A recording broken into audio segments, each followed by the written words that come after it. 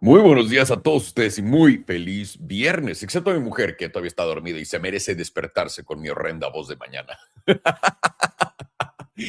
Espero que estén listos para el fin de semana, que estén muy bien. Hemos tenido una semana bastante interesante, muy divertida en los mercados. De cierta forma bastante fácil de leer y es lo que quiero compartir hoy con ustedes, ¿no? Un poco de cómo hemos llegado a todo esto que definitivamente nos ha llevado paso a paso a mejores trades, a mejores inversiones, a mejores oportunidades de posicionamiento en todo esto que honestamente no hay nada más que le podría pedir al mundo y ver lo divertido y cómo se desenvuelve todo, cómo todo está ocurriendo enfrente de nosotros. Está cabrón. El día de hoy vamos a platicar de a dónde se va a ir el dinero de los metales y para resumirles a todos los que no quieren ver esto y escuchar todas mis pendejadas, bastante sencillo. Bonos y energía, bonos y energía, bonos y energía. Es a dónde va esto. Ahora, hay muchas cosas de las que probablemente tu Paco favorito esté platicando hoy, ¿no? ¿Quién es el nuevo director de la Reserva Federal? Da igual, completamente igual. Este es, una vez más, cosa para ocupar a todos los Pacos favoritos, como siempre, en algo completamente estúpido. Pero para los que quieren seguir narrativas y aprender esto, y ahorita les voy a enseñar lo de los metales, yo creo que vamos a empezar por ahí, ¿no? Porque justamente es tan sencillo, nos están haciendo esto tan sencillo. Les dejé que teníamos un corto el lunes. El corto lo teníamos de 90, 91 y 92, eran nuestras entradas. Solamente cachamos la de 91 o 90 y 91, que no me acuerdo. Y ahora caímos casi $10,000. Nada mal, ¿no? Ahora, ¿por qué estamos en eso? ¿Por qué sabemos que algo cambió? ¿Por qué fuimos los primeros en pivotear y decir, ¿sabes qué? Todo el mundo está esperando este rally de a los $100,000. Ya pasó, güey, fueron los 98. No, ¿cómo va a pasar? Pito. Ahí les va.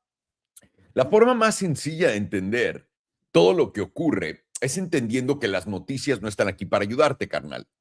Aquí les había dicho, el 26 de enero, denme un segundito para que lo vean, el 26 de enero salen con, esta es una de las páginas, se los he compartido a ustedes 1000 veces, de las más paqueras. Si quieres saber qué es lo que le están intentando vender a la gente, este tío hace un gran trabajo en ello, ¿ok? ¡Enorme! Mañana el Senado va a votar por la estructura de cripto. Tío, les dije, el 26 de enero, esto fue antes de la gran caída, señores. Lo más alcista, esto es lo más alcista para el dólar, no para tus criptos. Esto es lo último que se ha probado. Recuerda, la gente no está escuchando nada de lo que está ocurriendo. La gente está escuchando dentro de su corazoncito todo lo que la avaricia le está diciendo. Y esto está para ayudar a alimentar la avaricia de la gente porque es como te están metiendo el nuevo sistema financiero global, lo que es un sistema tokenizado donde el dólar se vuelve la base completa y total con su deuda de todo lo que es transacciones monetarias, ¿ok?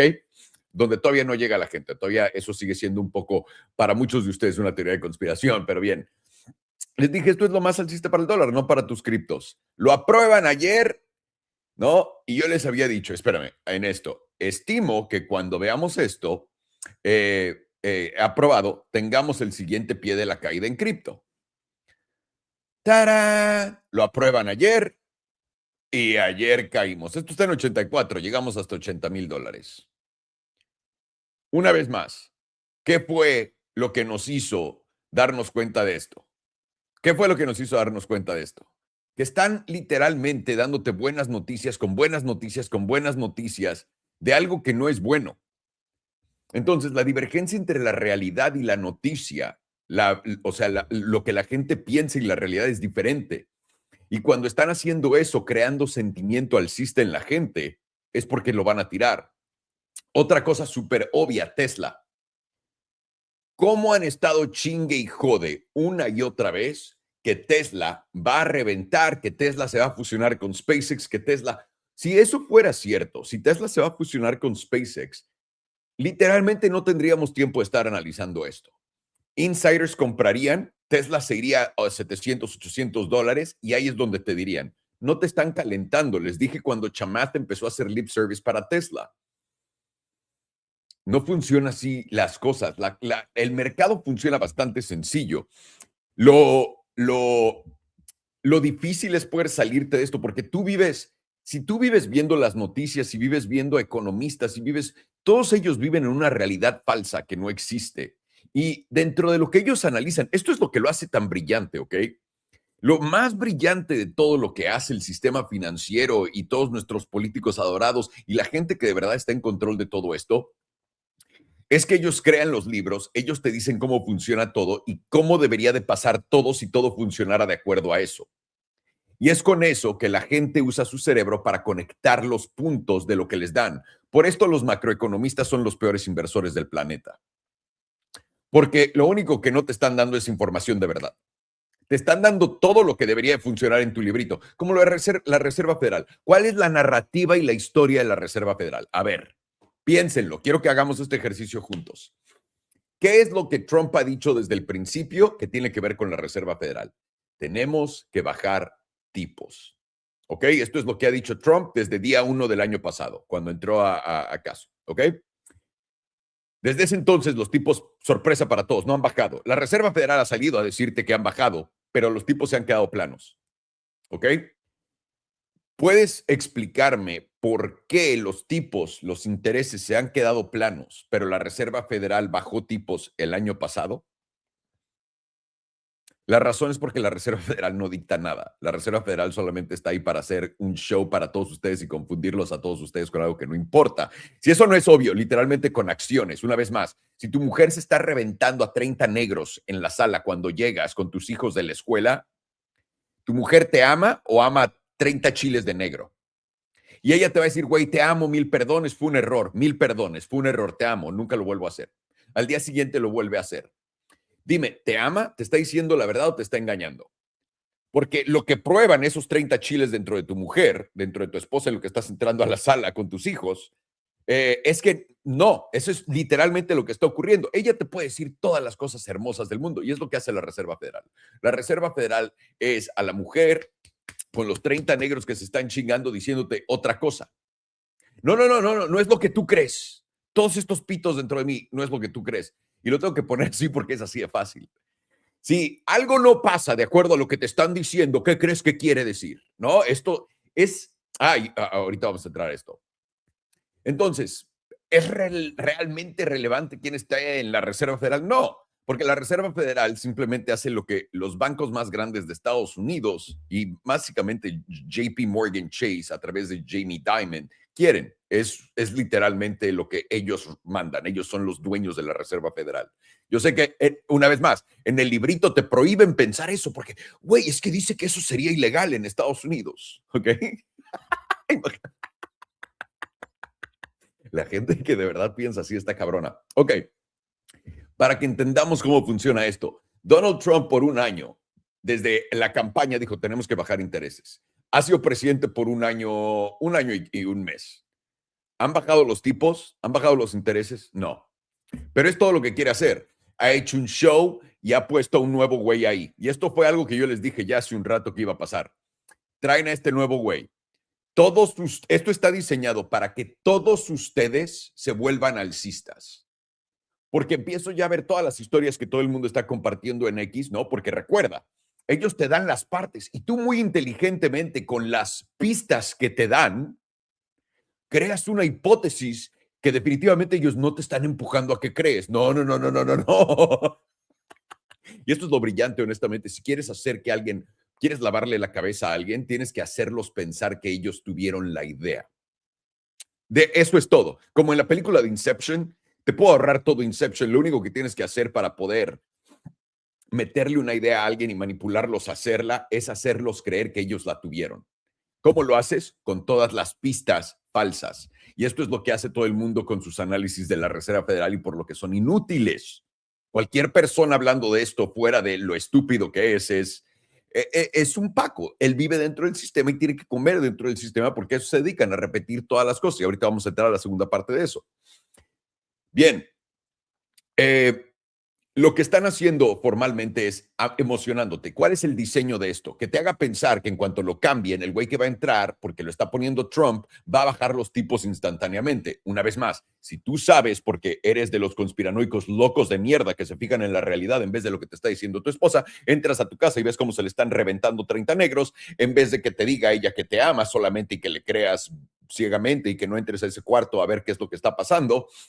Nosotros entendemos de este lado, estamos viendo el follón que le están dando a la dama, pero todos los demás no, porque el librito dice, no, si mi mujer dice que me ama, tiene que amarme. Bien, nosotros estamos viendo, la Reserva Federal, por más que sea Jerome Powell o no Jerome Powell, los tipos no bajan. Le están echando la culpa a Jerome Powell en este momento de que eso es su cosa. Tienes que entender que en política te piden cuando te inscribes a este pedo que vas a jugar los dos lados. Habrá muchas veces que seas el bueno y habrá varias que seas el villano, cabrón.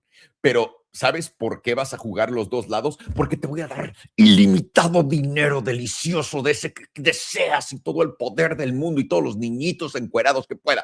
Todo te lo voy a dar. Entonces por eso vas a jugar los dos lados, ¿ok? Es como funciona. La gente rica, para que vean, el show que traen todos los billonarios de que apoyan a un partido político, ¿no? Al partido político que va a ganar la elección. Todos los billonarios y todos los multimillonarios grandes no son pendejos. Ellos invierten en los dos partidos o en todos los partidos en tu país porque cualquiera que gane, ellos son dueños de. No tienes que jugar un juego de lados. Eso es de gente pobre, de estúpidos, de gente que no ha aprendido a vivir todavía. Cuando puedes comprar todas las opciones, las vas a comprar, todos los caminos porque llegan a tu casa, ¿ok? Entonces, ¿cuál es la jugada de esto? Si están haciendo todo lo que todo el mundo cree para que bajen los intereses. No, es ahí lo que te estoy diciendo. Te están haciendo pensar que los intereses van a bajar ahorita con esto. Y no van a bajar. Ahorita no van a bajar, te lo digo. Los intereses van a bajar naturalmente una vez que el dinero rote, y este es el tema de este video, de metales, porque es lo que está ocurriendo, metales. Oro estaba en 8 trillones de dólares en valor total, en market cap, valor total, en el 2022, temprano en el 2022, cuando fui creo que fue el 2022, Andorra. Sí, ahí es donde estaba el oro, en 8 trillones. Ahora ya está más arriba que la entera deuda de Estados Unidos y ahora agrégale la plata encima. Todos estos metales, todos, el dinero, y ahora hay mucha gente, ayer les dije, guarden este tweet, el dinero de los metales va a rotar a bonos y también a energía, pero la mayoría bonos. Y mucha gente dice, el dinero no tiene que rotar. Ok.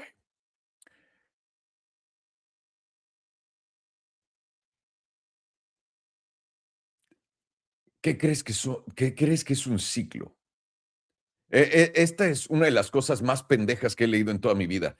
¿Qué crees que son los ciclos entonces? ¿Por qué crees que existen diferentes fases donde el oro, luego la plata, luego Bitcoin, todo esto sube? ¿Por qué? ¿Crees que es la Cenicienta diciendo, güey, mañana le toca subir a este, entonces ya pasé asistencia y esto va a subir? Es porque la liquidez se mueve de un lado a otro. ¿Por qué? Les voy a decir esto. Si yo tengo 5 amigos, ¿no? Y digamos que somos los güeyes más ricos del mundo. Y les digo a los 5, somos 5 en total.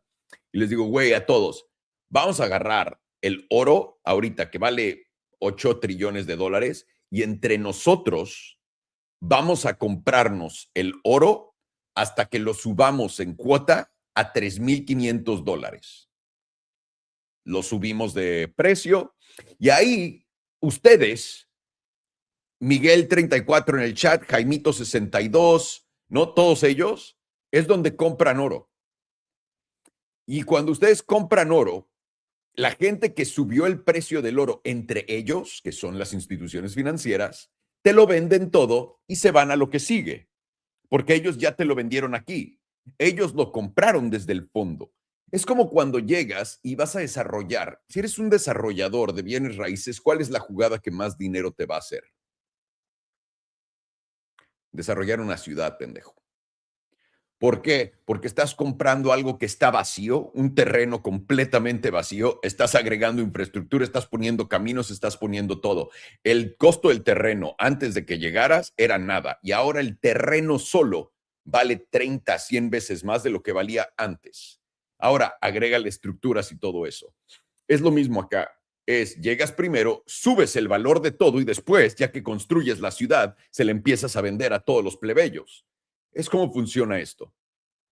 El dinero, ahora, no toda la liquidez está en solamente un lugar, está concentrada en diferentes formas, pero cuando estás viendo un trade que va en un extremo, la liquidez grande, cuando estás hablando de trillones, de decenas de trillones de dólares, que es tamaño gigantesco, eso tiene que rotar. Eso a huevo tiene que rotar. Y todo ese dinero que probablemente ahora les estén vendiendo ese tipo, es difícil contar un tope, se los he dicho 1000 veces, pero ahorita viendo al oro y la plata dando esos recortes grandes y que los estén toreando y que la liquidez va a ir a cripto es la cosa más estúpida. Sí va a ir a cripto, pero a los criptodólares.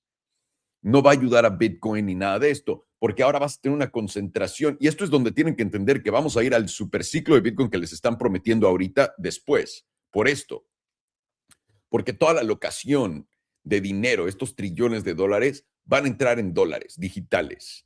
Y va a haber una gran cantidad de empresas que tienen que darte incentivos para que te metas en su dólar digital y crear todos estos tipos de diferentes cosas. Eso va a crear un boom. Eso es la nueva impresora de dinero, ya existe en las empresas de todo Estados Unidos. Eso es lo que vamos a hacer.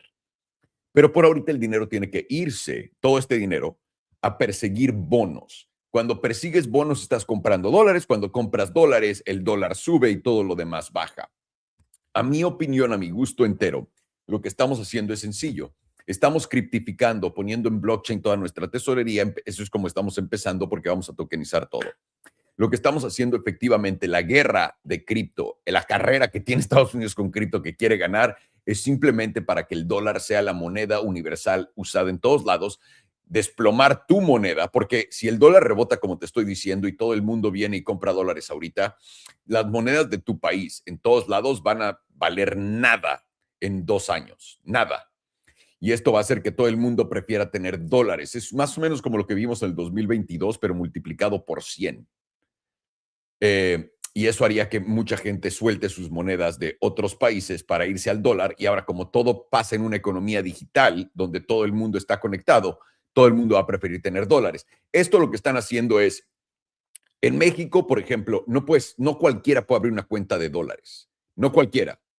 Para tener su dinero en dólares y dejar que la depreciación del peso a través del tiempo se vaya al carajo, porque México quiere que tengas pesos. Pero ahora con esto, la idea es, todo el mundo puede tener criptodólares en su cartera, todo el mundo, todo el mundo. Y ya. Entonces, ¿a dónde va a ir el dinero de los metales? Va a ir a los dólares. ¿Por qué están diciéndote ahorita que la Reserva Federal va a bajar tipos? Lo que van a hacer y lo que han estado haciendo todo este tiempo que te han prometido, si te das cuenta, es frustrándote. Esta jugada es para sacar a la mayor cantidad de gente del mercado. Lo que están haciendo es frustrando para que cuando digas, güey, a la verga, te voltees a fumar un cigarro, hagan lo que tienen que hacer. Y eso quiere decir, los intereses van a bajar cuando cuando todas las empresas grandes y los bancos empiecen a comprar bonos aceleradamente. Esto va a ocurrir una vez que ahorita ya por fin el presidente firme, creo que hoy lo va a firmar el Clarity Act, porque primero lo pasó el Senado. Entonces ahora lo tiene que pasar no sé quién y el presidente lo tiene que firmar. Una vez que esto ocurra, van a tener ya todos la claridad para poder moverse para adelante. No la claridad, en realidad es para moverse para adelante a comprar dólares. Y la pregunta es cuándo lo van a hacer. El Genius Act y todo lo que es compra de todo esto y las emisiones de criptomonedas empiezan en enero del 2027. ¿Ok? En básicamente un año. La pregunta es, ¿qué tan antes se van a adelantar los fondos a comprarlo? Eso es cuando van a bajar los tipos. Cuando veas los tipos bajar y te dicen que es la Reserva Federal, tío, cuando veas los tipos bajar es porque todo el mundo está comprando dólares con sus ganancias de metales. Una vez que eso ocurra, una vez que todo esto ocurra, vamos a regresar a todo lo que es riesgo. Pero primero tienes que tener una sacada de liquidez gigantesca en Estados Unidos y esa es la más grande de todo el mundo para poder cubrir toda nuestra deuda. Es como lo veo yo pasando todo. Y hemos estado súper encima de todos estos trades, gracias al cielo, solamente por esto, porque hemos estado viendo qué le están vendiendo a la gente y cómo difiere de la realidad. Y es justamente lo que nos pone adelante en todo esto. Entonces, metales, a mi gusto, van a ser simplemente la transición. Piénsalo. Todos estos países tenían sus bonos. Todos estos países se deshacen de sus bonos, compran oro. Estados Unidos compra sus bonos, ¿no? De vuelta de ellos, y ellos tienen ahora estos metales. Ahora estos metales, ya que suben de precio, todos ellos van de vuelta a comprar bonos que pagan mejor, porque los bonos que tenía el mundo antes de Estados Unidos eran con intereses muy bajos. Entonces ahora cambias por bonos que te pagan de no mames, vuelves a entrar al juego, tienes una cantidad de dinero asegurada y además ganancias, porque recuerda, empresas como Tether son la base del modelo para lo que viene para adelante. Entonces, todo el mundo que está perdido, qué es lo que está pasando, etcétera, es bastante fácil, ¿no? En mi opinión, digo, si ves las noticias y oyes todas las pendejadas que te están diciendo todos, pues ha de ser más difícil, pero si solamente ves lo que les están intentando hacer, ¿por qué ahorita Tesla tanto suena de que van a unirse con SpaceX? Y esto ya lo platicamos antes. Porque va a bajar cabrón, güey. Les están vendiendo ese tope para atorar un chingo de gente. Tesla está cambiando de modelo de negocio. Tal cual, como los fundamentos de Estados Unidos que cambian y el dólar se va a la mierda y luego explota a la alza, Tesla está haciendo lo mismo. Ya no va a ser una empresa de coches. Eso va a ser una de las cosas que van a hacer. Una. Y están cortando el lineup. ¿Por qué tienen que decirte que van a meter SpaceX? Piénsalo, si eres Elon Musk, ¿por qué no quieres otro IPO? ¿Por qué meterías la empresa ahí? No tiene sentido alguno. Si yo fuera Elon Musk, no, tal cual como les dije, yo ni siquiera les vendería el robot, se los rentaría, y es lo que hizo con FSD despuesito. Elon no es pendejo. Simplemente al principio tiene que salir a hacerlo parecer que ocurrió. Recuerda, tú eres el que lo juntas, la información, tú eres el genio que lo vio pasar, y es lo que te están sugiriendo. Entonces, por ahora, todo continúa de acuerdo a lo que estamos diciendo, a lo que he estado siguiendo. Qué cabrón que hace un año dijimos que esto iba a ocurrir y está ocurriendo. No lo puedo creer. ¿Cómo vergas, no? Pero bueno, para todos los que quieren siempre adelantarse a las cosas y que ver las cosas primero, los invito a que caigan en nuestro Discord, damas y caballeros. Aquí tienen, este es el Discord de Elite Trading Academy, lo pueden ver por acá. Si hay algún Discord que dice Salomondrín, Salomundo, algo así, no es verdad. Lo único que tienen que hacer es picarle acá para ver mi perfil y asegurarse, literalmente, que yo sea el que está poniendo estas cosas. Me escriben todos los días, tíos, todos los días. Oye, Salo, hablé contigo en otra cuenta y me ofreciste. Si tienes la capacidad mental para entender que esa no es la misma cuenta a la que me estás escribiendo ahora, por el puto amor de Dios, te van a estafar. Te van a estafar. No esas son mis estafas aparte. Recuerda, yo me despierto en la mañana y desayuno pensando cómo los puedo estafar. Luego me tomo un juguito de naranja pensando, uy, deja que los estafe. En la tarde estoy preparando la estafa y en la noche ya la hago y después me despierto y vuelve a pasar. Pero estos son diferentes. Entonces, de estas estafas no gano yo. Entonces, lo que estoy buscando, que no caigan en estas pendejadas, por el amor de Dios. Nunca les voy a escribir, no le escribo ni a mi familia, no le escribo a mis amigos, me escriben y no les contesto, pregúntenle a quien sea. No tengo ganas de decirle a nadie cómo operar sus criptoportafolios y menos cobrarles dinero por adelantado. Les van a chingar todo su dinero. Ahora vamos a esto. Estamos platicando de todas nuestras inversiones, les dejé acá. ¿Cómo supimos que la energía iba a reventar a la alza? ¿No? El petróleo, el gas natural, esta fue tendencia fácil de entender. Fue sencillo. La razón por la que vimos a la energía reventar a la alza fue porque nos vendieron a todos los pacos la idea de que el petróleo iba a caer como pinche roca. Y eso literalmente, solamente voltear a ver a decir lo que la gente que vive dentro del sistema lo están haciendo pensar, fue lo que me hizo decir lo contrario. Pueden ir a ver cuándo fue el video que les puse, va a haber una crisis de energía, y pueden ver cuándo pegó el petróleo, el putazo para arriba, el gas natural para arriba y todo esto. Una vez más, no se los digo como de, me la pelan, porque esto es lo que quiero que aprendan, es cómo vergas puedo yo entender eso. No estoy leyendo el futuro, no tengo una bola de cristal, no soy más inteligente que todos ustedes, para nada, ustedes lo saben. Es más, me lo recuerdan diario todo el tiempo, y tienen razón. Entonces yo les diría, solamente pongan atención a qué es lo que le quieren hacer vender a todo el mundo, ¿ok? Esto es cómo voy a armar el portafolio. Esto es mi primera entrada en Coinbase. Se las estoy dejando acá para que lo tengan. Siempre se las voy a poner primero acá, pero también tenemos los análisis de Alex, que es todo lo de los trades de cripto. Esto es el eTrading Academy. De nuevo, se trata de trading. Yo les pongo lo extra, lo mío, porque no tengo otro lugar en donde hacerlo y se los voy a dejar acá. Farhan también tiene sus análisis. Aquí tienen los del tío Salo. Y obviamente a la izquierda también tienes el gran criptolingo, mis hijos. Para cualquier cosa de lo que estamos hablando en trading, de lo que estén viendo en inglés y en español, lo tienen. Todo nuestro sitio web, videos, cursos, lo que quieras está en español y en inglés, por cierto. No creas que solamente hay uno, solamente tienes que poner el browser en el idioma que quieres y con eso ya chingaste el navegador, porque si no hablas inglés, ¿cómo vas a entender eso? Qué pendejo soy. Aquí tenemos todo el lingo. Si ahora no entiendes esto y quieres aprender trading y porque quieres aprender a invertir, porque es bueno, a mí lo que me ayuda en total para poder hacer estas decisiones es veo el dólar en la tabla en un punto donde está a punto de caer, veo a Bitcoin en la tabla en un punto donde está a punto de o subir o caer y me están vendiendo que viene la legislación de no sé qué vergas del cripto acto de no sé qué, sé que va a caer. Entonces tengo que utilizar análisis técnico con qué es lo que le están vendiendo a la gente. No tengo que ver las noticias, no tengo que entenderlo. Solamente quiero entender qué es lo que le están vendiendo a la gente y verlo, compararlo con análisis técnico. Es lo que me da un edge cabrón en invertir y lo han visto una y otra vez. En los últimos 3 años hemos estado imputa madre imparables. Y creo que podemos continuar esta tendencia siempre y cuando nadie más se dé cuenta de esto y todo el mundo continúe viendo a su Paco favorito. Así que por favor síganlo haciendo.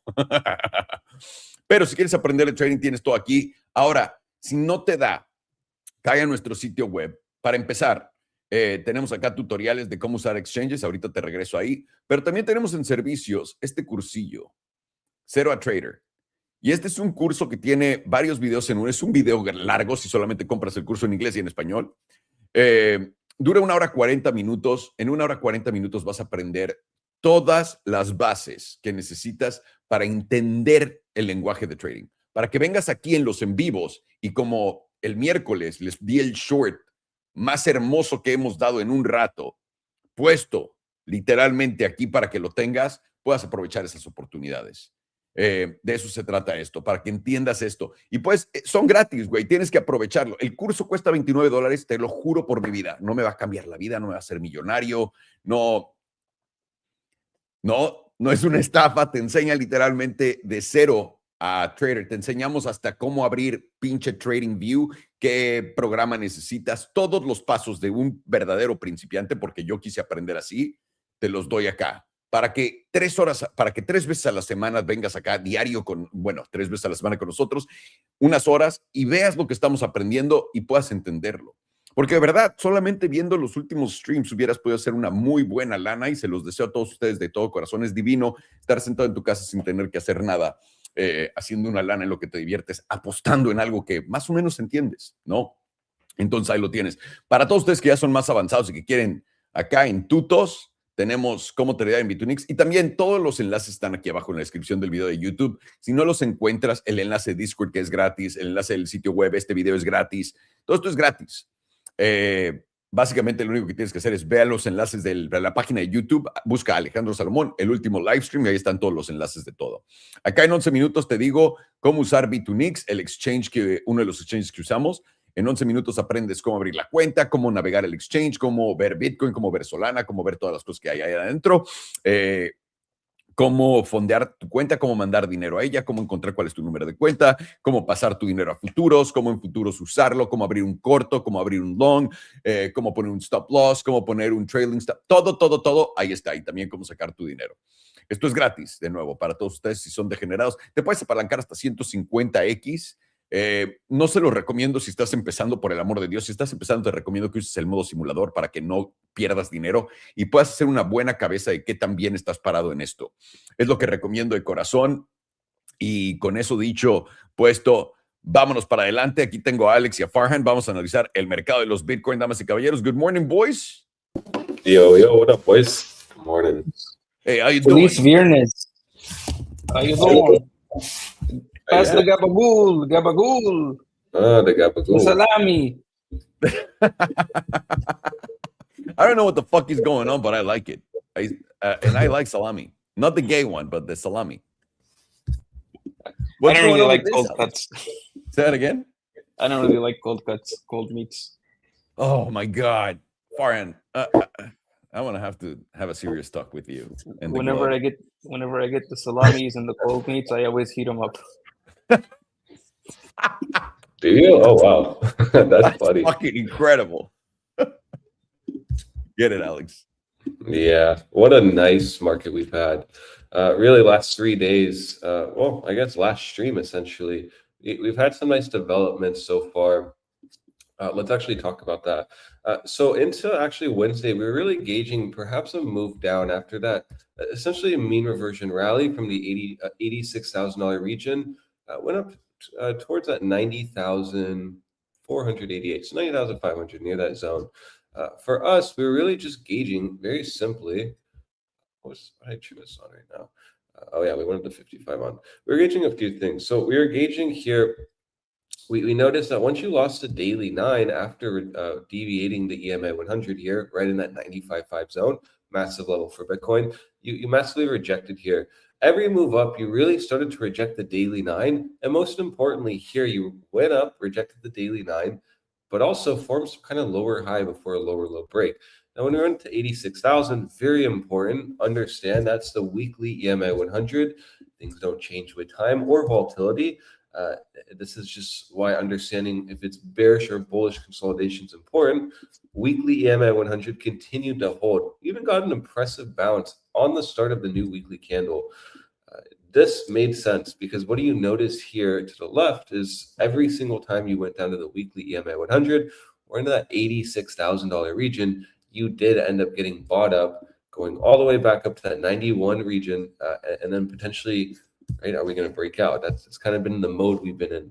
So it made sense to get some kind of bounce off the weekly EMA 100, as impressive as 4.69% for the culture. This still led to us to really be cautious at the idea that this could just be a massive trap. Why? Because, well, what you notice off this weekly firsthand is, okay, firstly, you're losing massive support. You're now testing actually very near November's lows. Should not surprise anyone here who was on essentially a stream last Wednesday when we talked about the bottom side, 38.2% is sitting very near November's lows. Massive implications for perhaps a massive breakdown if we end up really reaching 82.2. But also, we also notice here that the weekly is very close to giving us a silver cross. For the first time this entire bull market, we really identified this back when we made that move up to, around 97,900. We're very near a silver cross. If we just continue to hold back under 91,300, we will start actually to the silver cross. Second here. Okay. There we go. You guys can hear me, right?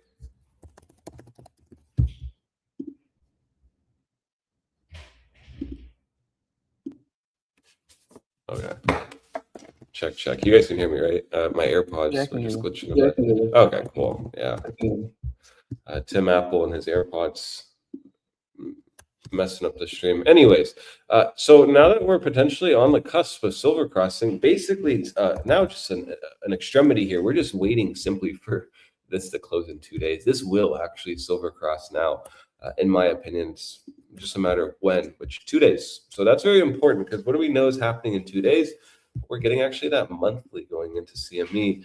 This is very important to be watching because, well, what did we notice last bear market when we actually got a weekly silver cross, mind you, first weekly silver cross, was that this did mark a massive bear market, massive downtrend, and also really marked the extremity high here, which was off this massive deviation when we went all the way up to that 48,200. Right, there are many things on this perspective that are really looking very likely, very much like the environment we're in now. Let me explain that. So look at this environment here. And this is important because this is right in 2022. This is when it was just a god-awful bear market. I mean, I just remember sentiment. People were talking about killing themselves on crypto Twitter. It was very crazy, actually. But nevertheless, always easy money to be made in these environments, because for some reason, people aren't, aware of change, and change always occurs in anything, but it's specifically, markets. And so what we had here was, once you got that weekly silver cross, simply the 9 crossing back under the 21, and then the 21 crossing under the 55. This is actually what really led you, wait, let me turn the 21 on right there, to really be cautious. So remember, we're basically at this point right here. Like, it's just more an extremity on if we're going, it's just more when, it's a time factor. We for sure are going to silver cross on the weekly to the downside. And then you notice, okay, what level were we holding during this consolidation phase? Because remember, we made a pretty epic local top here, actually took the highs out, started to move down. But then what you noticed was, off this high, you got a very nice dump-ola of 49%. But then you start to really hold the weekly EMA 100. This is very important because, well, again, this is very similar to the environment we're in currently, holding above the weekly EMA 100, even getting bounces off of it. And then this is very important because here you did get some kind of failed breakout. Now, people will look at this and say it's not more likely simply because you got back above the 21, where in this rally, and I'll show it soon, you just simply rejected the weekly 9. But I have to look at the meme line, 44,200, as the big spot. If you really look at the meme line, you notice this is the big spot that was holding massive breakdowns if you don't, massive breakouts if you do. This was the last spot where you got essentially a high here. And then you even see, once you broke and held above that 40, essentially here, this 44,200 region, you did end up getting a breakout. Now, let's quickly go back to where we're at now. Right, it's very similar to the 95.5, which is,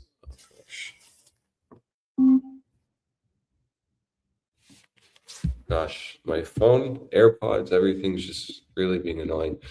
My apologies. It's just the bulls don't want us to get this analysis out. That's all that means. Matrix attack. No, but anyways, what do we have here? Well, when we actually reached that 95.5 zone, this was a massive zone. You also saw this really be the zone where you continued to hold before forming that high in that 108K region. But also you did see this zone hold before that major move up, again, giving you that high in the $120,000 area. Very similar as well as, well, you're holding the weekly EMA 100. You're in a weekly silver cross posturing. The cool part about this, actually, which is a little different, is during this time as well. Oh, wait, no, you even had a weekly volatility setup. Never mind. I was going to say you only have one now, but no, you had one even in this zone. So actually, it is looking very, very similar to what we had right before the epic dump that really started to move us down from the 40,000s all the way down to that $15,000 region. We're getting very similar characteristics simply based on the weekly chart here. This means that we need to be watching very carefully this weekly close, because, well, again, we can now relate if we know that there's a lot of characteristics from last bear market to this one. Well, we have weekly EMA 100 holding. Let's see really what sparked the move to really start moving us down. Well, it was when you lost the weekly EMA 100. You just see you got that weekly close. And then here just started to lead on a major downtrend. Didn't matter if in the previous week, you went down 11%, you just ended up going down only. You were essentially done with chop zones like this. You just had a capitulation of multiple weeks continuing down. That can at least help us have a bias now, which is, well, okay, we've reached 86,000. We've gotten the 82.2 retest. This is more likely a bounce zone, in my opinion. But now we know that the weekly is closing in 2 days. We just can play what we know, right? This weekly silver crosses. We know that the weekly 9 is now sitting at $90,000. Good chance it'll probably move more down closer to 87, 88K, very near that weekly EMA 100. But also right into that $85,000 zone, 86K, specifically $86,000, this green line, is where you were holding for multiple weeks here. So I would like to see, in my opinion, this weekly close, we'll get a mean reversion rally, we'll test the silver cross, End of February, this should be the last really big spot to position before we go on a major epic downtrend move down to that 75,000. And if you've been here for a while, you already know 69K. It's just more a matter of when, not if for me at this point. So to me in February, I am looking at these setups. Very likely, it's just more going to be a time thing. Which is just, we're just waiting in 2 days, essentially. That's just all off the weekly. A lot of good stuff here off the weekly. Now we can go to the bi-weekly. Remember, this was kind of the easy gauge for us on if we're actually bullish, if we're so back, or if we're actually maybe bearish consolidating for the first time ever. And that was just this bi-weekly. My system works very simply on an EMA range. You hold above the 9, you won't go to the 21. You lose the 21, you will go to the 34, if not near it. And these really have been working the entire bull market. Notice, right, that 34 is often the extremity low. If you end up losing the 34, you'll get an aggressive move to the 100. Again, we saw this last bear market pretty well. Here, you lost the bi-weekly 34, and you just had a pretty easy move down to the weekly bi-weekly EMA 100. Right, very simple. Here, you get back above the 9, you have an easy move to the 21. Very easy.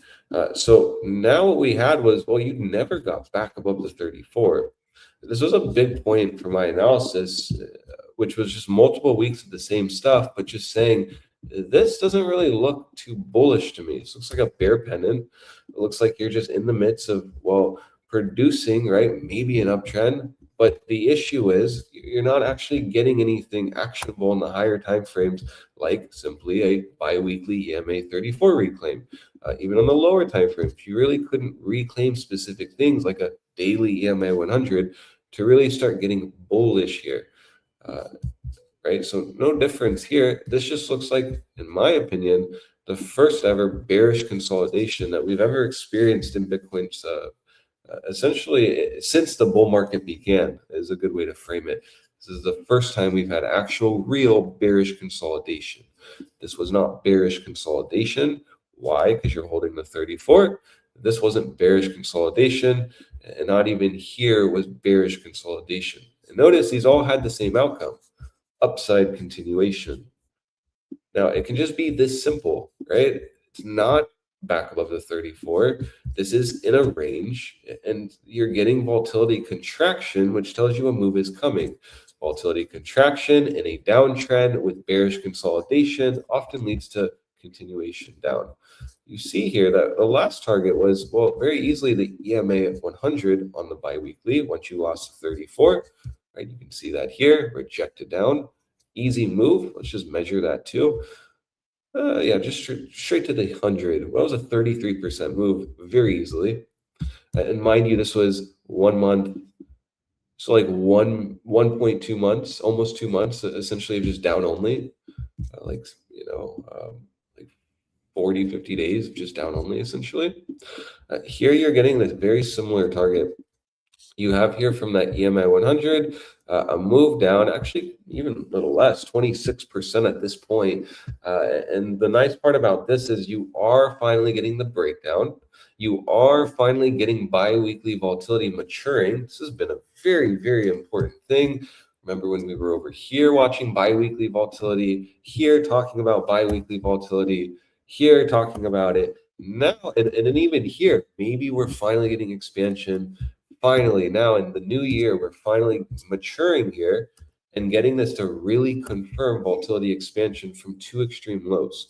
It's very, very important because this still tells you, well, volatility is still very primed here. And really, it's just as long as you're staying under that biweekly 34, you are just going to have more of a bias to this breaking down.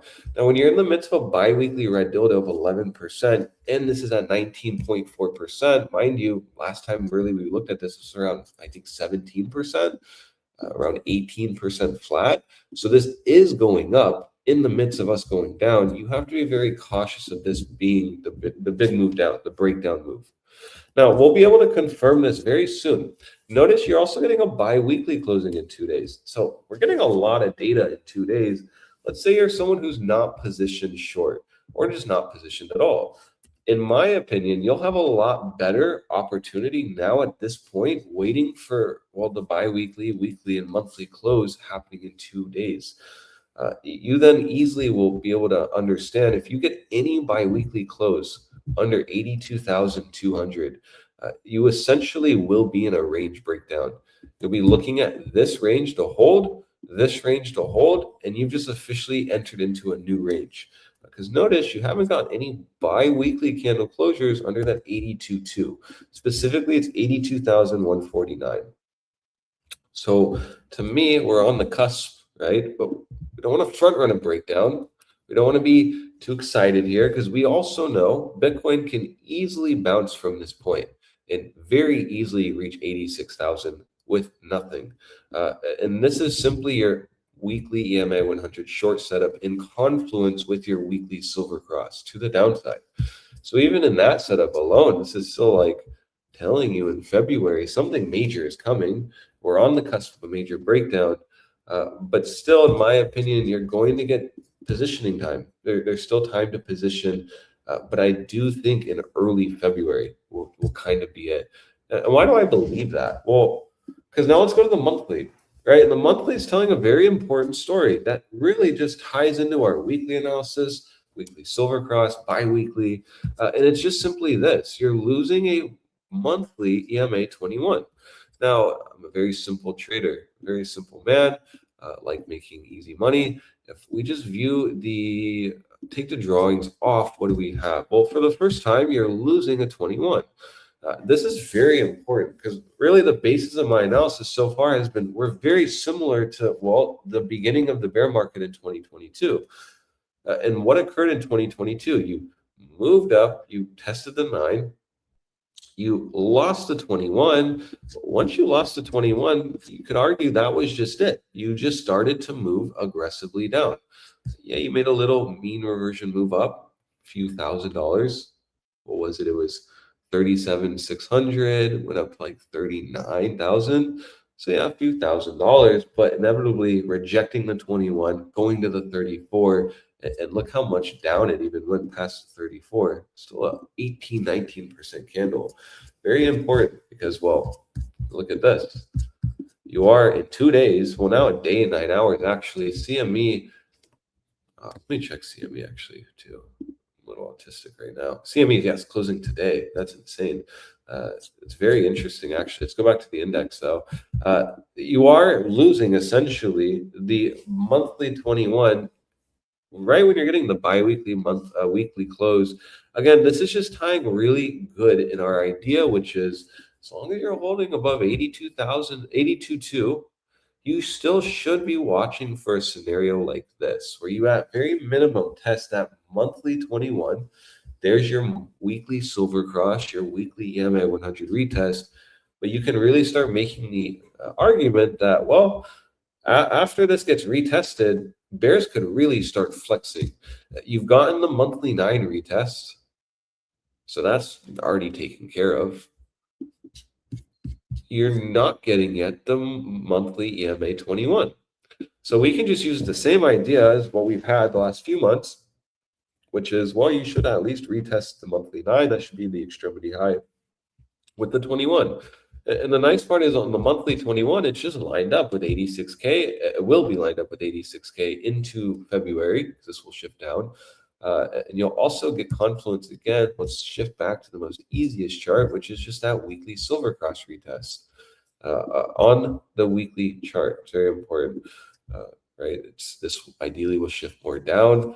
Now you're kind of getting a little short range, right? So then this can keep our FOMO in check, at least when you're seeing massive red dildos, because now we have an area of capitulation. 82,000 doesn't change, right? You start closing under 82,000 and basically today, tomorrow, yeah, this is going to be really cooked. And you will just have targets down to that 76, 72,000. But until then, I'm looking for this short scenario now for ETA. We simply talked about first that daily EMA 100 short. Remember, this was our aggressive short rule activating. We then simply lost 91.3, made the argument not going to actually go up to 92.2. Notice we did not. And then here we were just able to position off downtrend, lower high idea off the 21, using an idea that, well, if a daily 9 has been rejecting us, the 21 ideally should. And now here we're at 82.2, the target. But now I just simply want to watch very cautiously a little range forming, maybe a little mean reversion bounce over the weekend, because now we know CME's monthly is closing. That's good because, well, CME basically sticks to landing before index. What do I mean by that? Well, I mean, into today, you're about to lose the 21. Very interesting to see that because, well, you're also on the verge, on the cusp of actually confirming volatility expansion. This is the first setup ever recorded in Bitcoin's CME monthly chart, essentially.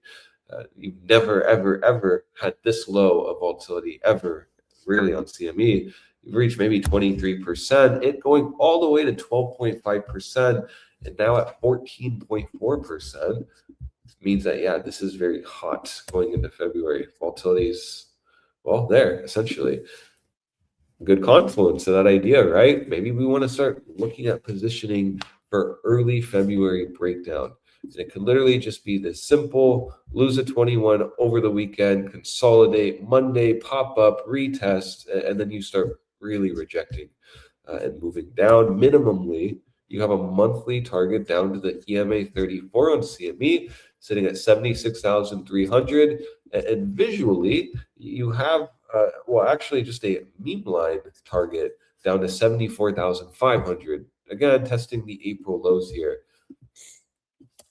A lot of circles, right? So important because, well, getting a lot of setups still telling you we're going lower.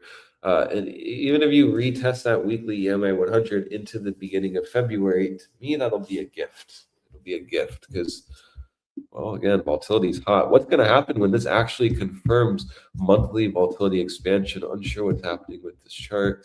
Let me just do this. Okay, so it's just trading view glitching. That was a big waste of our time. Good Lord. Oh, no, yeah, I'm just dumb. Anyways, what will happen when monthly volatility really does start firing off? I'm just dumb. That was just, yeah, it was hidden. It's Friday, boys. I'm a little sick too. So really, what will happen though when monthly volatility does fire off to the downside? Honestly, we don't know. We can't even make predictions here. Only occurrence that you've had something similar was like, I mean, I was calling it this one, but technically speaking, you could even say this one. Why? You broke above the moving average, you went up, but again, failure. And failure in the sense of you didn't actually get a setup here. You just didn't reach 50%. So not really a failure, but still you get the point. But even here, look at, you have essentially a move up that this was June, July, August, September. This is when you're making those highs. You see here, you really got an epic move from when you broke above the moving average. You got about a 30% move just off of that, not even a setup. We can even look at this one now, the last one we looked at. Broke above the moving average. This one I like a little more because it did go up to that 70%. But again, it's very hard to relate. These are not the same. This is not the same situation at all. But what we're showing is, well, lowest volatility times above the moving average. What occurred? Well, you got a 157% move up only. So really, you have to really be wondering what will occur if volatility does confirm expansion going into February. Mind you, it's not. But if this does start confirming volatility expansion at this current point, you're not going to measure it from here. That doesn't make sense. You'll get the confirmation down here, right? It's the keyword down here. It's terrible. You get a monthly volatility setup firing off at an $80,000 Bitcoin. If we know at minimum we've seen 30% moves off that, and again, you don't have any measurement off that. That's just what we measured off our own, illusions. That's really saying you're going to get a move down to like $58,000 on Bitcoin, testing back into this, 2024 consolidation range before you broke out. Now, what if this happens? It's the same thing. something like this, multiple weeks, months, instead of this, which everyone will start talking about, you get this. You just start going down to 42s. Maybe. But then the issue would be, I guess, monthly volatility wouldn't be firing off in this zone. It'd be contracting again. So yeah, that's tinfoil stuff. Don't even look at that. But still, regardless, that's just downtrend behavior. So, you know, take that however you want. Once you lose 69K, you really need to understand that this will just be, I guess this is just what's going to make or break Bitcoin, in my opinion. If you end up losing the 2021 cycle high, I hope everyone is understanding that there is nothing at that point stopping Bitcoin from actually reaching 15K again. You're just right back in that range. How was that range in 2022? Dirty. And well, you just continued down until you reach 17 to like 15K on Bitcoin. At that point, everyone's calling for 12,000. So if this is a make or break line, we're very near it. So, you know, if you end up losing the 2021 cycle high, Bitcoin is really going to look terrible to me. Really, really bad. So we just want to be aware of that and cautious. We go to the index, right? It's like once you lose this 2021 cycle high, it's pretty detrimental. So you have to be looking at this spot. This low is bulls trying to defend it. But if you really start losing it, it could just get pretty dirty. I mean, look at even here. You didn't get a full breakdown, sure. But you did end up rejecting, let's say, 69,000, coming all the way down to that 49,000 fairly fast. So, you know, it's like 1-2 months. You just measure it from here. So in my opinion, markets are cooking up. Really, markets are fun. And I do think that this February play will be at least a high probability short setup, because we just know the weekly's been our friend until the end. She's just been holding. But this was a trap, and we did reject the spot we wanted exactly, which was the 5 and the 9 beautifully. And so really now we have to be looking at something like this going into the new month. And if we're truly going to flex as bears, we will just very shallow reject this 86K, not reaching 91.3. And yeah, maybe that'll mean we're rejecting the weekly 5 as well again. So something to just, you know, keep in the back of your mind, because, well, we're very close to a capitulation here. And that's important because, well, apparently we were bottomed out in November. Now here we're back in November price action. So we're very close to a capitulation zone. Need to be watching very, very carefully. A lot of money can be made here if we're just able to catch the right move at the right time. Right? Timing's a little hard. But now we're getting confirmation of that with this breakdown. We just need to actually confirm it in 2 days.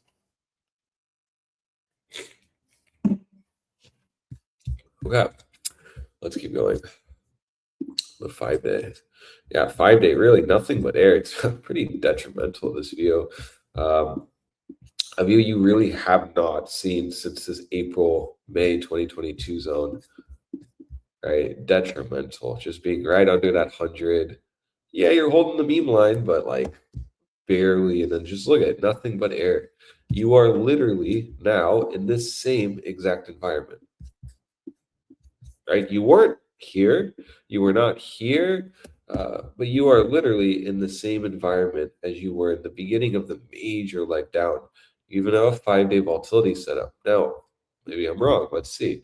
Well, no, you weren't here. Not here. Oh yeah, you're literally in the same zone.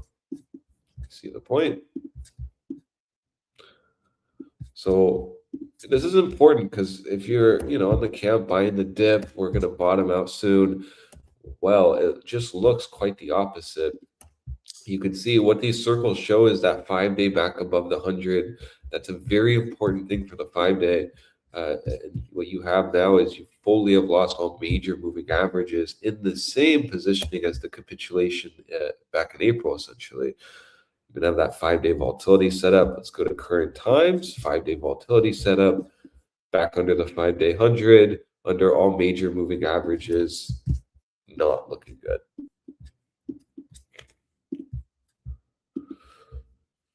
1 second. Let me just cough real quick, boys. All right. Oh, and look at this.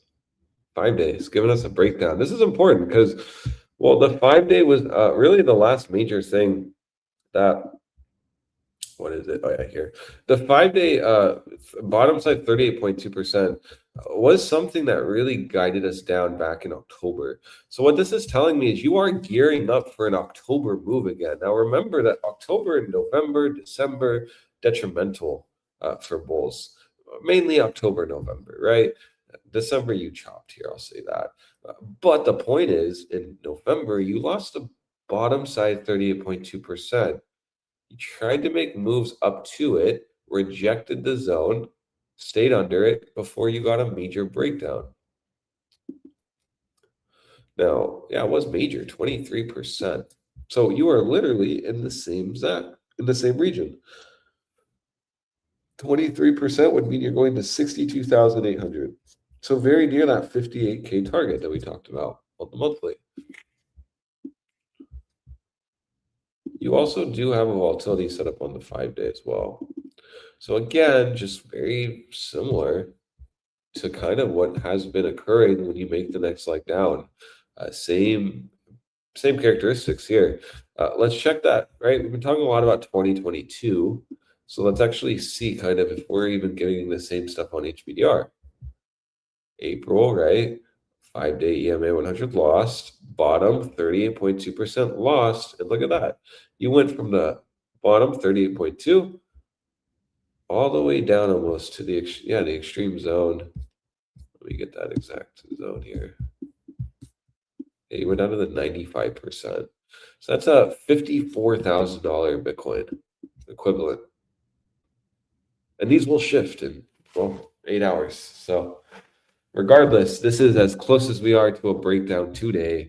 And this is not looking very bullish on the higher time frames. Let's keep going to the 3-day now. And I'll go to the lower time frames. We have another, something telling us that we might get a bounce or something. I don't know. Let's see here. Now the 3-day, I believe we throw the SMA 200 on.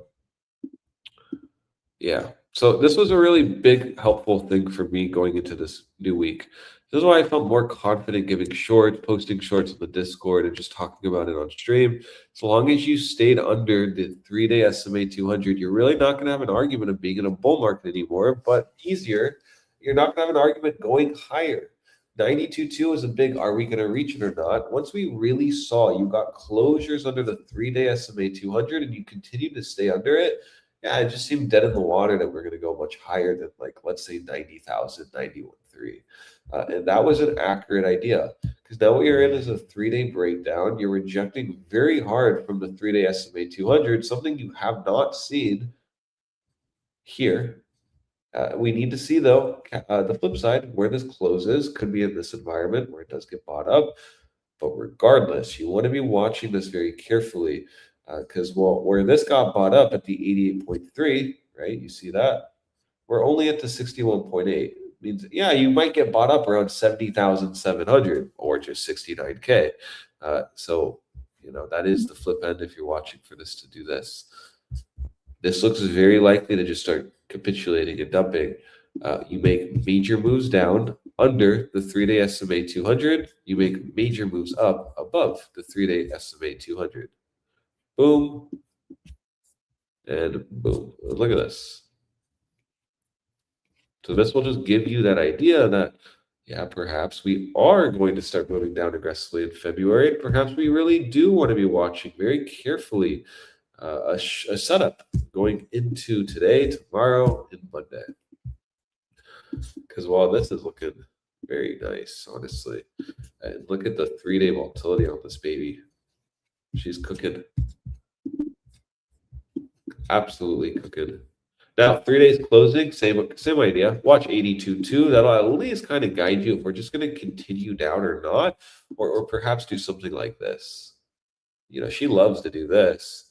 Little this, get back up, and then squeeze up really fast. Or so back, and then boom, right? Like there's your false breakout, your false breakdown, breakout, and then boom. this move will mean we're so backed. CT will get 40. There's our weekly EMA 100 bearish retest. And then you start legs down. Really, really would not be surprised if that did occur. Because that's just what occurs when you have a breakdown. You need to retest and really get that bearish structure forming. You rarely just do this, right? You don't just go down. You form lower highs. You retest. You trap longs, and then you break down. So now we'll go to the daily. All right, daily still in that spot. In my opinion, this is a bounce zone more likely. Look at this. Haven't even tested the daily 5. Like, come on. We could easily, easily just doot and then come down. But we may defend this zone before the weekend. Like, we may defend this before, like, until after the weekend, into Monday. That would make more sense to me. But even if we started to move up over the weekend, that could just lead to a gap down on CME and retesting our levels quite early into the week. So regardless, doesn't matter really what you take from this daily is, well, brain fart. It doesn't matter what you take from this, which is just hold 82.2, you'll move back up to 86K in my opinion. That's the important part. So now if you're at 83,100, you probably shouldn't be looking for shorts here, right? That just doesn't make any sense. You probably should be looking for some kind of strength on the lower time frames, giving you that bias that into the new weekly, you are going to test 86K. Let's just quickly go back. That's going to be a massive setup on the weekly, testing the silver cross, but most importantly, the EMA 100 alongside the monthly 21, right? 86,000. Monthly 21, 86,700. So let's go back to the daily. You hold 82.2, you really are going to start looking for a move back to this zone. And mind you, this is easy because on the daily, you have a evening star, something we talked about on the Discord, topping candle. You also have here a deviation. So now what you can say is you easily can make an argument to test that 5. You reclaimed it, you held it, you lost it. So, more points on probably is a bounce zone than not, in my opinion.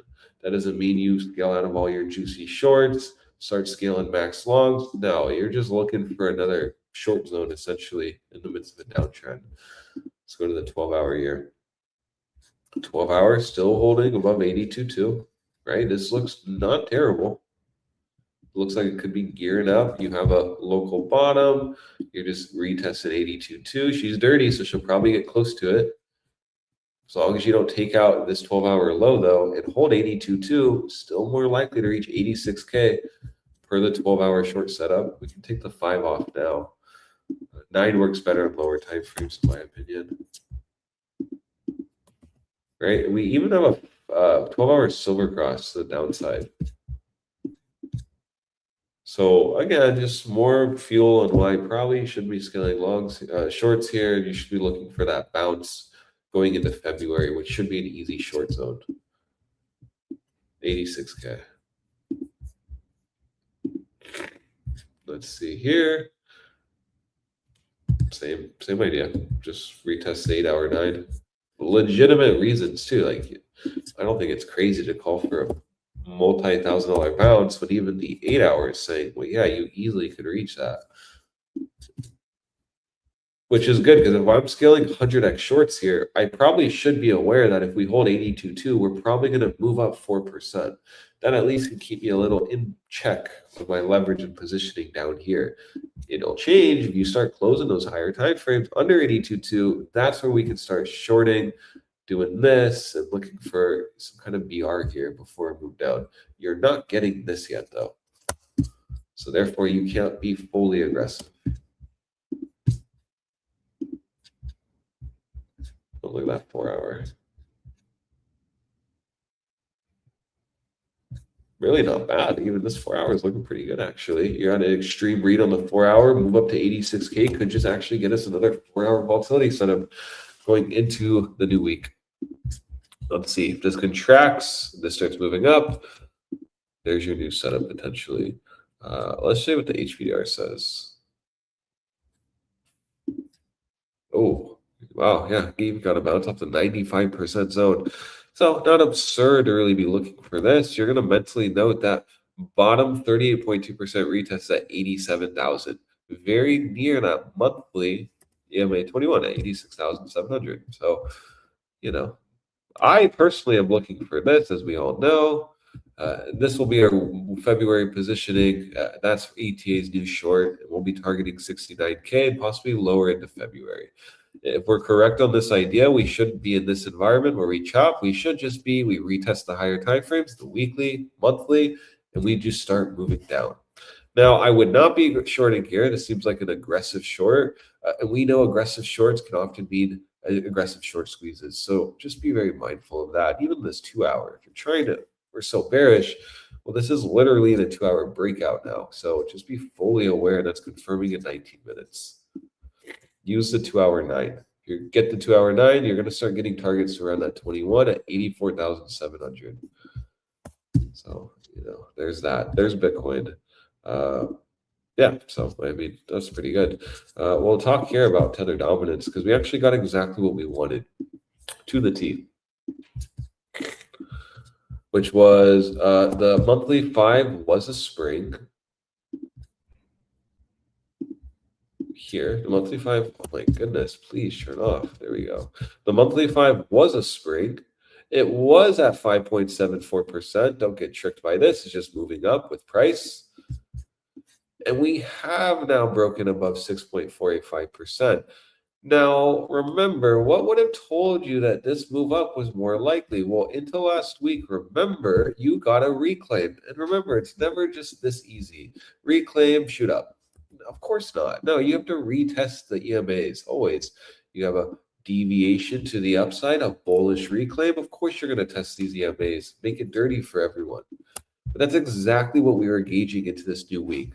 A move down, testing the 5 or the 9. Ideally, the 9's the extremity. And this will act as a spring, getting you back above 6.485%.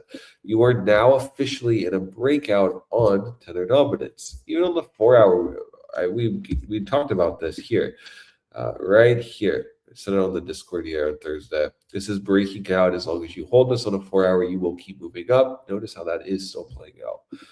Now, going back to the weekly, this is closing in 2 days. Now, remember what I've been talking about pretty heavily, honestly, which is February is going to give us a pretty epic move. We're going to get pretty easy positioning into February. Well, Tether dominance also is getting all those important closures in 2 days. 2 days essentially. So what does that mean? Well, it means for the first time ever, this entire, we'll just say since November 2023, you have not been able to secure any weekly candle closures back above 6.485%. So what do we know with crypto? Well, it loves to retest levels. We also know that this 6.485% was major. This was really the last spot that really started to slingshot you up towards 7.8%. So into February, you could just simply make an argument. You'll retest this region, and then you'll break out. And there's your SR. What was resistance flipped to support before the next leg up. And there's your argument that, February is going to be a very easy month to trade if you trade the right trend. Most importantly, watch the right levels. This still perfectly lines up with what we talked about here. It doesn't want to load here. Okay, I guess I don't have it. Well, testing 86K. It really does line up very nicely with this idea. Because remember, it's not too far away, honestly, from the 6.48%. Yeah, about 2.4%. Yeah, so really not that far, honestly. But still, valid breakout. And even look at the weekly HPDR. This tells you that, this is more likely, actually, to just keep moving up into the new weekly. Median reclaim, right? Median reclaim, target up to 7.47. It's very near 7.8. So I don't think it's crazy to be looking at here anymore. I don't think it's crazy to be talking about this scenario because, even the HPDR is saying it. You even have a weekly volatility setup going into February. Mind you, the last weekly volatility setup was here in October. I mean, how has it been for bulls since October? So, right, you're getting those similar characteristics that you had before the October breakdown that you're getting now. It's very important to see that.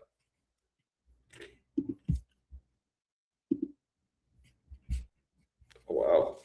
You know, yeah, this is a good chart, actually. I like this more than the weekly. You just simply see the literal setup we just talked about before this bi-weekly just told us what we should be looking at. You're breaking out. You have that retest around 6.45%, top side 38.2%. You hold that. You're going to start moving up towards that 7.4, all the way up here, even to the 9%. That's crazy, but never say never. Regardless, this still tells you that, okay, am I positioning short on Bitcoin right now? Are we looking for just this candle to just keep moving up? No, you've already got the breakout. So you need to be watching for this. Retest first. You're already green dildoing. Remember, we needed the green dildo. The monthly had to turn green, and it did. So you've got that. So now we don't position. We wait for February. We wait for the throwback where we get the next spring up. Look at reclaim, retest, and then look at this reaction. 23% up. Very nice, honestly. Same with this. Retest and hold. Move up. So again, just showing, I don't think it's crazy to be looking for something like that. Let's go to the 5-day. 5 days closing today. You could maybe get an argument that over the weekend you'll get some kind of bounce on Bitcoin, which means that 82.2 is probably not the short zone. And you should probably look for something like this, getting that 5-day throwback over the weekend. Nothing crazy, and even like the median at 6.54. Right. Most important though is the targets. The targets are saying a big move's coming out from here. From median up to the top side 38.2, it's about 13%. So big move is coming out from here. Tether dominance continues to be very impressive. Into B, well, you haven't even retested the zone yet on the daily. So still could make an argument that, well, you should be looking for a short in February to actually hit. Once we actually position short in February, ideally that'll just be the continuation move down to 69K. Because we are doing things we've not done for years, honestly. But we already knew that because, well, Tether dominance trend shifted, of course, in November. So it did trend shift. And this was a major thing for me that really held my idea that we should be just watching for this to be a bounce zone more often than not. So that's Tether dominance. Very easy analysis on that. Just plays hand in hand with our Bitcoin idea. You should be looking for some kind of retest. At minimum, could come on the 5-day candle. Higher time frames will be your friend here. You really just want the higher time frame to start setting up like 5-day closes, move down, and then you move up.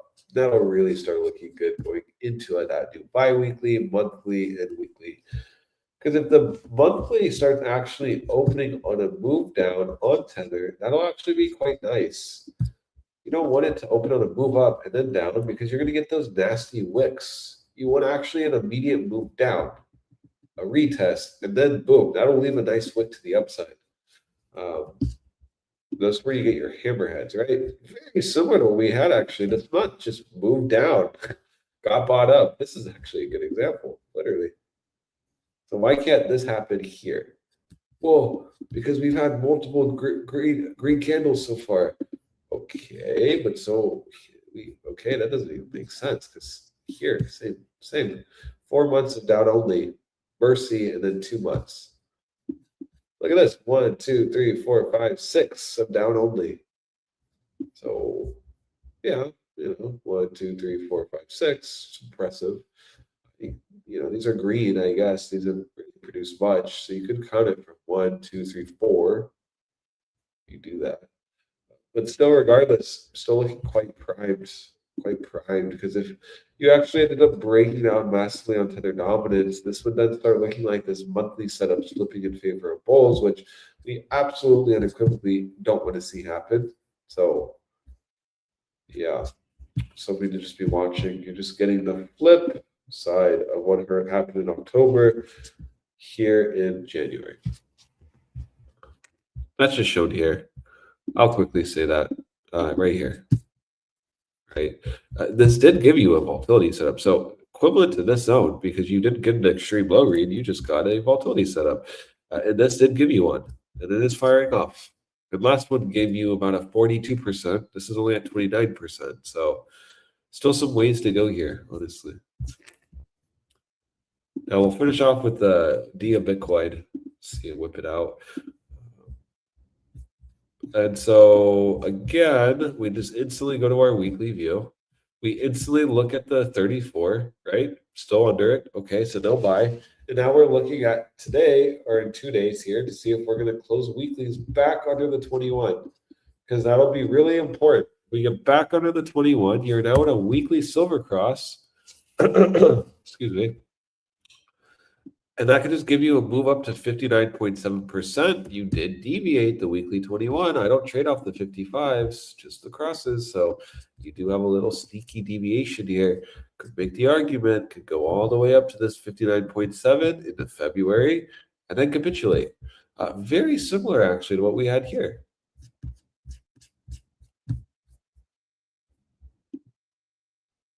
Deviation came up and then rejected. And then look at that. Down only. So very important to see bulls actually get a closure back above 59.7% within the next 2 days. I will say a weekly is giving you the biggest volatility setup you've ever had in this chart's history. Tells you a major move is coming in this region. Look at this. Wow. Deviated, retested, broke down. So even if you get a little rally up, may not have actually reached 59.7%. You actually may just go up to the daily SMA 200 at this point.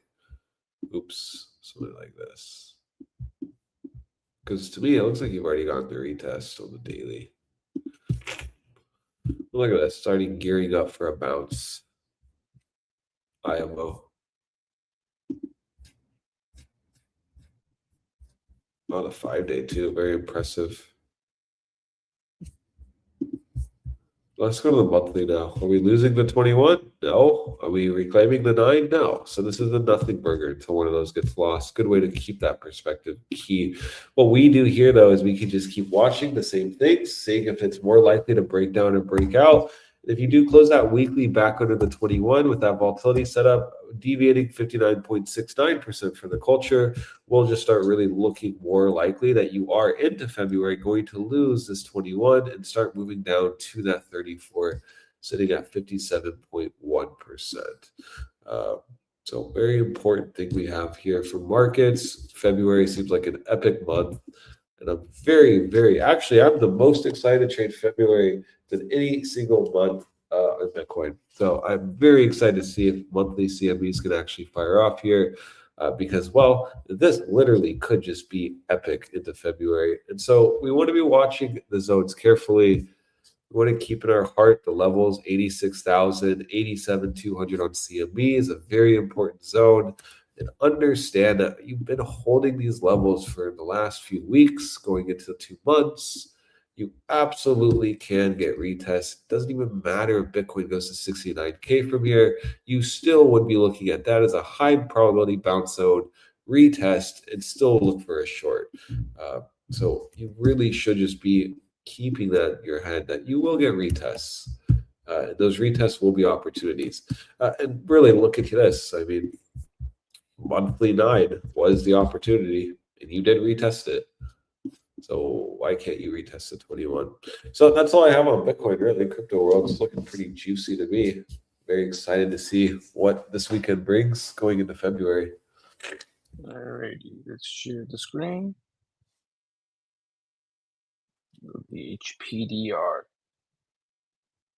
The homosexual price delta range or ratio?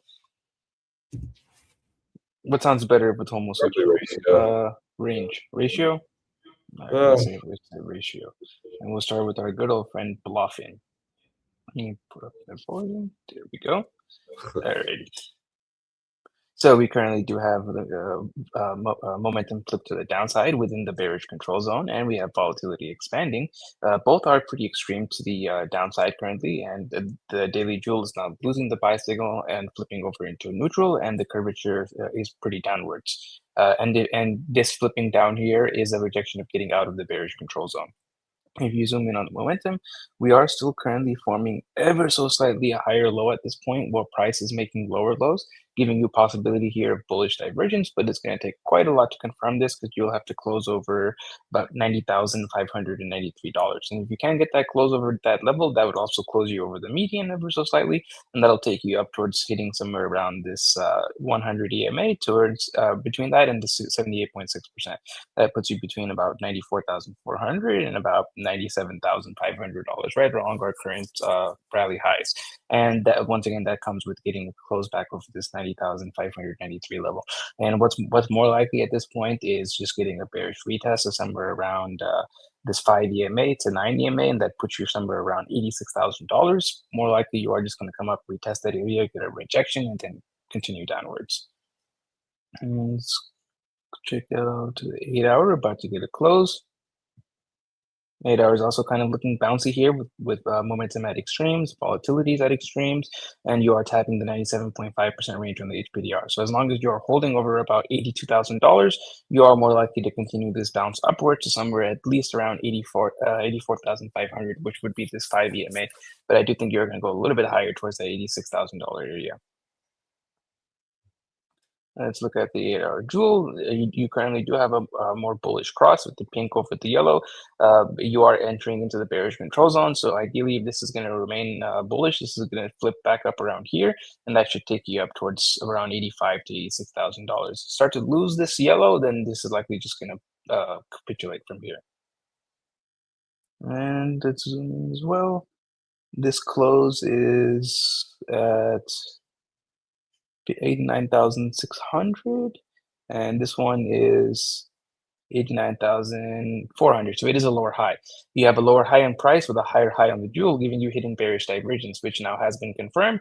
And it's arguably played out at this point since you have to have the 97.5%. But if you close below about $81,000, it's likely going to dump into this 70s and well deep into the 70s.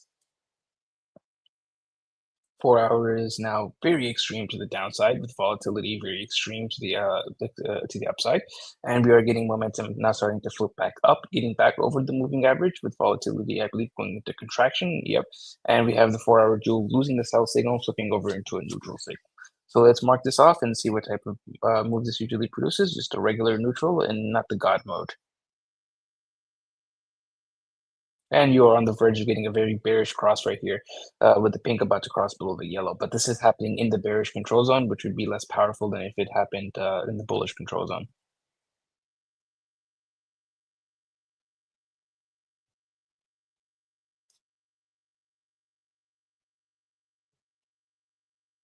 Here, one more example.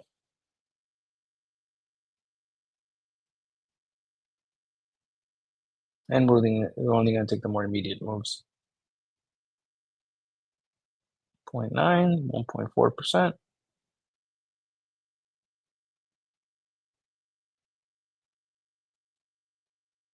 So it went down about 1.8%, and then 1.4% up, kind of a wash, 1.5.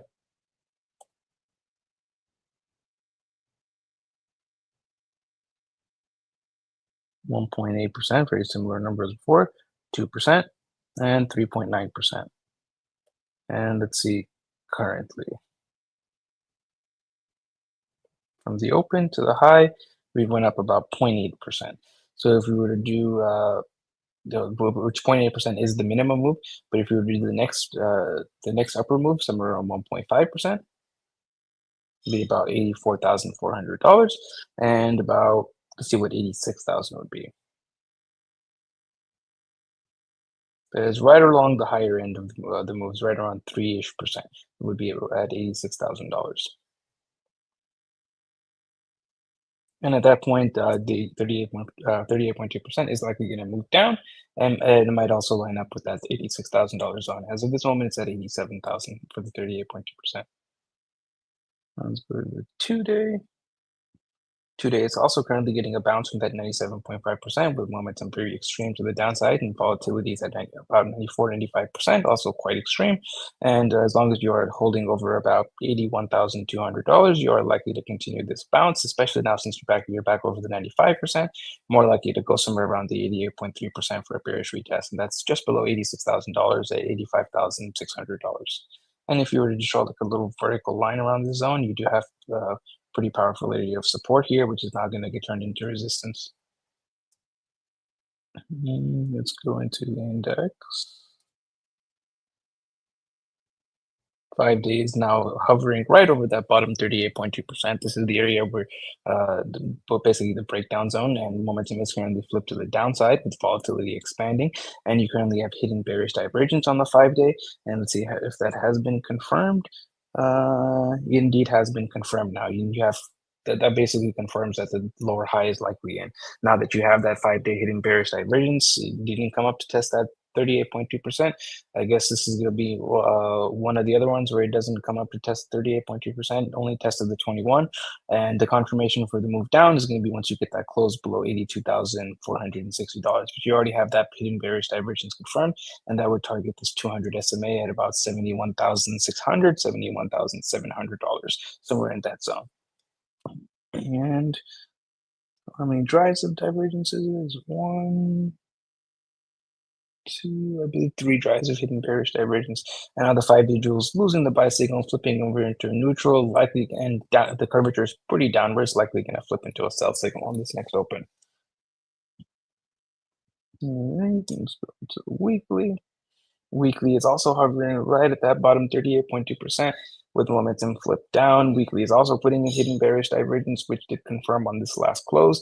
And we're slightly below that 38.2%, basically right around it, which is at $82,774. And if you get a close below that 38.2%, also you're going to give what's going to come along with it is a fresh silver cross to the downside. That's going to target somewhere around your 200, wherever it is at the time, whenever you hit it. As of this moment, it's at around $58,000, but this is going to rise with every single close. Your more immediate target would be somewhere around the 61.8%, which sits between the 50% and the 61.8.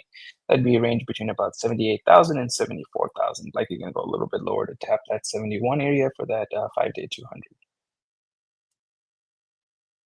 2 week is also positioned to the downside currently with volatility expanding, still playing out that sell signal on the jewel, and you are now below your 55 EMA, which is the zone where you got your bounce from last time. Once you get a close below this 55, you're likely going to dump into somewhere around $70,000.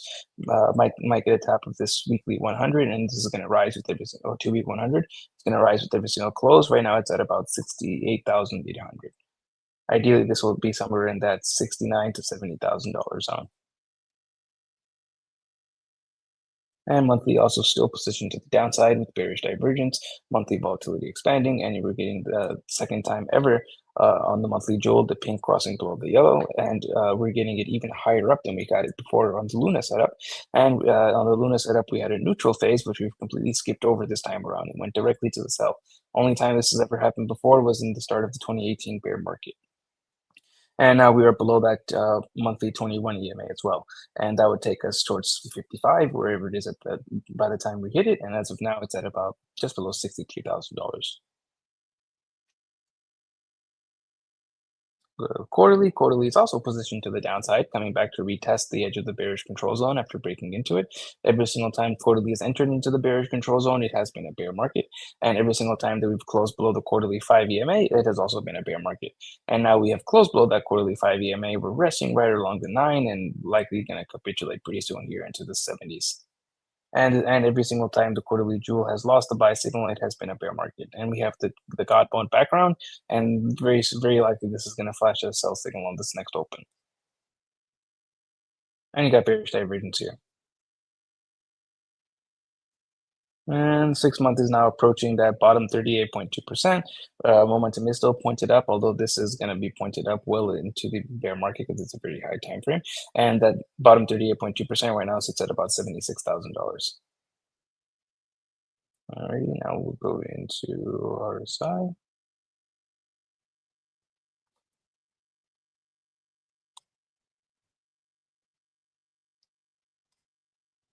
So Tether.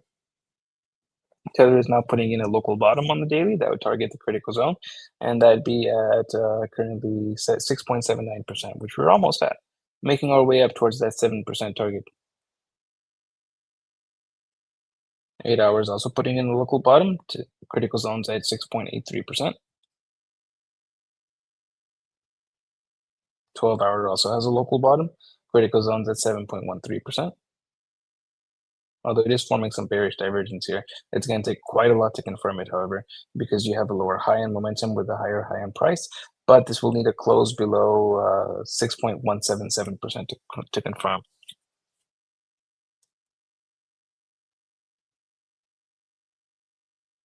Nothing there. 2 hours got bearish divergence. This will be active as long as you're closing below 6.698%. Nice number. You're very close to invalidating that.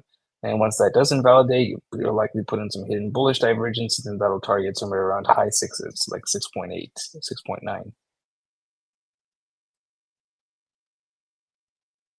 Hourly now has fresh hidden bullish divergence, making it more likely that 2 hour bearish divergence is going to invalidate, and this is going to be active as long as you're closing over 6.633%. Next target on the divergence is the simple moving average at about 6.8%, and then the critical zones at 7.2%.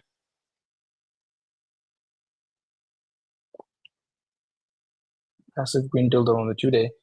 I'm about to put in a fresh drive of hidden bullish divergence on the 2-day, and this will confirm with any close over 6.376%, and that gives you a target into the critical zone, which right now it's going to update, but right now it's at 8.57%. Updates in about 8 hours.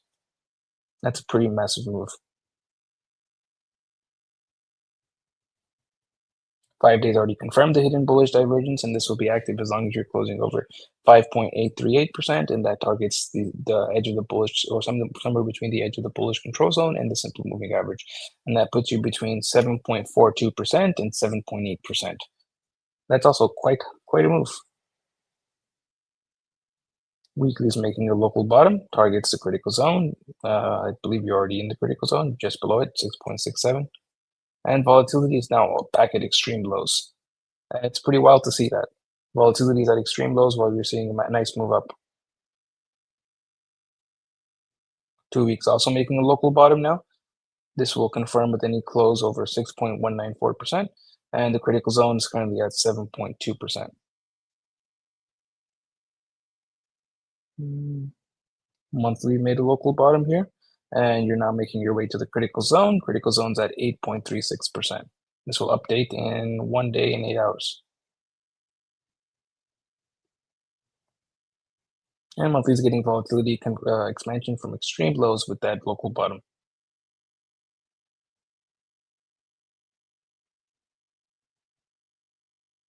And I'll switch to Bitcoin.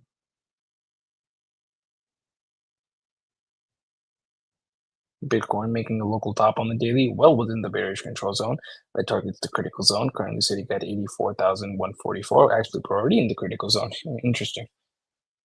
Let me see if I can move it down a little bit. 18, so let's move the critical zone to about 15.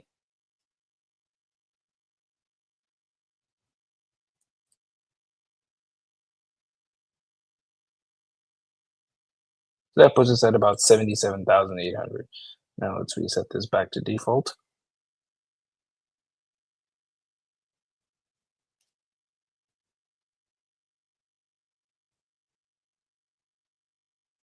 Local top on the 12-hour. Critical zone is currently sitting at 78,200.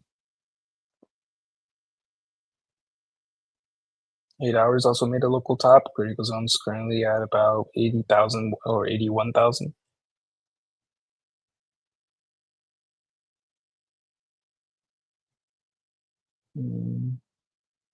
Zoom in. Not much here.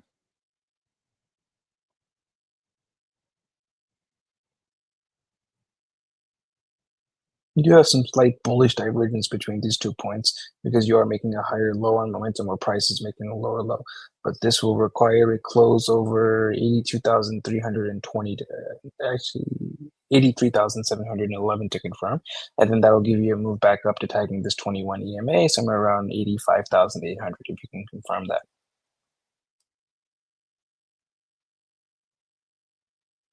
Two hours already confirmed bullish divergence. This will be active as long as you're closing over 82,274, and your next target on that divergence is the edge of the bullish or the bearish control zone, and that currently sits at about 85,200.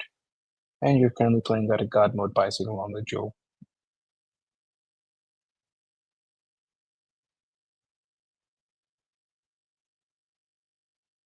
Hourly's also got multiple drives of bullish divergence. This will be active as long as you're closing over 82,274, and the critical zone currently sits at about 86,200. Interesting, right along 86,000, with volatility now back at extreme lows.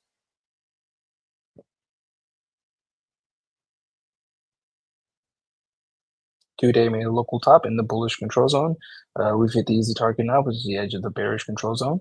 The next target is the critical zone, which will update several times. As of now, it's sitting at 53,200.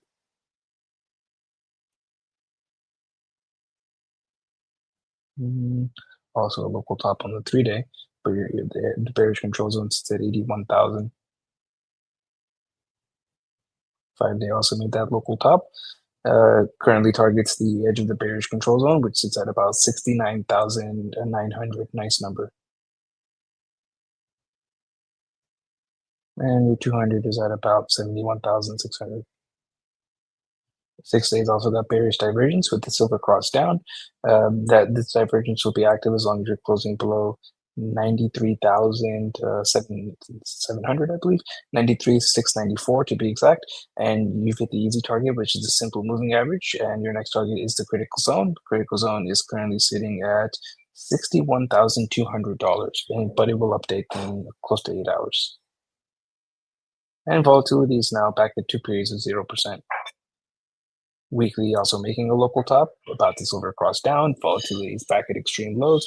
Critical zone on the weekly is sitting at about, already in the critical zone, 83,300. 2 week making a local top at the edge of the bearish control zone, targeting the critical zone. This will update, but it's currently sitting at 52,000.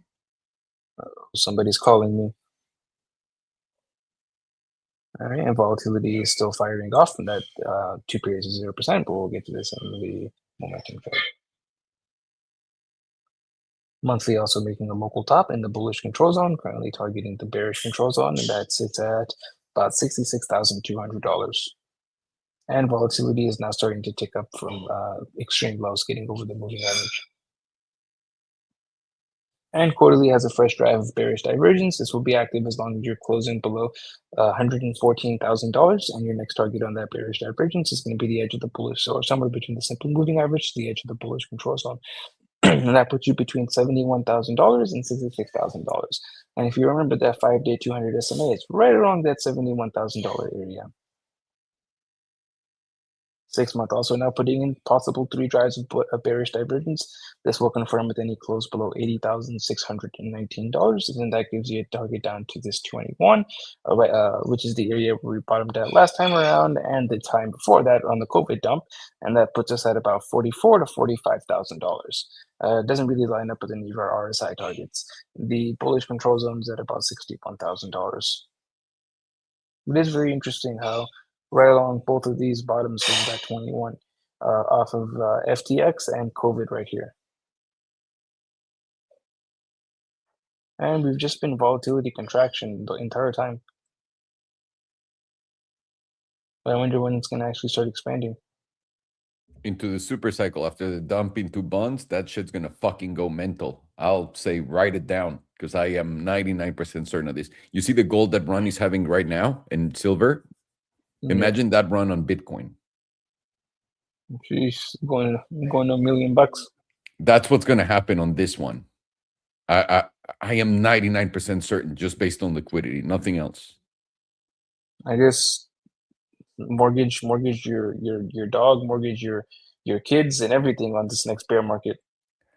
Yeah, I mean that's the whole point of knowing that it's gonna, like, they're changing the financial system. and that this shit's gonna reward everyone the most. Now, I don't think Bitcoin's gonna pay the most. I think Ethereum will, because he's gonna see the most volume instantly. You're talking about the entire crypto market cap is 3.5 trillion, right? Yeah. And didn't we talk about what was it? Fidelity that has $6 trillion in assets that they want to turn into digital assets? I think so, and that's all So from Ethereum, right? just with that alone, just think about that. If Fidelity does that on Ethereum, they're already moving more volume than the entire crypto industry has right now, just with Fidelity alone. The numbers are, they don't fit in our heads, dude. I think I'm betting all on it. Fuck it.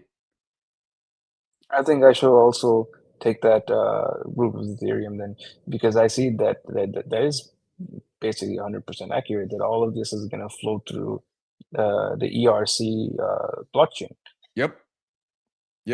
And that takes ETH. Go ahead. Sorry? That takes ETH to like where Bitcoin is trading now. Basically. Yeah. It's going to be fucking nuts. Just imagine that volume going through it. The reason, so when I was paying a lot of attention to Solana, Ethereum, and the crypto market in 2020, 2021, the volume of Solana is what really took it over the edge. Volume in transactions, in NFTs, volume, and in dApps, DEXs is what really made the price of Solana explode. Volume. I learned that from there. Once you understand that volume is what makes these cryptos go up, one more time, JP Morgan Chase has 18 trillion solid cash. If they just take 3 trillion, that's already more than the crypto market, into ETH. Robinhood, 50 billion. Like, dude, come on. You're talking about numbers that make no sense. This is going to be the other trade. It's going to be the opposite of what we're seeing right now. But after 5 years or so, if there's no AI doing everything for us like God, inflation will be the craziest thing ever. So you'll have a couple $1 million, but that $1 million won't be worth that much.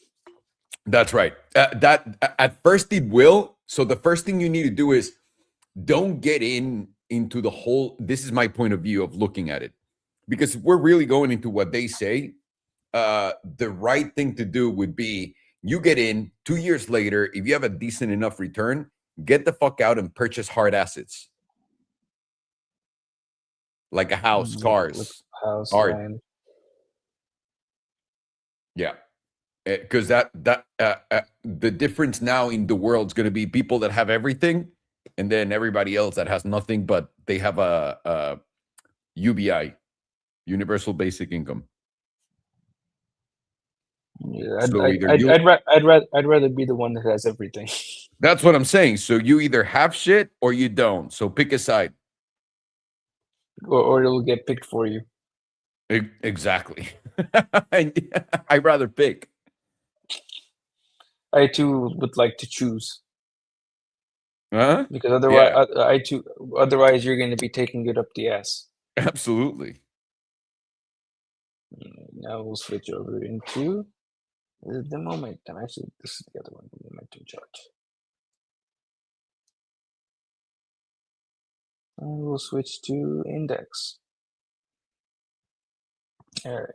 So daily momentum is now freshly flipped to the downside, with volatility now about to go into expansion, and it is going to be flipped down as long as you're closing below $82,370. Let's say $82,400. You are currently above that area now. We are still in the critical zone.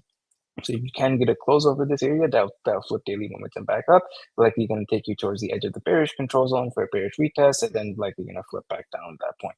But as of now, we have yet to flip momentum back up. We're only slightly above that momentum pivot. 8 hours remain down after this recent close, and it's going to remain flipped down as long as you're closing below $86,450. Let's say $86,500. And flipping down here was a rejection of the bearish control zone. I mean, the bullish control zone. 4 hours now at many periods of 100% volatility, and you are currently flipped up, and you're going to remain flipped up as long as you're closing over $82,500. Now you're likely going to get your mean reversion move with volatility starting to contract, and then momentum flipped up, telling you you're likely going to find a lower high before a lower. Let's zoom in a little bit. You have an ever so slightly higher low here as well, a momentum, whereas you have a lower low in price, giving you 4-hour bullish divergence currently confirmed. Takes you to somewhere around 85-ish, 85.5 to 86,000. 2 hours also flipped up with volatility contracting from many periods of 100%. And it's going to remain flipped up as long as you're closing over $82,250. And now you're breaking out of the critical zone. 2 days remaining down with volatility expanding and a drop of death, and you're currently going to remain flipped down as long as you're closing below $86,350, and you are currently getting a volatility set up to the downside, expanding from below that 15% area with momentum flipped down. It gives you roughly a 10% move or so, and if you were to take it from the expansion from this candle here, we've already hit the average move. We're about 16% down so far. 5 days also flipped down, freshly flipped down, and it's going to remain flipped down as long as you're closing below $86,350. And this is a rejection of getting out of the bearish control zone with volatility now about to start expanding from extreme lows, very close to going into expansion. And it's already at 10%. Once it gets over 15%, you are going to have a 5-day volatility set up to the downside. And that'll give you your free move to this $71,000, $72,000 zone.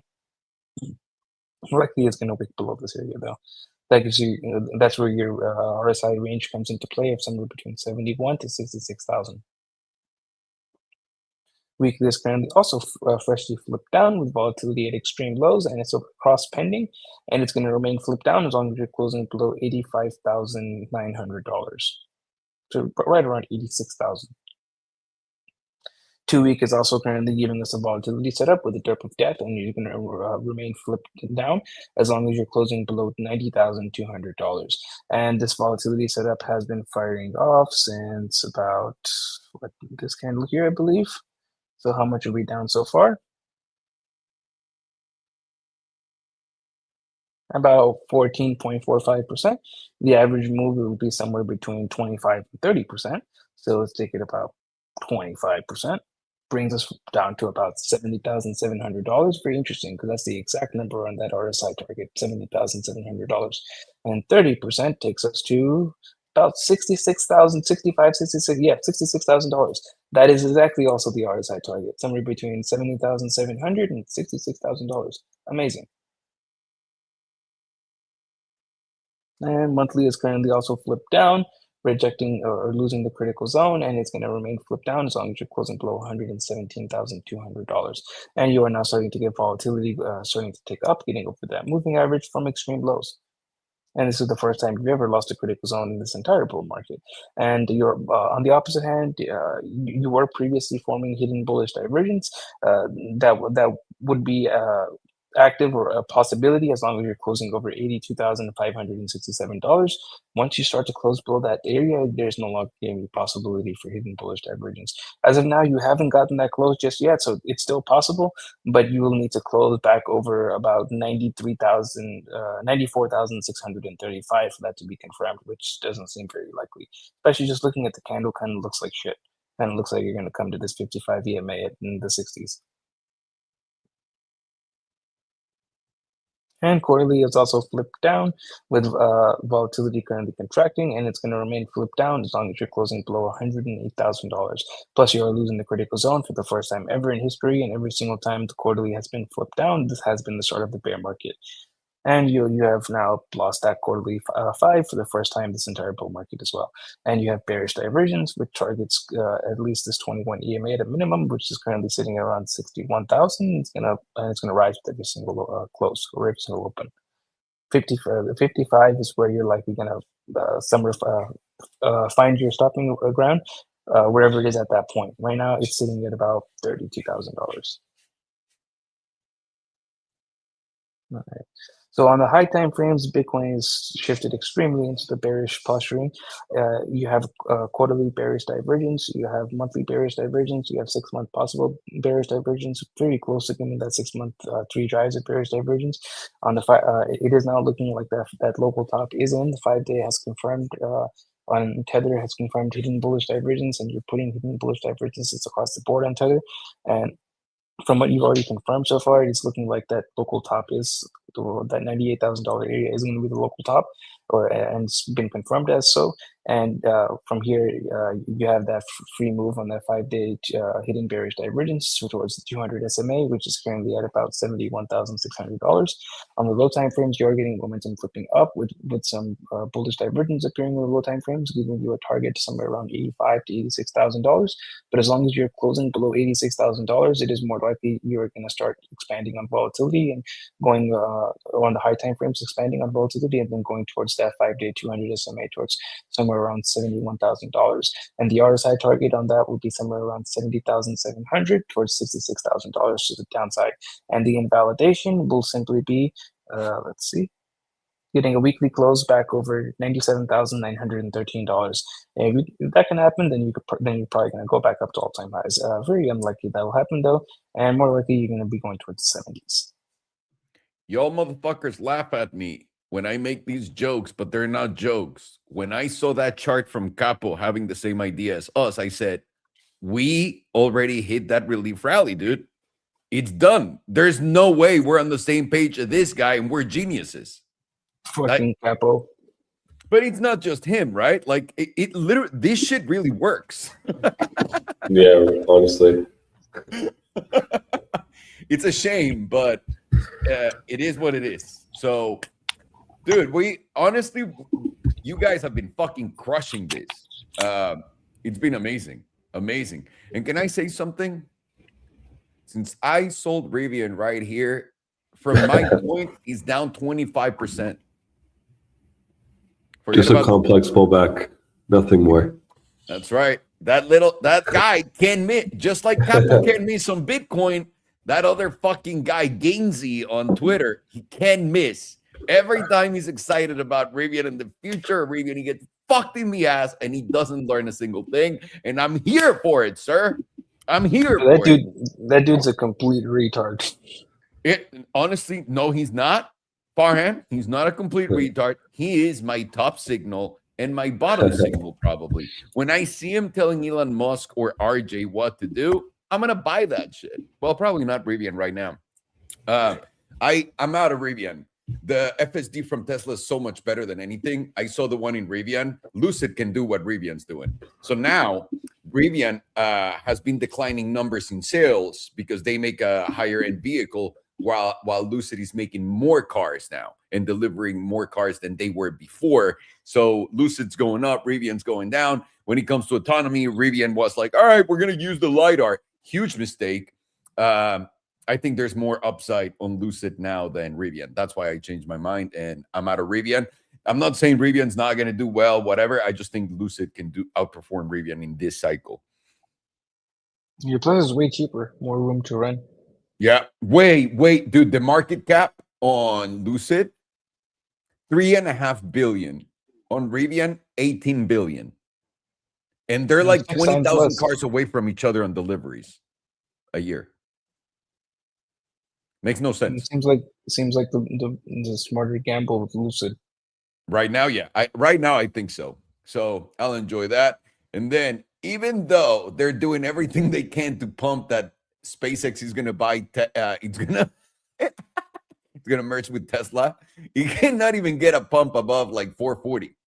This is a short again. Like right along the diagonal line. Let me ask you this. What would happen for real if everybody, except for the public, like all the richest people on earth, knew that Tesla was going to IPO, was going to merge with SpaceX? Let's say they know that today. What would happen? They would buy Tesla like a motherfucker. Oh yeah, before telling anyone. But they wouldn't be saying that, oh, it's gonna merge.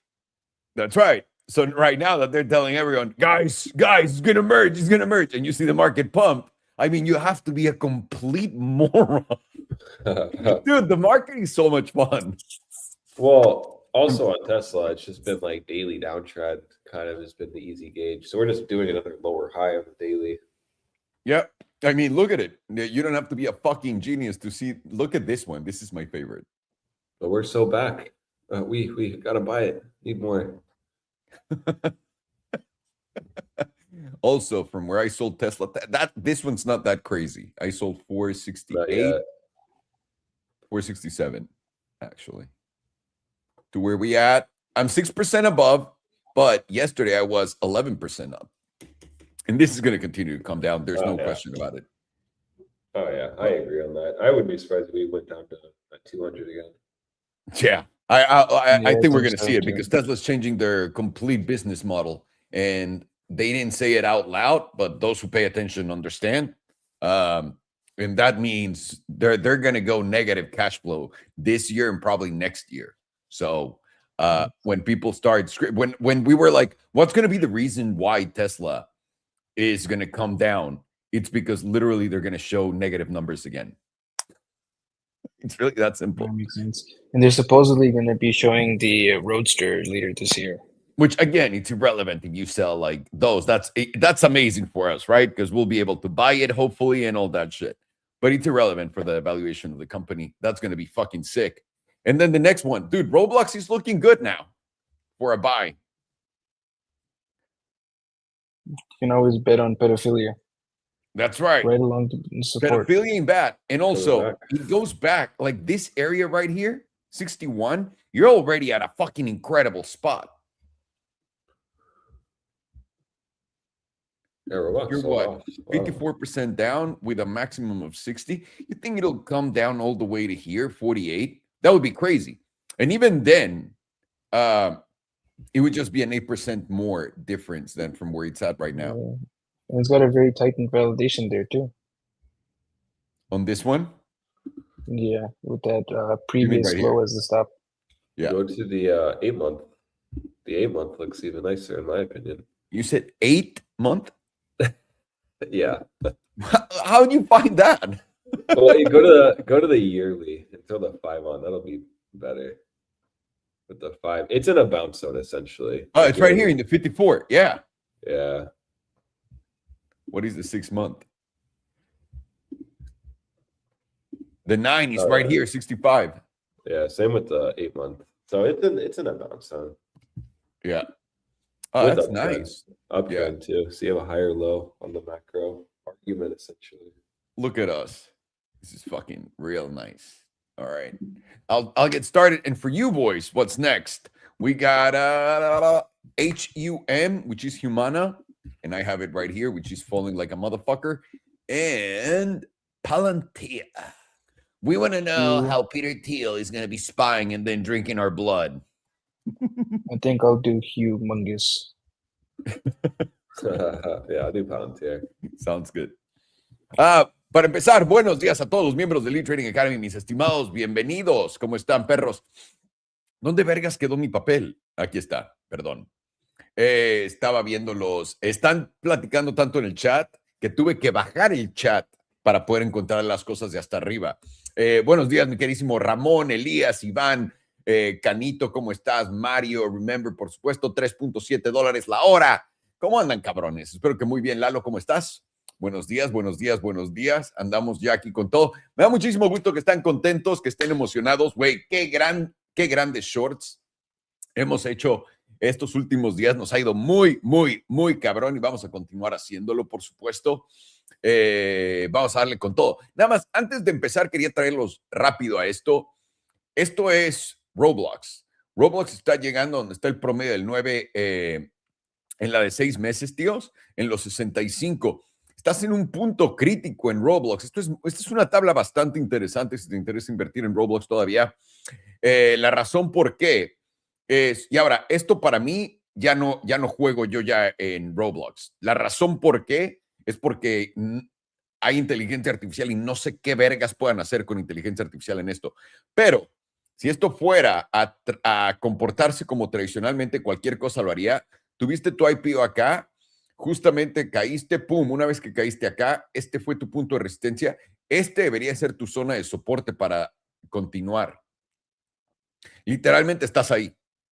Para la gente que le interesa Roblox, estás un poquito arriba, el nivel óptimo sería literalmente los 60, pero estás $68, tío, para abrir mínimo la primera posición si estás interesado en Palantir, en Roblox. Rivian, es justamente lo que les había comentado de mi lado de esto. No sé, no puedo leer el futuro, no sé nada de esto, pero, y una vez más, se te van los topes, tío, ¿no? El tope fue este. Y yo me salí aquí en los 19.90. Desde el tope a donde estamos acá, están abajo 35%. De donde yo me salí, acá en los 19.90, voy a ponerlo, ok, 86. Estoy 25% arriba. Y una vez más, ¿por qué sabía que este era el tope? Cuando todo el mundo me dice que no pueden bajar las cosas, es cuando van a bajar. Todo el mundo me dijo, no, es que arriba va a sacar el R2 este año y la verga. Ok, qué chingón, güey. Al pito. Tesla, para todos ustedes que crean que les están vendiendo ahorita lo de SpaceX, que Tesla se va a fusionar con SpaceX, déjenme les pregunto algo, cabrones. Número uno, ¿de verdad crees que te van a decir al mismo tiempo que a la gente más rica del planeta que SpaceX y Tesla se van a fusionar? La razón por la que te pregunto esto es por lo siguiente, porque si de verdad crees eso, que a ti te dan la información al mismo tiempo que Elon, no, se la da a sus amigos, porque es lo que las noticias te hacen pretender. Déjame te pregunto esto, si tú fueras los amigos de Elon, que tienen miles de millones de dólares, ¿no? Y te dice Elon, oye, güey, voy a unir SpaceX y Tesla. ¿Qué pasaría con el precio de Tesla hoy? Piénsenlo. Explotaría. Lo único que hizo fue tener un rebotito de 4.14 a 4.38. Tienen que entender que SpaceX va a ser una de las empresas, si no la empresa más grande de toda la historia, por lo que está haciendo y la infraestructura que está aportando. O sea, por el amor de Dios, Tesla va a caer. Solamente en mi trade, saliéndome en 467, estoy arriba 6-8%, pero desde el top están abajo 15% ya casi, hasta acá. Vamos a ver, para no decirles pendejadas, me salí acá, no, me salí acá, 4, 6, 8, una vez más, no me salí en el tope, me falló esto, ¿ok?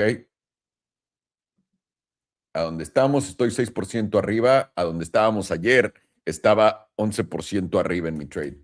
Nada mal, con todo cash para entrar en estas nuevas posiciones. Y es lo que les digo, tienes que aprender análisis técnico. Tu análisis técnico no va a ser lo único que te vas a llevar a la cama para dormir y estar contento todo el tiempo. Necesitas también combinarlo con lo que estén intentándole hacer pensar a la gente. Lo que todo están viendo en todas las noticias de finanzas, todo eso es lo que te quieren hacer pensar, no es realidad. La realidad es bastante sencilla. Cuando te están diciendo algo que suena muy bueno, güey, solamente piensa, ¿por qué me lo dirían a mí antes que a los amigos que saben? Piénselo. No ocurre así. Cuando salen las monedas de meme, ¿quién se hace rico ahora? La gente que está dentro del círculo, porque todos actúan ilegalmente. Es lo mismo acá.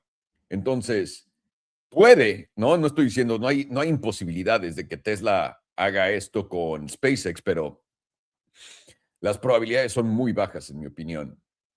Muy, muy bajas. Vale, démosle para adelante, señores. Entonces, con los Bitcoin rápido, para poder llegar a donde hemos estado llegando, tío. Ok. Voy a empezar con este gráfico. Pueden ver que estamos perdiendo el promedio del 55 en las 2 semanas. Esto va a cerrar en 2 días y 8 horas. Muy importante. Lo importante acá es la debilidad del promedio del 9 debajo del 21, que nos empieza a de verdad señalar la gran debilidad de Bitcoin. En lo que está cayendo, la última vez que vimos este gráfico ayer, estábamos en 17% y estamos en 19%, lo que ves esta caída. Esto nos puede llevar esto nos está llevando para abajo. Me encantaría ver un rebote, ¿no? Como a todo el mundo, que es lo que nos gustaría ver. Zona a retestear 86,282. En esa zona yo abriría cortos. Cortos. Yo traigo un corto de casi los 85 acá porque me fui a cenar ayer, lo vi que estaba en 81, lo iba a cerrar, pero llegué tarde y honestamente se me olvidó, así que sigo en mi corto. Pero los gajes del oficio, cabrón. Porque mi pedo es, cuando pongo take profits, cuando los pongo, nunca le pego. Cuando no los pongo es cuando es más fácil hacer dinero por alguna razón. Entonces, vivo una vida confundida, cabrones. Pero bueno, estamos en una clara tendencia bajista en la de 2 semanas, perdiendo el promedio del 55. Lo brutal, honestamente, está en la semanal, donde tienes un cruce plateado a la baja, estás perdiendo el promedio del 100 por primera vez y esto va a cerrar también en 2 días y 8 horas. Este doble cierre por debajo del 55 o el 100 en la de 2 semanas y en la semanal es básicamente el principio del fin. Lo peor de todo es que tienes también ya volatilidad dentro del 15%, preparando el siguiente movimiento en la semanal, y eso nos dice que vamos a mamar una vez más. ¿Por qué diría que la zona de los 86,000 son la zona para hacer corto? Por tu promedio del 100, porque tienes esta zona que antes era soporte y ahora se convierte en resistencia. ¿Lo ves? Deme un segundo. Soporte, no lo tocaste, soporte, no lo tocaste, qué chingón, soporte, pito, y ahora tienes que venir a retestearlo para continuar cayendo. Eso es resistencia, eso es un flip de un SR flip para la gente que esté aprendiendo de esto. Así que es así de sencillo, se ve pésimo, no se ve nada bien. Tenemos en la trimestral y vamos a empezar por ahí, pero vamos a empezar con el índice para poder hacerlo limpio. Nada más qué bonito, qué bonito, brother. Oye, qué hermoso. Bueno, por ahora básicamente lo que estamos viendo y lo que está viendo en esta tabla es una tendencia alcista con altos más altos, bajos más altos en todos lados, por supuesto.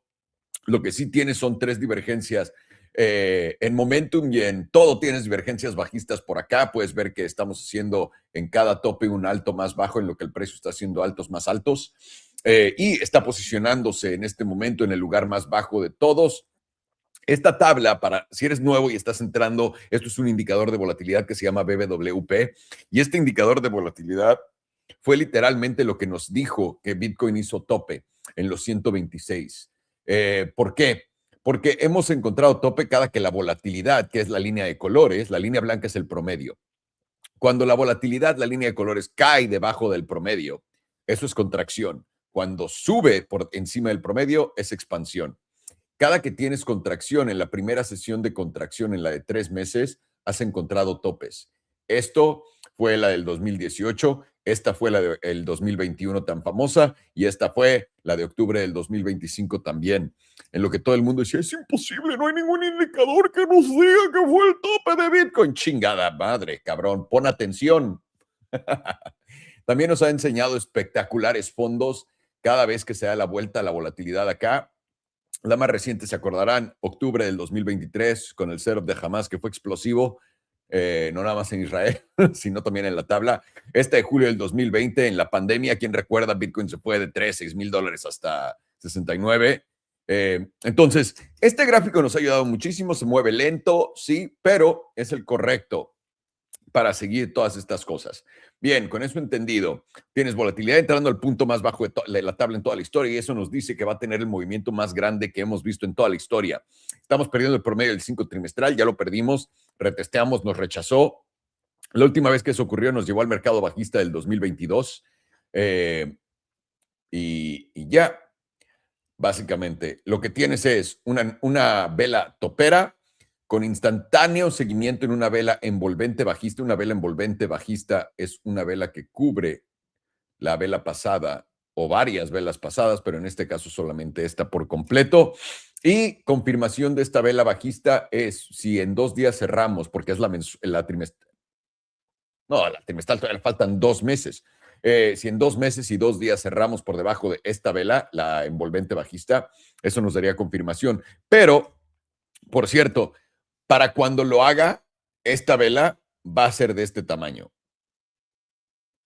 No te va a dar tiempo viendo esta tabla por lo lenta que se mueve. Vamos a la mensual. La mensual tenemos rechazo, perdimos el promedio del 9, la última vez que perdimos el promedio del 9 con 1, 2, 3 sesiones seguidas, solamente faltan un día y 8 horas para cerrar el mes. Ahora, tendríamos que subir y dar un pompazo hasta los $95,200 para no cerrar por debajo de esto. La última vez que tuviste 3 cierres por debajo del promedio del 9, 1, 2, 3, mercado bajista del 2022. Tienes tendencia alcista sobre todo, pero aquí ya tenías esta tendencia alcista, rompes, esto rompe toda tu estructura de acá y ahora te lleva a un alto más bajo, a un bajo más bajo que va a ser este que estamos defendiendo. Yo les he dicho, soy el CEO de Bitcoin, si les voy a tirar ahorita en el próximo día y lo que sea, voy a venir al promedio del 34, que está en los 75, 76 y rebotar, no llevarme este mínimo. Si no me llevo este mínimo, esto es lo más bajista que puede pasar. En análisis técnico esto sería alcista, en Bitcoin esto sería muy bajista, tíos, muy bajista. ¿Por qué? Porque lo que estaría haciendo Bitcoin oficialmente, recuerda, Bitcoin antes de subir baja. Antes de subir baja.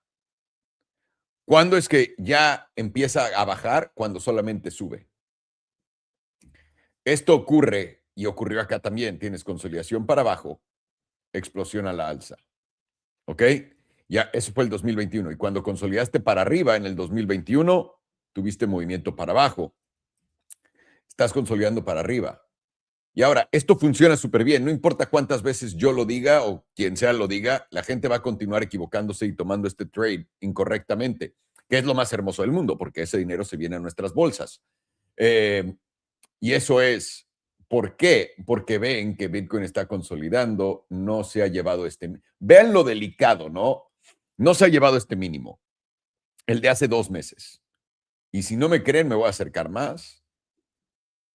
Esto es como quiero ver a Bitcoin.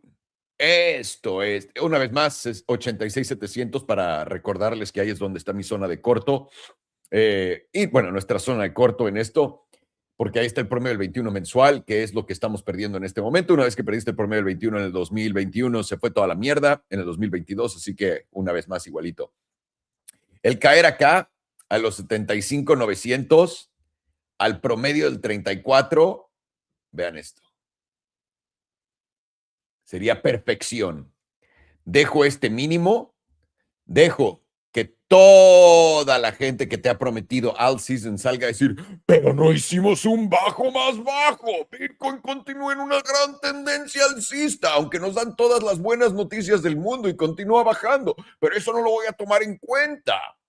Y ahí es donde les van a meter el pito por el culo y les va a salir por la boca. Para ponerlo un poco en contexto más científico, como lo entendí.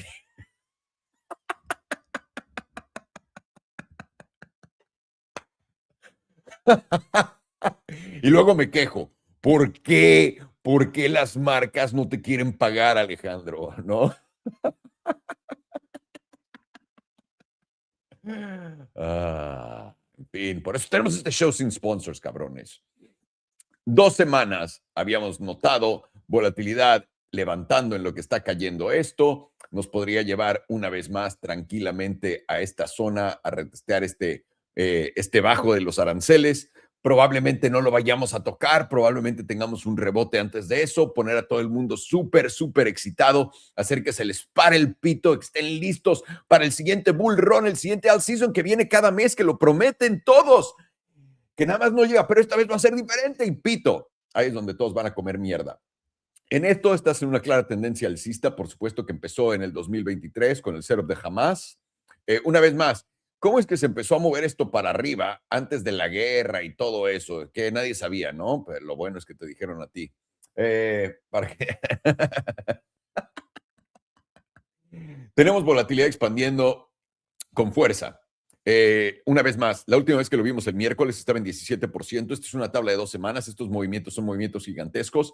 Lo que estamos estimando nosotros es que podamos llegar. Ahora, este mercado de Bitcoin, y esto es lo que todavía no me queda claro en mi tesis. Tengo que ver cuál va a ser la excusa que nos den para la bajada. Dependiendo de eso es qué tan abajo vamos. para mí, el escenario donde no nos va tan mal, ¿no? Donde esto es rápido, esto pasa en chinga, es lo que es. Bitcoin hace esto y acá rebota, ¿ok? Este nivel son los $42,000. Eso sería lo más tranquilo que puede pasar. En $42,000, mucha gente se va a emputar y va a decir, güey, eso no me va a dar nada. Si Bitcoin regresa a lo que estaba, es el doble o el triple. Pero este va a ser el putazo. Lo que están viendo en el oro y la plata ahorita, que por cierto, el oro y la plata, al ajustar tan fuerte como lo han hecho en estos últimos días, me indican, básicamente es como cuando ves a Ethereum y Bitcoin llegar a un tope, uno de los dos va a correr y el otro va a bajar ahorita. Vamos a empezar a ver una divergencia en los pumps. ¿Cuál es el que creo que va a correr? En teoría debería de ser el oro, porque la plata es como un altcoin. Pero ahora sí, una vez más, no soy experto en metales, pero es lo que yo esperaría ver con el comportamiento de la tabla. No sé cuál de los dos sea cuál. Yo diría que el oro debería de correr, que la plata debería encontrar más o menos el tope y ahí es donde comenzamos a ver esta divergencia, simplemente por comportamiento. Acá estaría esperando que mucha gente sea de, no, pues ya no vale la pena esto y aquí esto nos dé el movimiento que más o menos llevó al oro y la plata ahorita, esto lo va a seguir cripto. Pero una vez más, para mí Bitcoin no es donde voy a estar, ya saben dónde voy a estar metido. ¿No? De nuevo, señores, si ustedes creen que XRP, cualquier monedita, me han mandado muchísimas moneditas, son las mejores del mundo y van a ser el nuevo sistema financiero, cómprenlas en este mercado bajista. No estoy diciendo hoy, en este mercado bajista. Bueno, el problema también es que ustedes no creen que estamos en un mercado bajista si son community members. Deberías de comprarlo hoy, qué gran dip, ¿no? Para que vayamos al nuevo sistema financiero y pues le pegues con todo. Espero que sí, de verdad, de corazón, espero que le peguen con todo. Es como lo de la ley, cabrones. Esto es una de las cosas más divertidas de todas. Cuando, y les digo esto todo el tiempo, yo me di cuenta que California estaba yéndose a la mierda cuando empecé a ver qué leyes estaban pasando, ¿no? Y después, obviamente, pues la realidad es moldeada de acuerdo a las leyes. Lo mismo pasa acá. Acaban de pasar todas las leyes para cambiar todo nuestro dinero a dinero digital, ¿no? E incentivar a todo el mundo con la deuda de Estados Unidos. Nadie en este puto planeta se ha dado cuenta de eso, aunque ya es ley. Nadie, por alguna razón, ¿no? Wow, qué chido. Y dirán que eso es imposible, ¿no? Eso es imposible. No hay forma alguna que estén cambiando el sistema monetario enfrente de mis ojos, que estén cambiando las leyes y cómo va a funcionar el dinero en Estados Unidos y en el mundo enfrente de mí, cambiando las leyes y que nadie lo vea. No, eso suena imposible, pero es lo que está pasando. Dentro de lo que está pasando, que es obvio, es Ethereum, que le pertenece a JP Morgan Chase, una vez más, de 100, Ethereum es la solución para toda la tokenización de los bonos. Bonos, ¿ok? Hay 38 trillones de dólares esperando a ser absorbidos solamente en bonos. Eso es 10 veces el crypto cap que existe hoy en total. Y eso solamente está pasando en Ethereum. Una vez más, me han dicho, güey, este güey no cree en XRP, es el güey más tonto que conozco. Correcto. Yo solamente estoy siguiendo las leyes. Recuerda, tú tienes un edge sobre mí. Tú sabes la historia que te contaron de XRP que escuchaste en un Discord. Definitivamente es lo correcto. No las leyes que prueban una y otra vez ser lo único que funciona. No, no, no. No, no, no. Definitivamente tu monedita va a reventar. Entonces, en este mercado, que si sigues pensando que esto es alcista, compra de una vez el dip, compra tu nueva monedita del sistema financiero, porque este es el momento que has estado esperando. Y para mí va a ser con Ethereum. Yo no voy a comprar Bitcoin. 2 semanas. No porque no me guste Bitcoin, es porque la cantidad de volumen que va a mover Ethereum es inconcebible. ¿Ok? Literalmente muy poca gente lo comprende. Esto me gusta, sigue siendo bajista. Por debajo de $86,000 somos bajistas, cabrones. No importa lo que pase en los 84, 85. Abajo de 86,000, básicamente 600, somos bajistas. Semanal. Semanal también tienes el problema que estás perdiendo tu promedio del 100. Ya aquí, ya te dio un bajo, pero de nuevo, adoro esto. Esto me confirma que no importa qué movimiento sea, no se llevó el bajo, va a venir más abajo. Me lo confirma. Ahora, ¿vamos a llevarnos este bajo? No estoy seguro, pero el que vamos a venir más o menos a los 77, 78, 400 de aquí, vas a ver. Apúntalo, brother. Estás a punto de tener un cruce plateado a la baja en esta tabla. Cada que has tenido un cruce plateado en la semanal a la baja, damas y caballeros, es el final. Y simplemente tenemos un pump y el último dump. Es lo que pasó en el 2021, justamente acá. Tuviste acá el cruce plateado, no hubo ni siquiera pump. Ah, no, ese es el de 5 días. Y ya de ahí te fuiste a la mierda. Y pasó después del pump de salida, lo puedes ver acá. El pump de salida, damas y caballeros, como les dije, es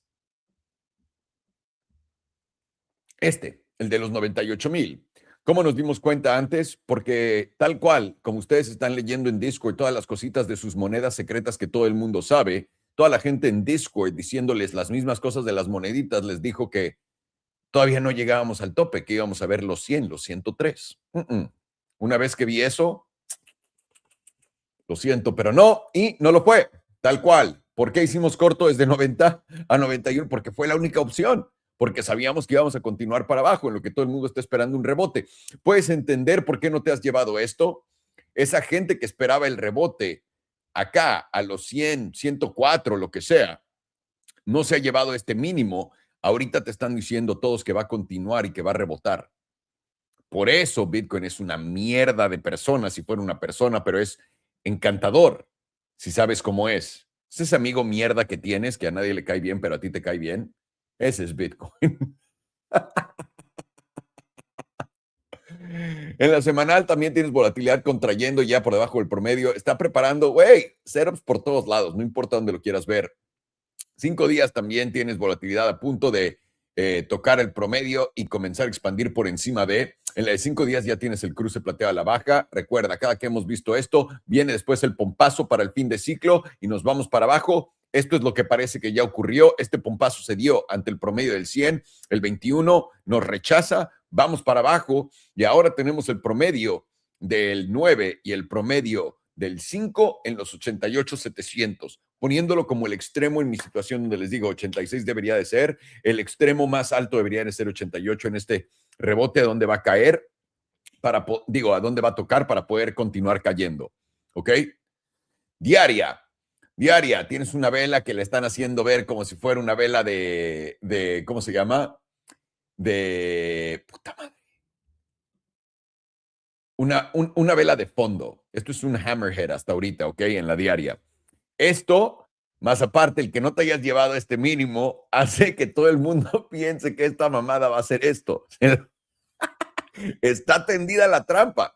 Y atento, volatilidad está a punto de expandir una vez más. Vamos a ver si lo logra o no. Pero en cuanto se ponga por acá, yo estoy seguro que va a haber setups de volatilidad en temporalidades más bajas. Esto, damas y caballeros, una divergencia alcista cuando vas cayendo es, cae una vela acá, el precio sube, vuelve a caer y luego, ¡pum!, vuelve a caer por debajo de. Es la M de McDonald's invertida lo que te da una divergencia del precio. Y eso te señala un fondo. Cuando esto va para arriba, al revés, esto te dice muy probablemente que va a haber continuación sobre lo que estás viendo.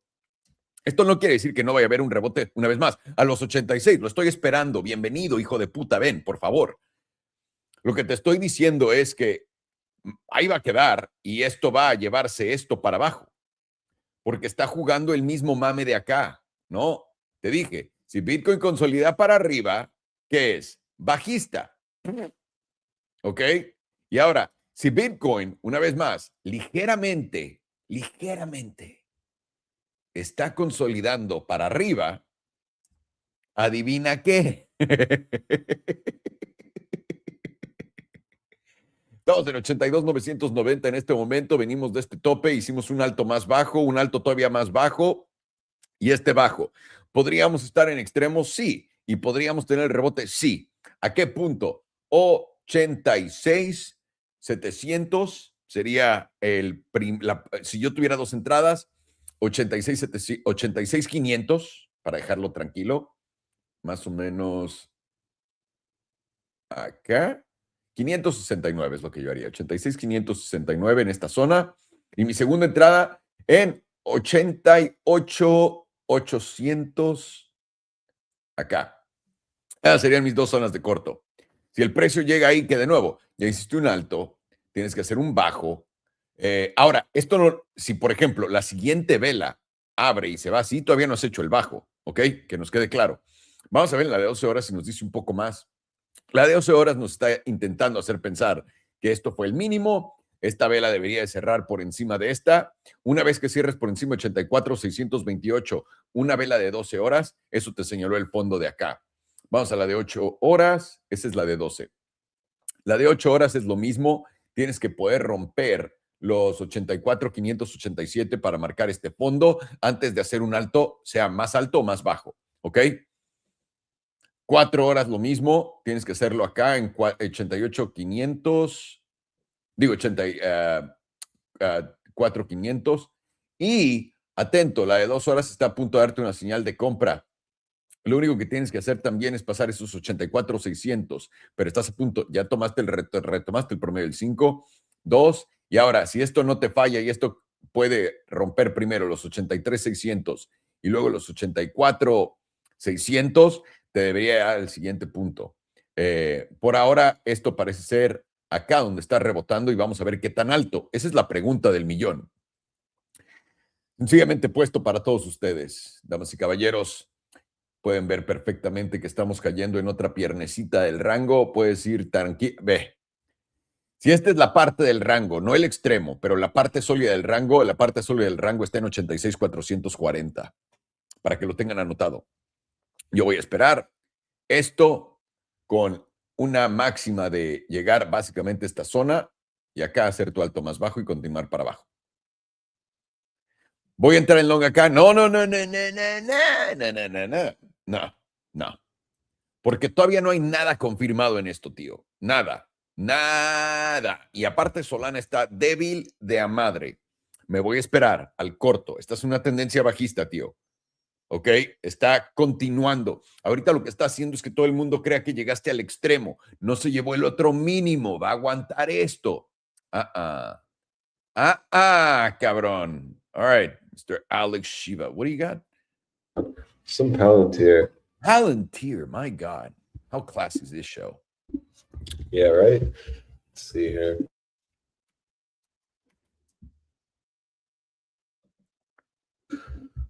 Okay, yeah, let's check it out. Because actually some things are developing, which is nice. Some changes here in the midst of, well, this chop zone. You made a little high here. That was good, but I want to see bulls actually hold this momentum. Specifically, wanted to stay above that 158, 160 zone. And just notice you're just dumping through that, going into this bi-weekly, weekly, and monthly. Not looking the best, in my opinion. So really what we had was this high. We came down. Really needed to see 148 hold. You did see a bounce from that last retest. That led you all the way back up to that 199, where you just were gearing for either an all-time high or some kind of price divergence here. Price divergence played out, deviation, deviated 190, went back under this wick low that was formed in August. And now what we have is, well, you've lost that bi-weekly 9. You're testing the 21, which was the last bottom zone here in March. Excuse me, so a big zone. But, the issue is you are getting this closing today in 4 hours. You are quite under the 21 now, sitting at 151, price at 148. To me, this isn't the biggest boost of confidence that this is about to pump out of here. But rather, we could see some kind of bounce in the next week. This could just produce the next major lower high while also retesting a massive zone that was major support, like the bi-weekly 21. You'll also notice here that you're getting a volatility set up on Palantir. This is important because this is the first volatility set up on the bi-weekly that we've ever had. playing into the idea that perhaps what we've seen here in this consolidation is changing, and this is actually breaking down, giving us more of a bear bias into February. That yeah, this may actually sell off. You do see you're in a weekly breakdown, very easy, and you do see that EMA 34 is becoming lost, which was a place that's been holding. So into next week, you're really gauging to see, okay, what level are we going to retest? You're kind of keeping these ranges in the back of your head. You're watching to see, okay, does 148 hold? If 148 continues to hold, which currently we're losing it, this will help at least give you that bias that you may get a mean reversion bounce up to that 160s, where then it should ideally start rejecting before you get any kind of reclaim of that 160. Because if this weekly is going to be in a sell, you don't want it to be like a massive reclaim, buyback, and then you're just trailing the 9. Rather, you want to just quickly retest what was support into resistance before rolling over. I don't find it a coincidence here. You lose this 150 zone, specifically 148. You do get a pretty massive drop down to 125. And per this weekly, it's giving you a target down to that $111. So, still pretty major moves on Palantir, despite, this making a new high. It looks like now it's in the midst of a major downtrend, giving you a massive volatility setup, something we have not seen before. You even notice this weekly is at a low, the lowest read, about to confirm expansion into February. Very important stuff, because now let's go to the monthly. We can just see monthly 9's been holding. You're losing it. Confluence of that 148 region being a big zone. And if you hold 148, maybe you get a mean reversion rally up to that 160s, 158. Regardless, this and this still seem like massive short opportunities if you reach this. And that's just based on the monthly 9 becoming lost for the first time this entire bull market, really, or just in February when you got the reclaim. You've just literally stayed above it the entire time, playing into the idea that this is bearish. You are seeing a breakdown. And, well, have you already taken out November's low? 147.56. Yeah, you're already taken out November's low, flipping this into a questionable monthly downtrend. Questionable, right? Because we need that lower high, lower low. It's just like in the making of it. Was this just a liquidity grab high? Back under, higher low, okay, lower high, and then you've just taken out that lower low, which should have been the last higher low. If that makes sense. This low should have been the higher low that took us to a new high. Instead, it did not. So into February, if you do end up getting a rally up to that 148, 150 region, still making a case to actually be watching that very carefully for perhaps a breakdown and lower high there. Now, you do notice that really on Palantir, you're getting the ranges solidified, meaning you start losing 148, you are going to get a measured move down to that 129, very similar to our 125 target. Now, again, don't find it a coincidence. You have potentially a massive range opening up here. And it's even confirmed on HPDR. Next target per this monthly view should be 129 or just the bottom 38.2%. This is a pretty nice perspective. You've lost the monthly median. You've lost it really the first time since you got back above it in February. You've closed below it, opened below it, rejected, and you even retested it and got a full-on rejection perfectly off of it. This monthly median really solidified 190 resistance, in my opinion. So now that you're rejecting it and potentially in today losing the monthly 9, it just plays into the idea that this can go lower. We absolutely should be looking for that 120s. And really, you should be gearing up for maybe February to actually get a breakdown towards that 125. Obviously, if you lose 125, that'll be in a monthly breakdown. That's when then you are concerned about a move all the way down to like $90, possibly $81. So, things are developing here, actually. And they are more in favor of, well, bears.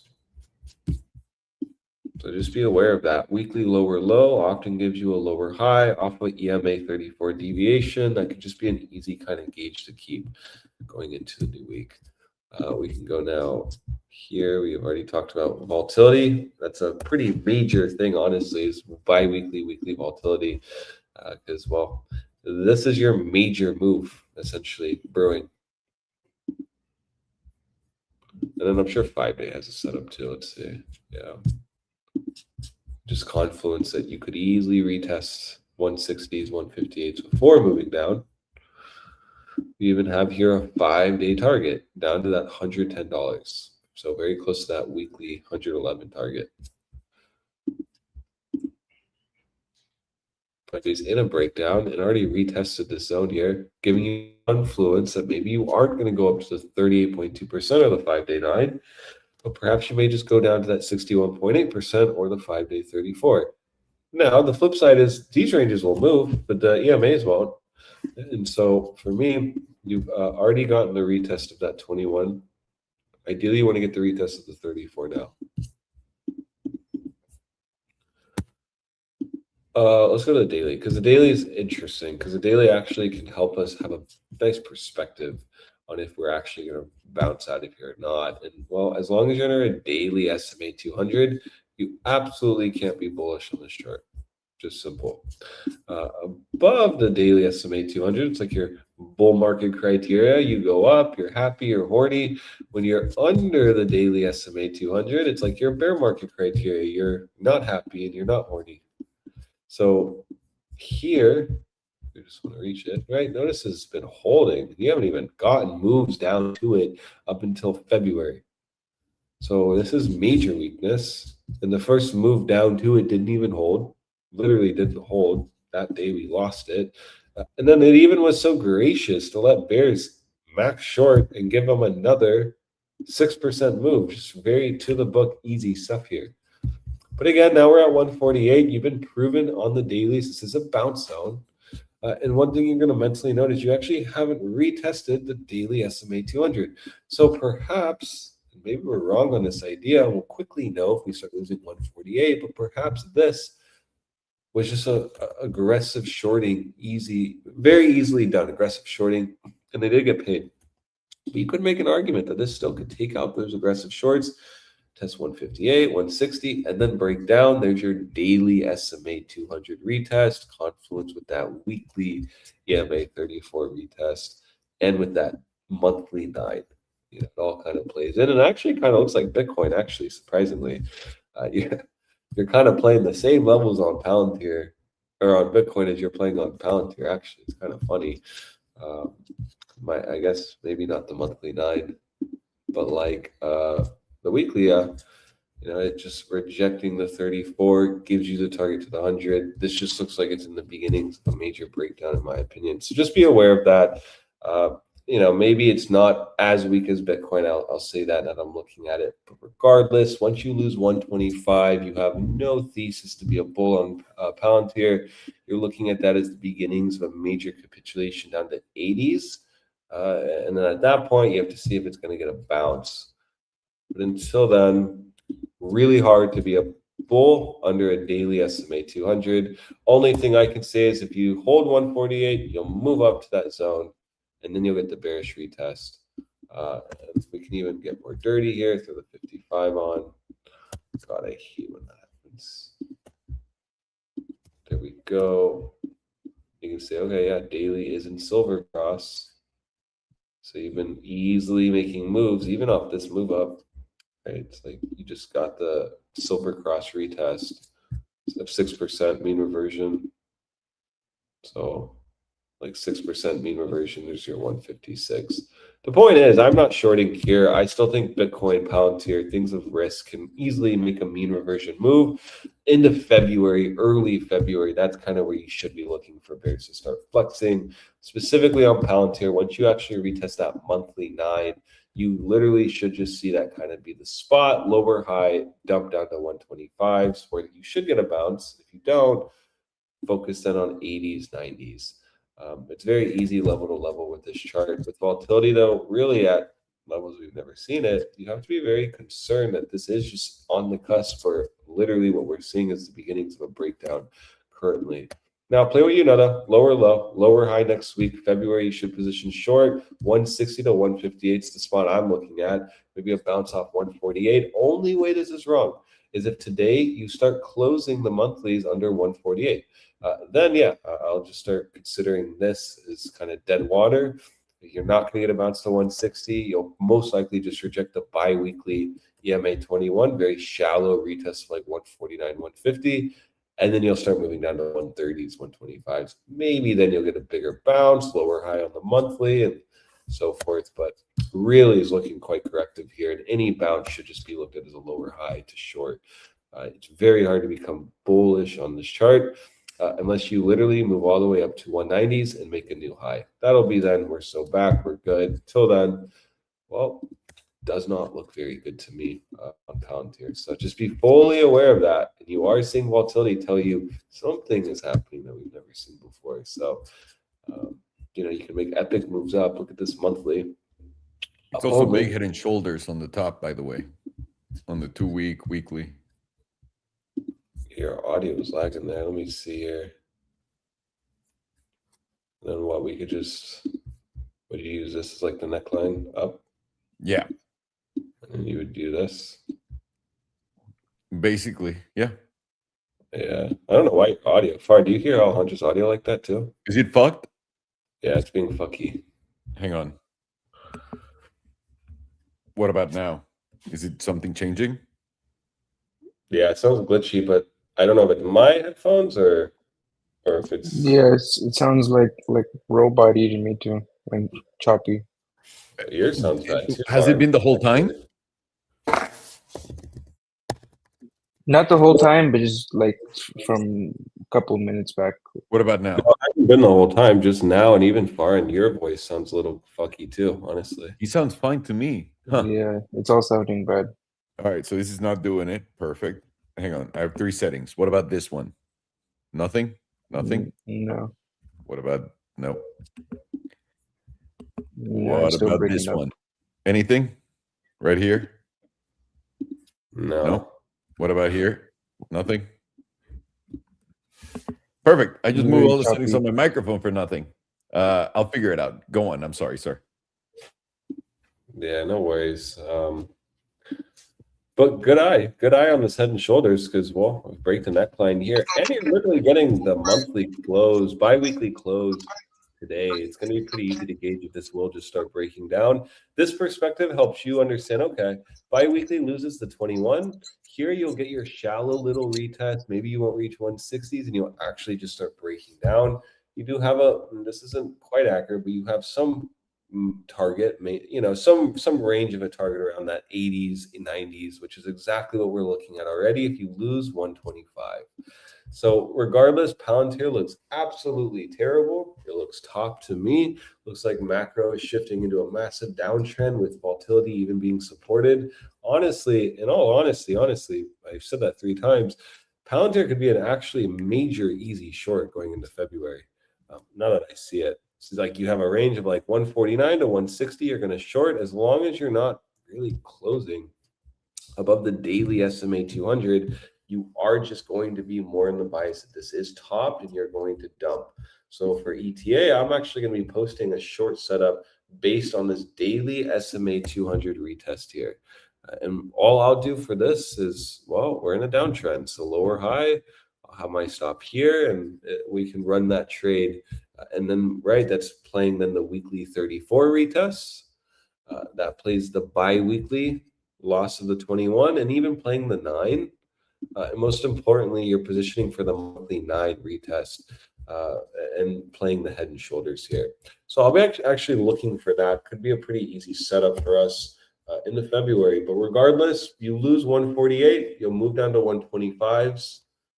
And then, we'll see if that holds. 125 should be red, honestly, because if you lose 125 on Palantir, well, you're most likely just going to start capitulating massively down and actually breaking back under $100 won't be fun. So, and mind you, look at this. 125 hit, look how quickly you sold off back to around $74. So you absolutely can say this is a pretty big zone if you end up, losing this area. And so far, seems like we're on our way down to it. So that's all I have on Palantir. Not really looking the best, though. And actually, I'll be looking for a short setup with ETA on Palantir. Seems like easy money. Seems like Oklo, honestly, before it bigly dumped, I'll be honest with you. Yeah, it really does kind of look like that. Has my audio improved in any way whatsoever or no? No. No, it hasn't improved for me. It still sounds glitchy. Hang on. Foreign also Yeah, sounds mine as well. I just don't know if it's my end, but if Foreign hears it too, then maybe it's just StreamYard being fucky.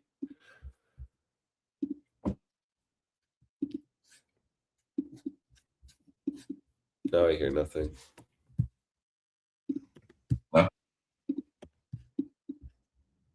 Mm.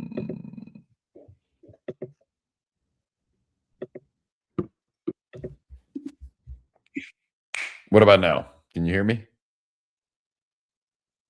Alex? It's a little better, but it's still choppy. Still glitchy. Oh, well, fuck us, right? Let's go. Let's do this. I mean, I can't do anything. Yeah, I fuck wish I us. knew how to fix it, but, you know, fuck it. Si me escuchan chopeo, perdón, no sé qué esté pasando con mi micrófono. Estamos viendo Palantir rápido. Voy a intentar ir lo más rápido posible para poder ver la mayor cantidad de estas cosas posibles. Palantir salió al mercado en el 2020. Tuvo un gran boom hasta enero del 2021. De ahí comió mierda y después de ahí tuvo el gran run que hemos visto hasta ahora. Por primera vez parece estar ajustando. En la mensual se está llevando básicamente este bajo, está a punto de llevarse este bajo. Ah, no, ya se lo llevó. Y ahora estás oficialmente, toda esta estructura de tope es dañada y ahora estás corrigiendo. Ya tuviste el tope. La pregunta es, ¿este es el bajo? ¿Cuál va a ser el alto? ¿No? Eso es lo que estamos viendo. Esta es una tendencia bajista dentro de una gran tendencia alcista. Tienes volatilidad contrayendo al punto más bajo en la tabla que hemos visto desde el 2024 y continúa para abajo. Vamos a ver cómo se desarrolla esto. Lo más fácil sería ver la de 2 semanas, en mi opinión. 2 semanas tiene un hombro, cabeza, hombro jugando. Ese hombro, cabeza, hombro es hombro, cabeza, hombro. Y ahora, ¿cómo podemos medir este hombro, cabeza, hombro? Fácil. Tienes la línea de abajo poniendo el cuello, tienes aquí arriba el máximo y en línea recta para abajo, y donde se está rompiendo es acá. Y esto tiene como coincidencia este nivel de los $95, que es lo que debería ser nuestro siguiente objetivo en Palantir. $95, ¿dónde lo pone? De tope a donde estamos ya. Estamos hablando de una corrección de 28%, que es significante para una empresa como Palantir, que es la que espía en todo Estados Unidos y el gobierno de Estados Unidos depende en para poder destruir la mentalidad de todo el mundo. Pero si llegara a 95 sería un 50%, nada mal. Vamos a ver cómo se dio en el 2022 en los aranceles, el ajuste.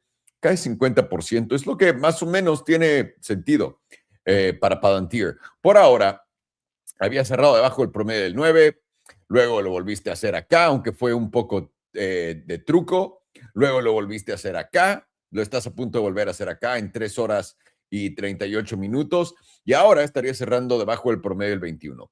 La última vez que cerraste la de 2 semanas por debajo del promedio del 21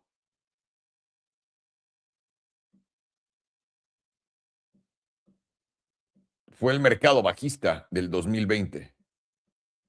A la verga, no hay más. Puta madre.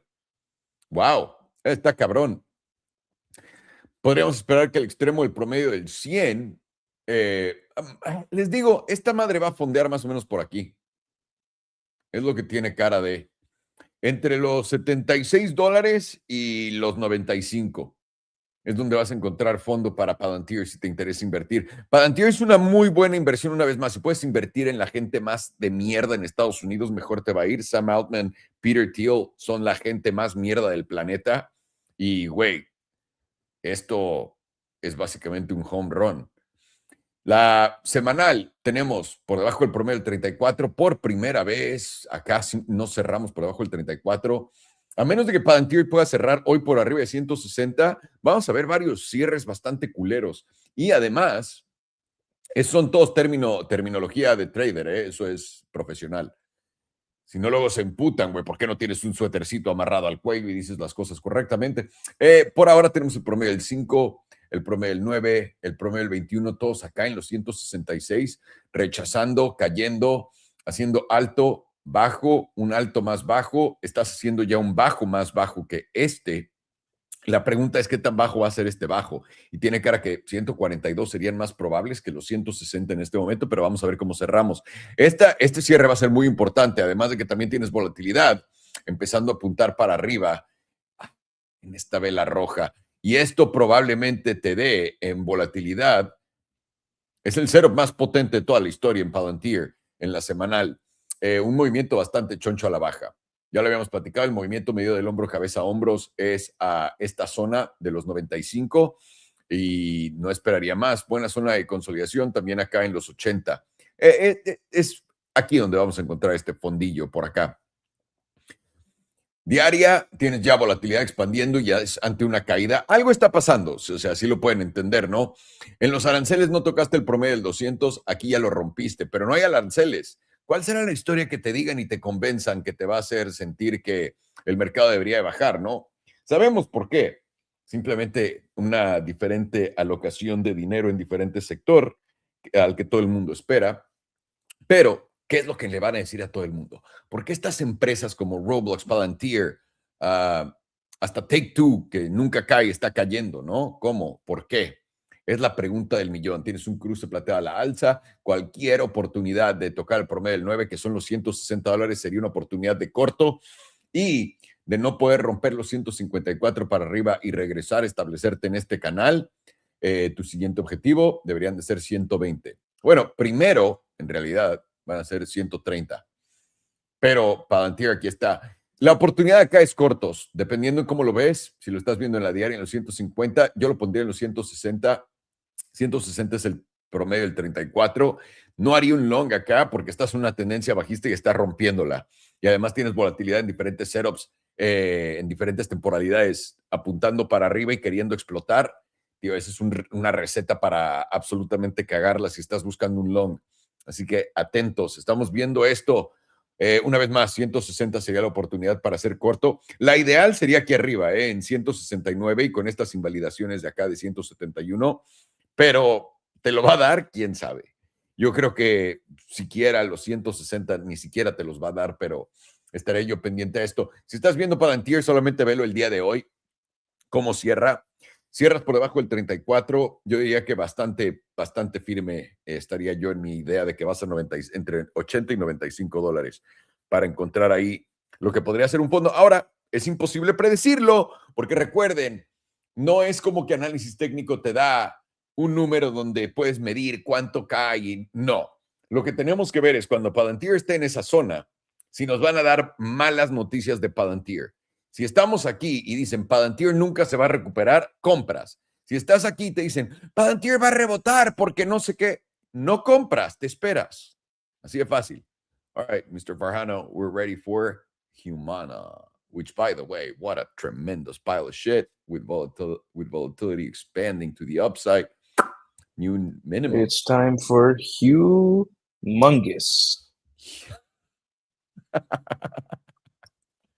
Like that one guy during joy. Huh? That one guy during the 2016 presidential debate between Trump and Hillary, who was named Humongous. Is that a real thing? Yeah, it was. No, it's not. Farhan, get the I'm fuck pretty out sure of it was this dude wearing a sweater, and his whole thing was like a joke. And then, well, at first it seemed serious, and then people found out that he was joking. But I think his name was Humongous. Wow. All right, what do we got here? It was some type of funny name. All right, so we'll look at the quarterly. The yearly on Humana. We are getting this breakdown now. We're losing 38.2%, and from that 38.2%, we've got a nice little red dildo. Came all the way down to the 21 EMA, and now we're starting to lose the 21 even more by a lot as well. And if you notice, we've just been stair-stepping upwards, and now we're getting the elevator down. You have taken out the last like 1, 2, 3, 4 years of price action in just a couple of red candles, and now you're getting pretty extreme to the downside. Now you're getting below the 88.2%. And if you are going to continue from here, I'd be watching somewhere around this 97.5% to 100%, around $133. So somewhere between $150 to $133. high probability based off of just statistics that you're unlikely to get continuation from this zone. More likely you're going to get a close above this area while these ranges have time to step down, and then you're more likely to get that continuation. And right now, momentum is very heavily to the downside. Volatility is also very close to being topped out, and you're getting a God mode sell signal on the chill. With this loss of the 21, that brings you to wherever the 55 is at that time, but you're more likely to have this 55 go upwards while these ranges have time to step down, because that would push you currently well below the 100% range. Which it does like to wick below the 100% range, the 100%, and see how much it wicked below this time around. Right around there. This was about 35% below the 100%. You do have a lot more data than you did at that point, though. Let's see how much lower it would be to this 55. About 27%. It's very similar. We could just go straight to that 55 and then bottom from there. That would be the most ideal thing if you're looking to try to knife catch this. If you get any wild moves into that 55, then that puts you below the 100%, and then you have probabilities on your side buying around this sub $100 area, around like $94, $95. You could basically just sell this on the close of the month when it goes back over 140, and you just made a very nice percent return. That's like a 42%, 40, you can say 40% in your favor, just based off of statistics alone telling you that you have a 0% chance of closing below this area. That's pretty good. 1 second. Dude, silver is down 21%. Is it? 21%. Nat gas is up 11%. Something's going on, like something is happening right now. Went all the way up to $120 before the pullback. I was looking for a little pullback to around $80 to $81, but we blasted up to 120 first. This is Maybe a we mega get that blow pullback now. On the weekly, this is a blow off top, and I'm assuming the monthly is going to be hell of a bearish engulfing dildo right there. Yeah. Wow. Something's happening. Yeah. This is a big rotation of capital, by the way. That's how you read it. I just have no idea where, right? Like we don't know where the next stop is. But this is something. Wow. Actually, this is something that happens the neutral phase. Like we look back in history books and we'll look back at this. Say that again. It's completely skipping the neutral phase and going directly to sell. Holy fuck. Wow. Yeah, I mean, 21% on the day's madness. Wow. Like, dude, this is literally you eliminated 5 cryptocurrency markets. Sheesh, how much market cap did it just lose? Yeah, that's what I'm saying, son. Too. A lot. I mean, a lot. Down 25.5%. Holy fuck. Yeah, GG. Sheesh. I mean, gold down 9% is absurd, but like silver down 22% is fucked. Like, and I'd say last time, and I said this before, in the pandemic when money rotated, gold came down 8% in a day. This is crazy. This is a liquidation dildo here. Oh yeah. Everybody's getting liquidated to the long side. This is fucking nuts. Well, I'll bookmark today because something happened January 30th. Crazy. Imagine figure it out. Silver at 120s. Wow. That would have been nice. Sorry, Farhan. This is just not normal at all. Like this is everyone's witnessing history and no one cares. Yeah, that's a good point. Like all the way up about this. This is that time in 2026. Yeah, we'll remember this. Like, this is how it's gonna go. Oh man, you know how the market did X, Y, and Z. You know what told us? Silver on January 30th. I promise you, it's gonna be like that. It's like how in school they teach you the Great Depression started with the stock market crash of I think 1929 or whatever the fuck. It's going to be like that. This is crazy. Gold is insane. Yeah, also.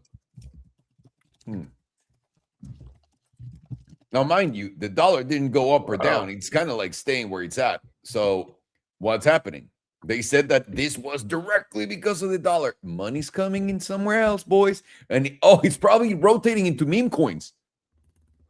Oh, right. That's Oh, what's happening. definitely. It's going into Pepe. Pepe is going to a new all-time high. Damn, whatever is going to happen is not going to be good. Either way, I'm sorry, sir. Go on. That looks toppy as fuck. Let's go back. There we go. And we'll go down to the 6 month now. 6 month is also positioned to the downside with volatility expanding, still playing out a God mode sell signal. 6 month is also in that breakdown of the 38.2%. And as of now, you are losing your 55 EMA as well.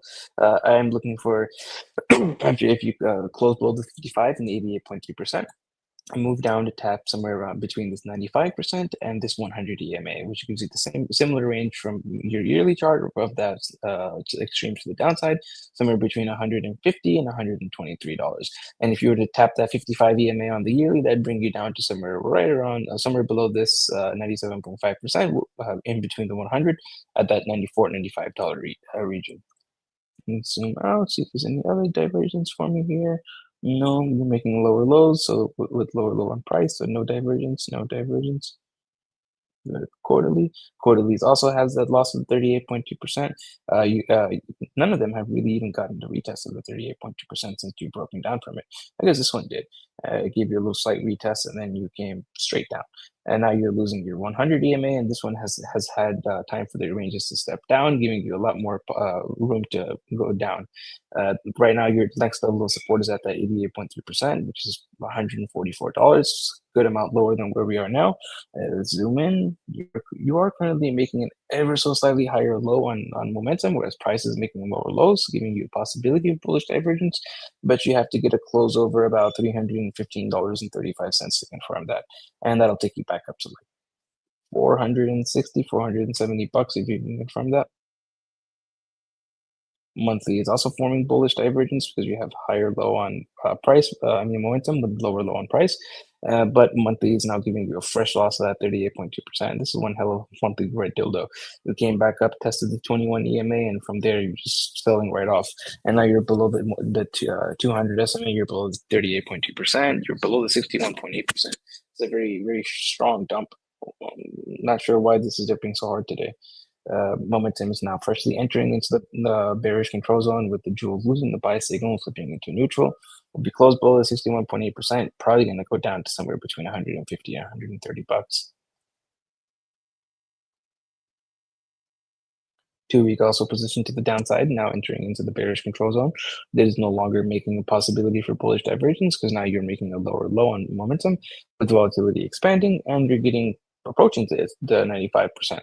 This is more likely to go straight through to somewhere around the 97.5% before you get that bounce in the 150s. Weekly also positioned down with volatility expanding, losing the buy signal on the weekly, flipping into a neutral, and you're losing the 95%.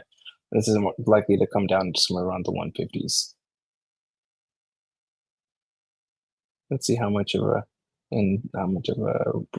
percentage that is in one weekly candle. Not too bad. 28.8% on one weekly candle. Almost a third. 5 days position down, entering into or deep within the bearish control zone with volatility expanding, and the 5-day jewel losing the buy signal. You are now below the 88.3%, and if you do close below the 88.3%, maybe you get a bearish retest of that $200 zone, but likely you're going to reject that area and dump into the somewhere around the 160 to the 150s next. 2 days getting very extreme to the downside now, almost at 100%, with volatility basically topped out as well, getting very close to the short-term bounce zone. And you do have a massive gap to the upside, although this gap is likely going to end up being a trap. And you do have fresh slip across to the downside currently now on the 2 day. So if you do get a move up, it's likely going to be one of those moves where the 9 EMA is dragged down, and then finally you can tap it whenever it's somewhere at a lower price range. Maybe that bearish retest of $200 was when you test the 9 EMA. I don't really see it going all the way back up to $240-ish. Possible, but you'd want to see price get back over about $223 first. If you get over $223, you're likely going to fill this gap and tap 260. Daily is also basically topped out, 99% on both momentum and volatility, with daily giving you a fresh sell signal on the jewel, pink crossing below the yellow, but this is happening below the bullish control zone. You've gotten a pretty powerful move from that playing out so far, though. Dropped from about $223 all the way down to $193, like a $30 dump.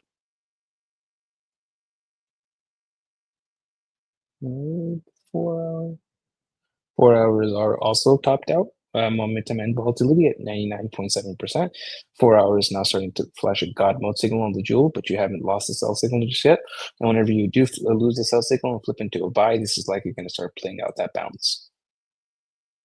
And as of now, it would take you up to the 97.5%, which is those higher targets, somewhere around $233, which is a decent sized move up from here. But we'll have to see where this moves to on the update whenever we get the close. But as of now, that's like a 20% move up. Okay, now look at RSI.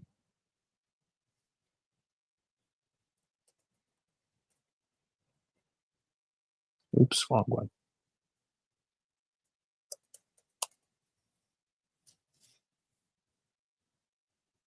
Made a local top on the yearly. Next target is the neutral zone. Currently sits at about $68.62. Yikes. That will likely update. That's 5. Okay. And bearish control zone's impossible. 6 month also made a local top. Next target is the bearish control zone. That currently sits at about $95. Beautiful number. Lines right up with that yearly 55 EMA. And 6 months is now getting volatility expansion. Quarterly has multiple drives of bearish divergence. You're already in the bearish control zone. Critical zone is at about $125. It lands right up with that 130 zone. Monthly has a fresh drive of hidden bearish divergence. It's going to be active as long as you're closing below $303.66, and you have another drive of hidden bearish divergence now forming, and this will confirm with any close below about $221, and that'll give us a target down to the critical zone, which it's going to update. Right now it says it's impossible. 2 week currently has multiple drives of hidden bearish divergence, about to put in a fresh drive. This will confirm with any close below $263.29, which we were a good amount below, and that'll target the bearish control zone, which currently sits at about $116. This is just a steady downtrend. Weekly is now putting in a local top, invalidating the hidden bullish divergence. You're now making your way towards the critical zone, sits at about 112. Seeming more and more likely you're going to hit that yearly 55 EMA. 3A has a fresh drive of hidden bearish divergence. This will be active as long as you're closing below $280. Next target is the critical zone, which currently sits at about $151. Lines up with that 150 to 130 zone. 2 days got multiple drives of hidden bearish divergence. Next target is the critical zone, which is at about $161. Daily has bearish divergence, although you're already in the critical zone. And 4 hour just made a fresh local top in the critical zone. That's pretty funny to see. Some weakness, some strong. What's a strong Strength. word? Some strength in the weakness. That's some strong weakness. That's how I describe my body. The 2 hours now giving you that buy signal on the jewel with that God mode background, but you're making another local top here. You are getting above the moving average, however, so that's some positive development. If it was to test the edge of the critical zone, that'd be about $200, which gives you your bearish retest of $200. Even the hourly is not able to do anything. Put in a fresh drive of hidden bearish divergence, and now you got another drive of hidden bearish divergence possible. And this will confirm with any close below, let's see, $194.38, which just a ball sack here above, and then that gives us a target of the simple moving average, which right now sits at 183, and then the critical zone is at 174. Let's go to the schizo time frames. And you're making a local top here too. All right, let's look at momentum.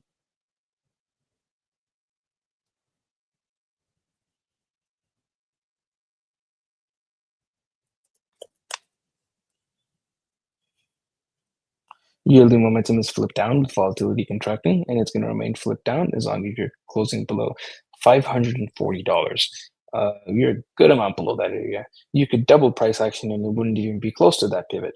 And you are also now losing the critical zone for the first time in history. And if you note here, you are taking out this previous low momentum where price is still making a higher low. And as long as you're closing over $68.63, you will be making a higher low.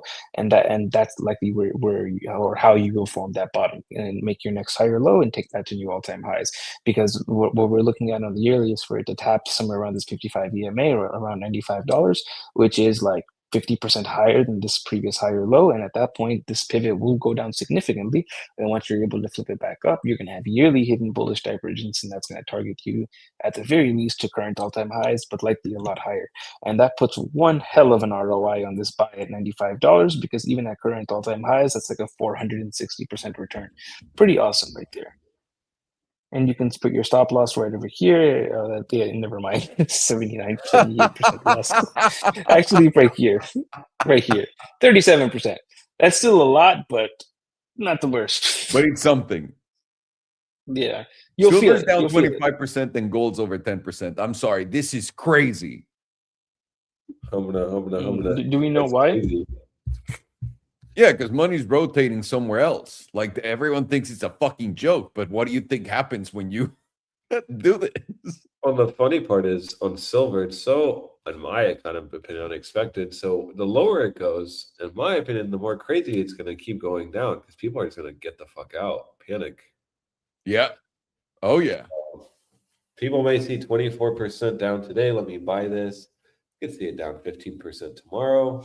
10%. If you're in the stock market right now, I would say run. This is.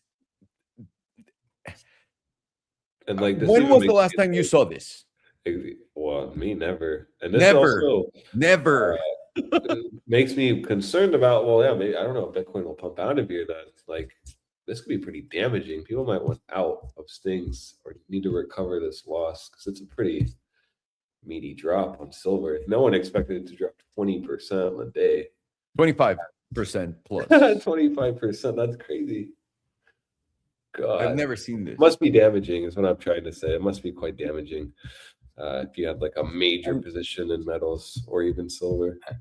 I'm interested to see the report of like X amount of dollars liquidated in the metals market today. It's trillions, dude. Trillions. You're talking about like a couple crypto market caps. Market caps. Yeah. Jeez. People got absolutely wiped out. And we were thinking October 10th was bad. No, yeah, this is the equivalent, but with metals, but with trillions and trillions and trillions of dollars. Today, I'm telling you, today's historic. Something is like something major. I would not be comfortable having my money in the stock market right now in anything. Jewelers are also getting fucked because they were still buying inventory at those prices. Oh yeah, oh yeah. And by the way, the bonds did not move. And what about the dollar? It just went up a little bit. It's 97, but nothing crazy. The money seems to be going into energy. Gas continues to go up.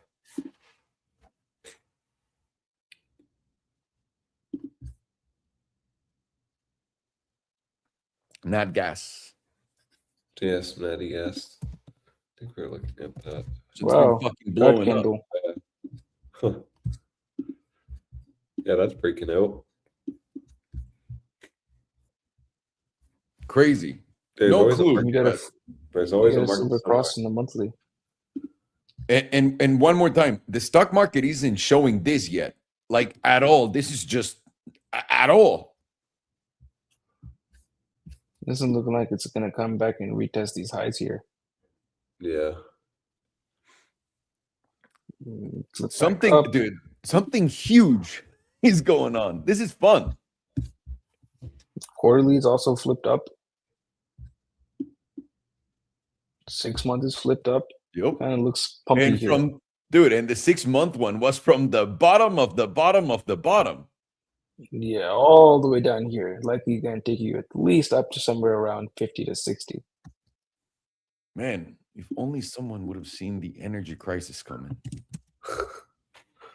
You realize I'm gonna IPO my our energy company hopefully in 2 years. This is the greatest thing I've ever seen in my life. This will make me so much money. It's gonna be fucking ridiculously gross. And the timing on it. Tough. Timing is crazy. Thank you. Yeah. Fuck yeah.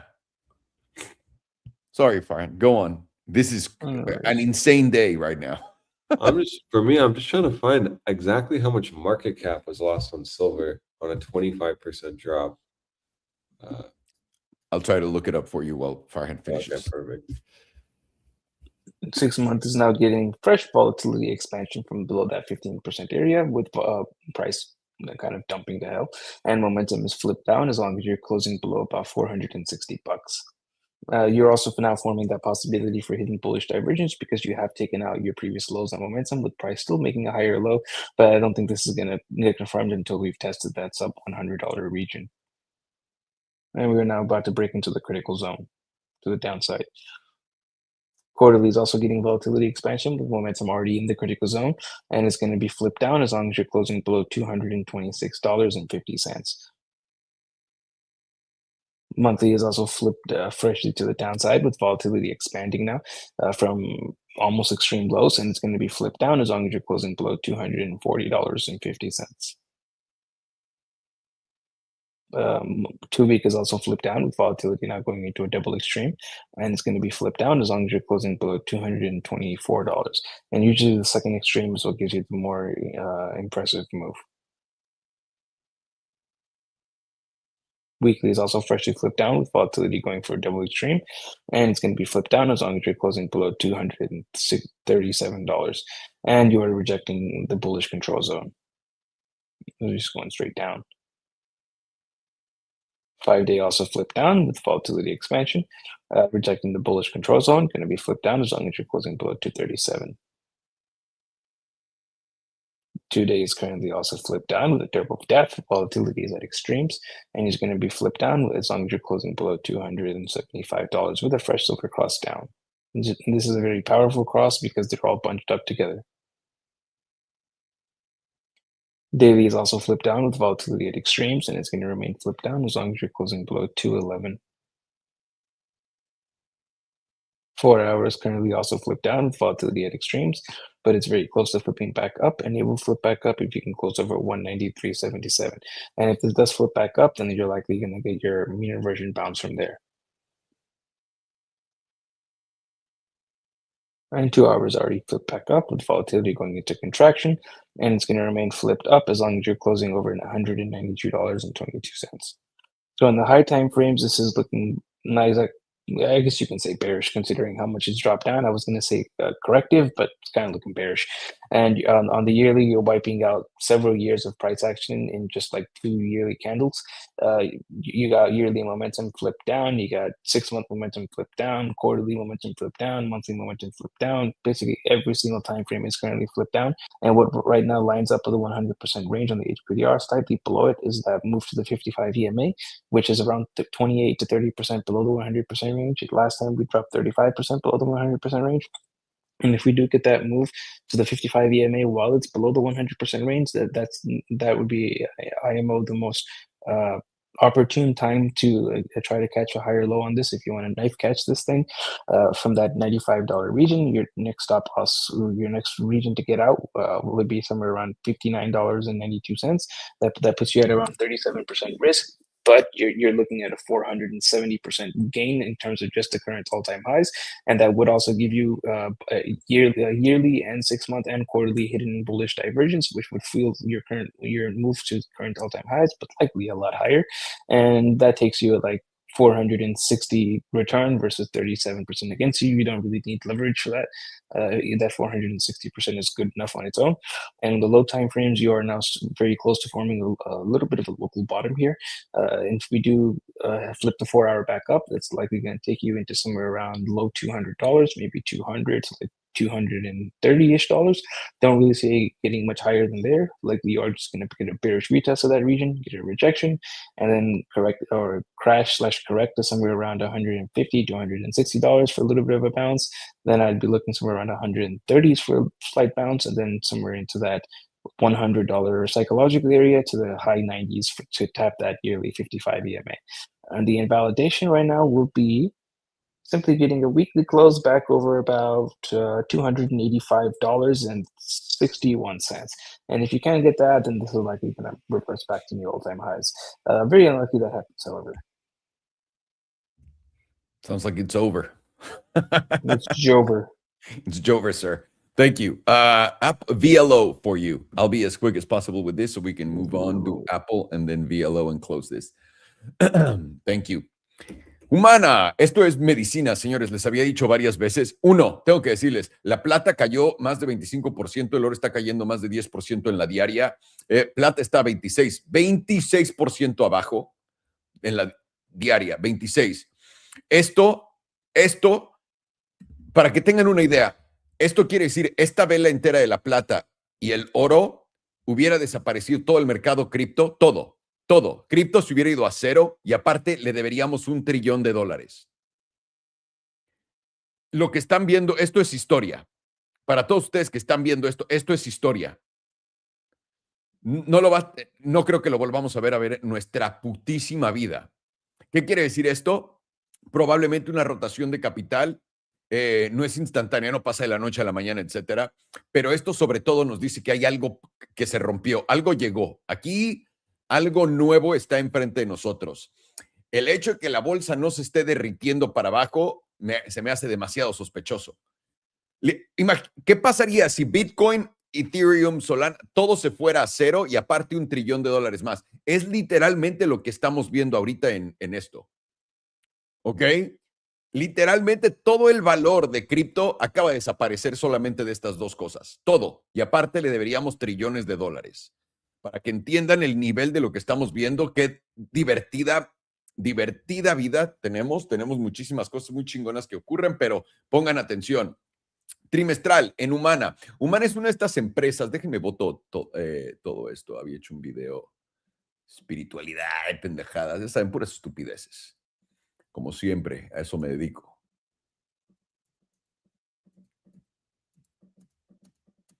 Perdón, no sé cuántas cosas hay acá, pero creo que sí me mamé con lo que haya hecho.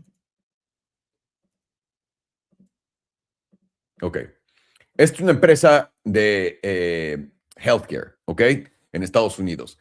La última vez que vimos una caída de este tamaño, para que tengan una idea de dónde estamos, del tope a donde estamos ahorita, 65%. Vamos rápido acá, que es la del 2008. Es una caída de casi 80%, ¿ok? Estamos en 65% para que tengan eso de referencia. No hemos visto una caída así desde el 2008. Esto fue lo que a mí me hizo pensar instantáneamente. Y aparte, volatilidad en la trimestral viene del 15%, cabrones, para que lo tengan bien presente. De acá, 15% tienes expansión en la trimestral. Esto es lo que te da este tipo de expansión en la trimestral. Es por eso que cuando ves settings de volatilidad tan potentes, pues ojo, esto va a continuar cayendo, está rompiendo el promedio del 100, faltan todavía 2 meses para cerrar, pero no tiene cara que se esté dando la vuelta. Objetivo grande, señores, apúntenlo.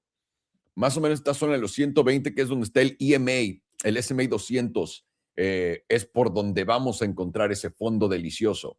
Además, eso nos pondría, relativamente hablando de lo que vimos la última vez, en exactamente el mismo número de caída que la del 2008. Mensual, una vez más, habías tenido toda esta caída, ahora tienes volatilidad expandiendo ante otra caída. Tienes un cruce plateado a la baja y ahora estás perdiendo este nivel de los 207, lo que te va a hacer llevar al siguiente nivel que se encuentra en los 157. Y eso no es nada. Vas a caer más perdiendo el SMA 200. y todos los promedios cayendo. Estás en una tendencia clara bajista. 2 semanas, estás expandiendo volatilidad desde aquí arriba, lo que nos dice todavía hay más continuación en esta caída. El promedio del 200 y el 100 están a punto de cambiar de lugar y va a continuar cayendo esto sin lugar a dudas. Semanal es lo mismo, con volatilidad también expandiendo por debajo de todos los promedios. Y la manera más sencilla de ver esto es, y quiero montarme a la de un año y ver dónde están nuestros promedios. Mi promedio del 55 está aquí abajo. No lo hemos tocado, nunca populado. Está en los 94. El promedio del 200 en la de 3 meses está en 120. Esta es la zona donde quieres acumular esta chingadera. Acá. Básicamente. Güey, que voy a entrar en un... No. El único corto que existe está en 237. No hay... Vamos a ver la de 6 meses. También tienes el promedio del 100 ahí. 120 más o menos por esa zona. Aquí es donde vas a verlo. Esto va a continuar cayendo y una de las primeras cosas en caer en el 2008 fue esto, y esto fue lo que nos dio la pauta. Por ende, the fucking idiot that bought from El Salvador gold. You know what it's like now? Like your country buys gold, this guy buys gold. El Salvador is like the person in social media that's behind the trend that comes in to show everyone that they're still a part of the trend. Yeah, exactly. That's what they do. So they had to buy the dip, I think, yesterday or the day before. Well, that's not going too well. It's just That dipped up his ass, if I'm not mistaken. Yeah. Oh, yeah. It's just like when he would buy the dip back in the bear market and he was just buying all the way down. Just didn't make sense. Yeah, I mean, he's one of the biggest traps in the world. Like the fact that everyone thinks that this dude just made El Salvador out of nowhere. I used to be one of those guys. He's obviously working for the U.S. and with the U.S. Oh, yeah. Which, by the way, it's brilliant because they make us be like, oh, look at all the prisoners. Put them all in a jail like this. So now we're all going to start seeing that in the U.S. too and all that good stuff. This is done. So let's go into Apple. Oh, perfect. Yeah, we share that. Yeah, and it's interesting because Apple's looking a little concerning to me, actually, which is important because I look at Apple as a bigger picture kind of stock, like to kind of see how it's looking overall for just stock market, healthiness, essentially. I believe it's one of the highest weighted on the 7 as well. So you just kind of want to be watching closely how Apple's performing. And you do see you're very, very close to a breakdown on Apple, surprisingly. You do notice that this week essentially just retested to $260, this region, or specifically the weekly 9. And here you are back under it, back under 260. You're essentially now back in this range that we had back in the beginning of the year, December to January, where you saw that 260 reject, leading us down to 230s. To me, Apple is looking slightly concerning here. You have a weekly volatility setup starting to fire off, and you did start seeing this fire off down. Now, freshly losing 260 and now just retesting this zone does make you slightly concerned. How easy a weekly 9 can hold to the upside, and similar to the upside to the downside as well. You saw pretty massive rejections off of it. So as long as you're under the weekly 9 on Apple, you really cannot be bullish on this. Do notice that, again, the monthly is closing. Good sign you're holding this monthly 9, but the issue is you took out October's low. Not the best sign, in my opinion. Specifically, if you throw the 5 on, let's see if we're holding that. And you can just quickly see we're not. So, where a 5 has been holding this whole, time up since the reclaim in August, you do notice it's becoming lost in confluence with essentially December's wick high, deviating. This at least opens up the idea that, you most likely will test around 260 going into the new month, but if you can't get back above that into February, you have an easy target down to the monthly 21, sitting right at 231. Now that's assuming the monthly 9's lost. When you see the monthly 5 become lost, you have implications of the 9 becoming lost. Now we just want to be watching that very carefully in February. This is a big interest zone for me. You either see a massive rollover and sell-off or a reclaim. The fact that we've taken out October's low makes me a lot more cautious here. And actually, let's throw the HPDR on. I'm curious to see what that says.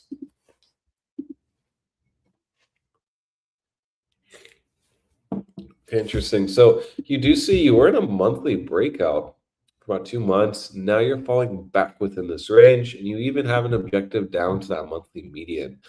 Again, just more implications on why if you're really betting all your money on a monthly 9, you should be watching the 5 and the 9 as a little range.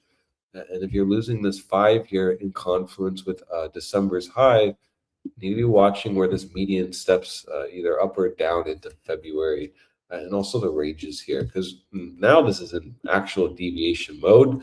And really, you'd be looking for a move back to around this region before the move to the median. Now, interesting to see bottom 38.2% at 200, essentially. To me, $200 on Apple is a massive zone. You did continue to see that hold before bottoming and moving all the way up to this new high. Start losing $200. Yeah, I mean, 150s, 130s could become a real reality. And then you lose 130s. I mean, just look at that. So that's $80 essentially. But still, nevertheless, not looking the most bullish here at all. Really a move down to the monthly 21 should be kind of your next objective from 260. And if that continues to hold, awesome. That can then make another argument to testing the monthly 9. But if you just simply lose this zone, you can have a pretty dramatic drop. You even see here the 34 is at 215. So for me, Apple is looking pretty concerning, actually. And even on the daily here, you do see, showing the rainbow chart off, you have just like deviated the EMA 100, dumped, formed a lower low, went up, formed some kind of lower high, topping candle, evening star, deviated, lost the EMA 100, now back under the daily 9. And you do have a target down to 236 just per the daily SMA 200 here. Again, daily is kind of looking concerning, specifically when you do see that weekly EMA 9 becoming lost, shown here. And basically at the cliffside edge, holding the 34. So I would be really watching Apple kind of carefully here.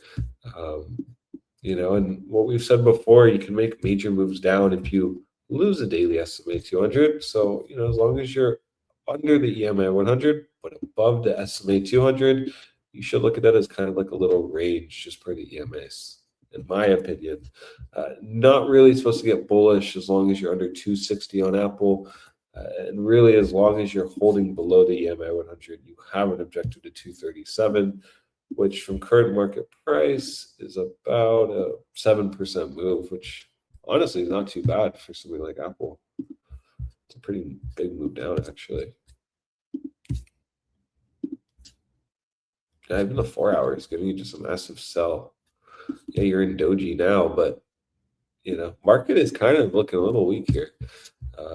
Even Bitcoin is kind of doing some bearish consolidation on the lower time frames. And same with Apple.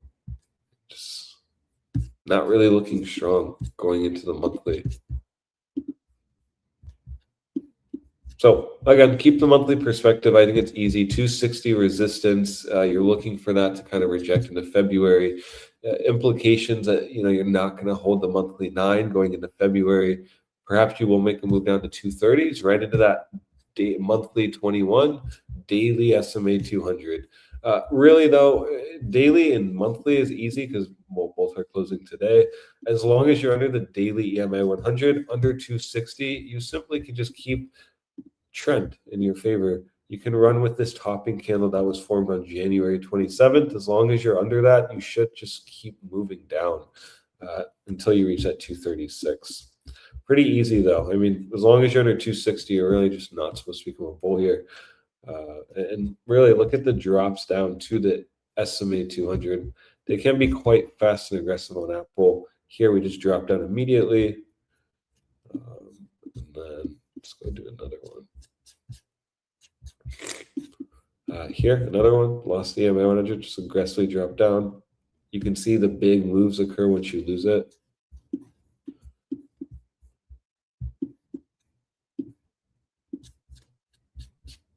Okay, like holding it, right? Big moves, drop down, it drops pretty fast. So that's why, to me, it's a pretty easy setup as long as you're under it. This is a better one. Better example. That was about 12%. So, 12% in 12 days, I believe. Yeah.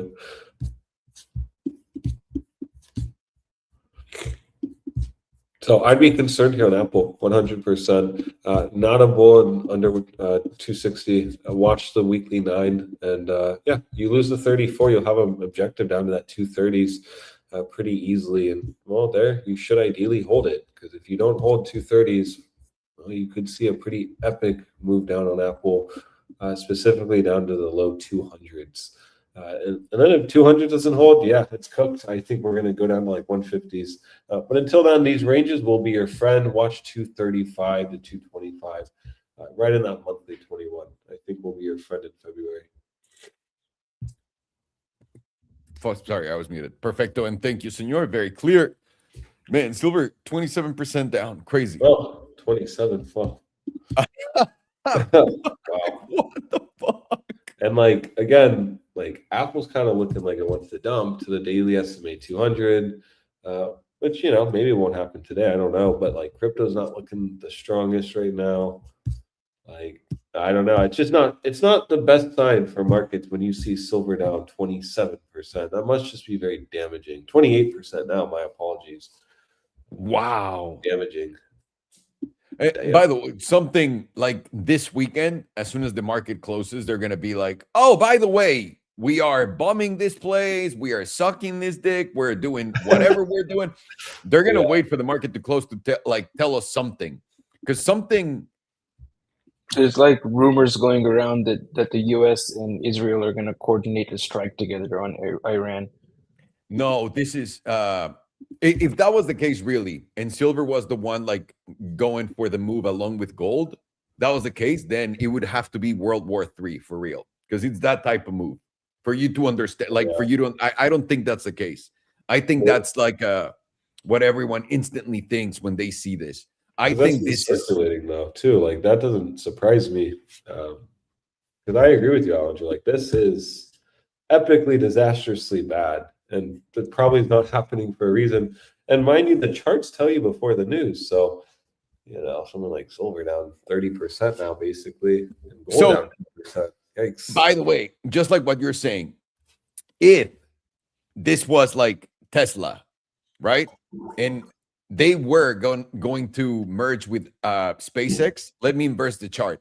This is what it would look like before anyone buys. This is what Tesla would look like before you even hear that it's going to merge with SpaceX, because all the insiders would buy, right? They haven't told us this one. And this is not something, like I said, if it's war, it's got to be World War III. Like it's that type of... I think everyone has been used to such craziness on markets and such craziness on everything that no one gets impressed with anything anymore. I have no words to tell you what we're looking at. Like, no words. I didn't know where to start with this. Yeah. So we'll see. Yeah, I'll do Apple. Thank you, sir. No tengo palabras de verdad para entender lo que estamos viendo con la plata, y lo que le estaba diciendo rápido a Alex y a Farhan es esto. ¿Cómo se dice? Ven que Tesla les está diciendo, normalmente la tabla se mueve primero y después te sueltan la noticia y te dicen por eso se movió, ¿no? Si esto fuera al revés, estoy poniendo la tabla al revés. Digamos que esto es Tesla. Si fueran de verdad a juntar Tesla y SpaceX, se vería así para arriba, sería verde, obviamente. Y después te dirían aquí, güey, por cierto, vamos a juntar SpaceX y Tesla para que entiendan cómo funciona. No estás aquí abajo y te dicen eso y luego pasa esto. Así funcionan las noticias, ¿ok? La usan en contra tuya. Lo que estamos viendo, de verdad y de corazón se los digo, esto en la plata que está abajo, dude, it's 30% down, 30% abajo. I mean, you just shorted it since we talked about it. It's been down 10, 11%. Yeah, it would have made money. You can probably still make money right now. Oh, yeah. It's probably going to go to 54. I imagine. That's what I'm thinking too, like 65, 70s. Because at 90s on the Discord, we posted it's probably going to 83, 85. But now, if it doesn't hold 83.60, I do think it's going to dump down to the 70s. So, like, for me, lower time frame trading, just watch like 83.60 and see if that rejects or not. That would be crazy. Crazy. Crazy. Oh. No tengo, ahora sí, no tengo ni puta idea, pero esto que estás viendo, cabrón, en las pantallas, yo sé que la gente ya no se impresiona con nada, ¿no? Ya, el coche se maneja solo. Ay, vale verga, güey. Ok, esto que estás viendo es el apocalipsis financiero. No sé cómo más ponerlo. No entiendo por qué. Hay gente que está diciendo, es que Israel y Estados Unidos van a atacar. Probablemente nos vayan a dar la noticia de esto el fin de semana. No tiene que ser cerrando el mercado luego, pero el fin de semana. No es normal. Y ahora, esto porque no le afecta a ustedes, ¿no? Pero si tuvieras tus criptitos de mierda, se hubieran ido a cero todas, incluyendo Bitcoin, para que entiendas lo que estás viendo. No sé cómo más expresarlo, cabrones. Estamos viendo historia pasando y el mercado apenas se está cayendo. No sé qué sea, pero wow, wow, wow, wow. En fin, qué divertido estar vivo en este tiempo y aprender esto, cabrones, con esto, porque de verdad eso es algo que la última vez que pasó fue en los 70s. Yo no estaba vivo. 80s. Wow. Vale. Estamos viendo Apple. Apple acaba de romper expectativas, les fue muy bien con sus earnings, les fue a toda madre en todas sus ventas, etcétera. Pero aún así, no pudieron regresar a máximos históricos. Tienes un cruce plateado en la diaria. Tienen que entender que cuando ven eso, cuando hay resultados positivos, bla, bla, bla, y no llegas a empezar a brincar a altos históricos, eso quiere decir que te están vendiendo esos resultados positivos. Es como las noticias de cripto. Todas son positivas. Viene Trump, la capital cripto del mundo, que todo, güey, quitamos a Gary Gensler. Todo debería ser positivo para cripto, pero cripto lo único que ha hecho desde entonces ha sido bajar. Una vez más, ¿por qué? Porque es como funciona esto. La cosa baja y te venden que va a subir, ¿ok? Y cuando baja y va a subir, te dicen, no te subas. Es así de fácil. Apple estaban diciendo, no, es que Apple va a continuar su crecimiento. Vamos a empezar la trimestral en putiza. Promedio del 5, todavía estamos en una tendencia alcista, por supuesto, pero atentos, viene un movimiento absolutamente salvaje. En Apple, que tenemos volatilidad abajo del 15%, la última vez que lo tuvimos fue en el 2018. Aquí va a venir un movimiento grande. Normalmente cuando estamos en un tope y tienes una vela de indecisión es bajista. Si tienes un cierre por debajo trimestral de los 244, muy probablemente vayas a venir a los 157, a la zona de los 160. ¿Por qué no al 21? Porque el 21 ya lo veniste a tocar en los aranceles. Entonces deberías de romper el 21 y continuar para abajo, pero una vez más, nosotros no buscamos fondos por adelantado, simplemente esperamos a ver qué nos dice la noticia. Por ahora estamos perdiendo el promedio del 5. Cada que pierdes el promedio del 5 tienes una buena corrección. O sea, una corrección significante. Apenas acaba de empezar. Estás abajo de los 2.66, estás en 2.55 y apenas te está salvando el promedio del 9. Una vez que te llegues el promedio del 9, aquí es donde vas a decir, ok, esto no se ve tan bien. Ahora, esta vela mensual va a cerrar en 2 horas y 43 minutos. Si llega a cerrar debajo de los 250, güey, Apple va a comer mierda tantito. ¿Ok? Tantito. Todavía está bastante, está arriba, le está yendo bien, etcétera, pero empieza a voltearse la cosa. 2 semanas, comienzas a ver cómo rompemos toda esta estructura alcista, nos llevamos todos estos mínimos. Ahora estamos entrando en zonas donde para reparar esto tendrías que continuar aquí para arriba y que este sea el mínimo. ¿Cómo logras eso? Teniendo un cierre por encima de 262 el día de hoy. Si no lo haces, estás en una tendencia bajista con volatilidad contrayendo rápido. Semanal. Semanal tienes, volatilidad ante la caída, ante la vela roja. Esto señala corrección. Si en la semanal esto señala corrección y esto expande, este debería ser tu tope. Fondo tope y de acá deberías de continuar la caída. ¿Cómo sabrías? Tienes que llevarte los 243 para abajo. Por ahora te está aguantando entre el promedio del 21 y el 34, pero el 9 ya está... El 5 está por debajo del 9 y eso nos dice que hay debilidad en Apple. Y en la diaria, les había dicho, cruce plateado a la baja, veniste, tocaste y retestaste el promedio del 9, está haciendo un SFP y esto te dice que vas a llevarte estos mínimos de acá. Ok, Eres bajista en Apple, lo único que tienes que hacer es aguantar que el promedio del 100, esta es la oportunidad de corto acá en los 2.58 y invalidación en los 2.62. Ese es el corto. El long sería donde estás y no llevarte los 1.52, que es bastante riesgoso. Personalmente lo veo más como corto que como long. Vienes de un bajo, alto, un bajo. Si es que no es este bajo, este es el siguiente alto y este es el siguiente bajo, deberías de poder hacer un alto aquí arriba en los 2.57 y ese te debería de dar el short que estás buscando.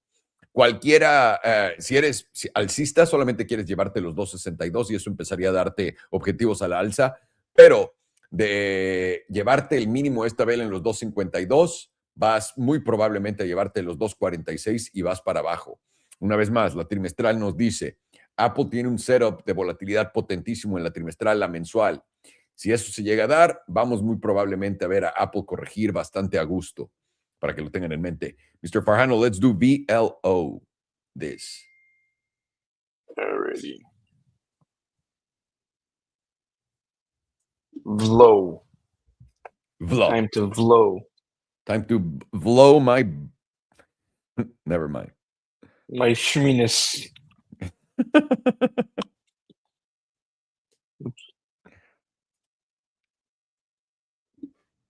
Hi guys, I'm Shminess. Hi guys, I'm Shmi. Why are you screaming, sir? Do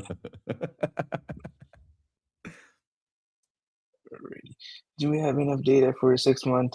We do. So we'll start with that one.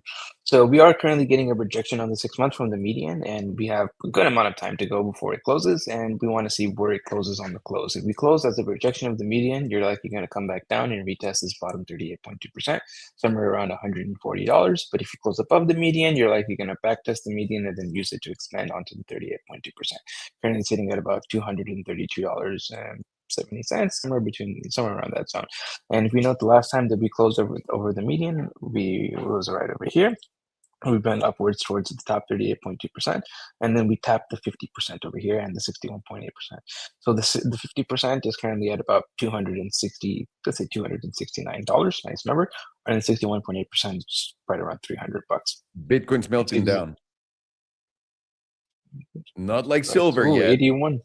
Yes. But by the way, we like- saw that move on silver. I'm going to wait a little bit and see because I'm holding a short since 85. Wow, That's great. muscle tough. Thank you. Yeah, I think honestly, yeah, I mean, just Bitcoin's looking bad. I don't know. It seems like it wants to capitulate here, honestly. Come on. So What a just day. What a Friday. 82.2. 82.2 I'm watching. Even on like an hourly close under 82.2, I'm going to probably run that short and have like a stop at 83.5.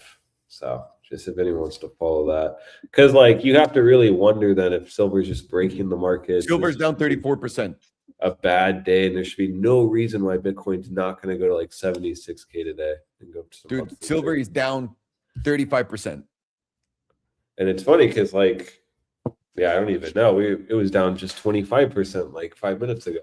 We made the joke that it was going to continue to go down, and it continued to go down indeed. You could have shortened that and made a lot of money. Oh yeah, I mean that. Yeah, 83.60 rejected on the 3 minute. One tap gave you 10%. Wiped you By the out. way, sorry, Farhan. All this historical shit happens when you're doing your analysis. So there you go. Go on, sir. Crazy. Look at that one hell of a shooting star dildo right there. I was just slightly off on my plans. I was looking for a little bit of a pullback from like 100 or 95 down to 80, and then a move up to 120. But we just got that straight move up to 120 and then down. It's classic blow off top. Wow. Wow. Wow. What the fuck is going on? Imagine if Bitcoin follows, by the way, that this type of dump. Yeah, I'm posting a short right now. I think we're gonna reject hard 82.2 right now. I think so too. So Go, I would, sir. if you're, yeah, I'm just scaling a short, posting this for ETA because this just seems very obvious, honestly, very obvious. I'm gonna cancel my take profit. 1 second. because this is going to go down further. Wow.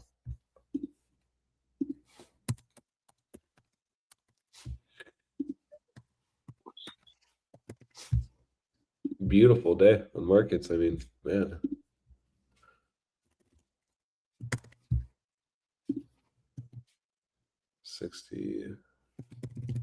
No, 58. Yeah, okay.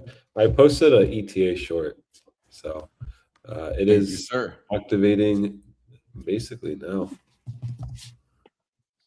Exchanges are going to start acting funny, I'm sure. Oh yeah. Anything that lists metals, which they all did. Yeah, they all did.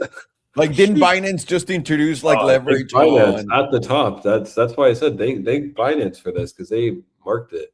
Honestly, the metals people never learned from the crypto people, and now they're taking a big lesson up the ass. the crypto people know the listings are the blow off The top. death. Yeah, the end. Whereas gold people think, hey, we're getting listed on something new. Wow. All right, ready. Sorry, sir. So on the 6 month, we're also forming bearish divergence here because we have a lower high in momentum where price is making a higher high, and that'll go along with the rejection of that median if we do close as a rejection. And if you do confirm that bearish divergence, that gives you a target down to this 55 EMA, currently sitting at about 68, 69 bucks. That's quite a drop, but you got to remember this is a 6 month bearish divergence. And what makes it a little bit less likely that this is going to be confirmed is that you do have a fresh buy signal on the jewel and to maintain the bullish control zone. This makes it more likely that you're going to get that close over the median and continue this trend upwards. Going to the quarterly is now starting to flip back up on momentum with volatility approaching 0% at 3%. Quarterly jewel is losing the sell signal, flipping into a neutral right below the bullish control zone, making it more likely this is going to blast into the bullish control zone. And you currently do have a bullish cross in the background as well, with the pink crossing above the yellow. This is happening in the bullish control zone, so it's weaker than it would if it would have happened down here, but it's still not negligible. And see how much we've moved up from that cross. Basically, not that much higher, but because we did go down a little bit, went up originally about 42%. Now we're currently about 37% up from that cross. And we're getting currently a rejection from the median. If we can get a close over the median, that's what takes us well into that $200 region. Rejected, you'll get a pullback to 140s first. Monthly also now starting to flip back up and getting back into the bullish control zone with volatility now expanding. And you've already gotten the close over the 38.2% on the monthly. Now you're getting a back test of that 38.2%. Just want to see this make a local bottom here by closing over $182, and then you can get your move into the 200s. 2 week is looking a little toppy here though. Kind of close to putting in bearish engulfing. This will confirm as a bearish engulfing with the close below 177.25. Then you're likely going to come down and test somewhere around 160 bucks for a little bit of a bounce. Then eventually probably somewhere around 140-ish dollars. And that'll be a retest of the silver cross. And I believe you're forming bearish divergence here as well on the 2 week, with momentum now starting to flip down.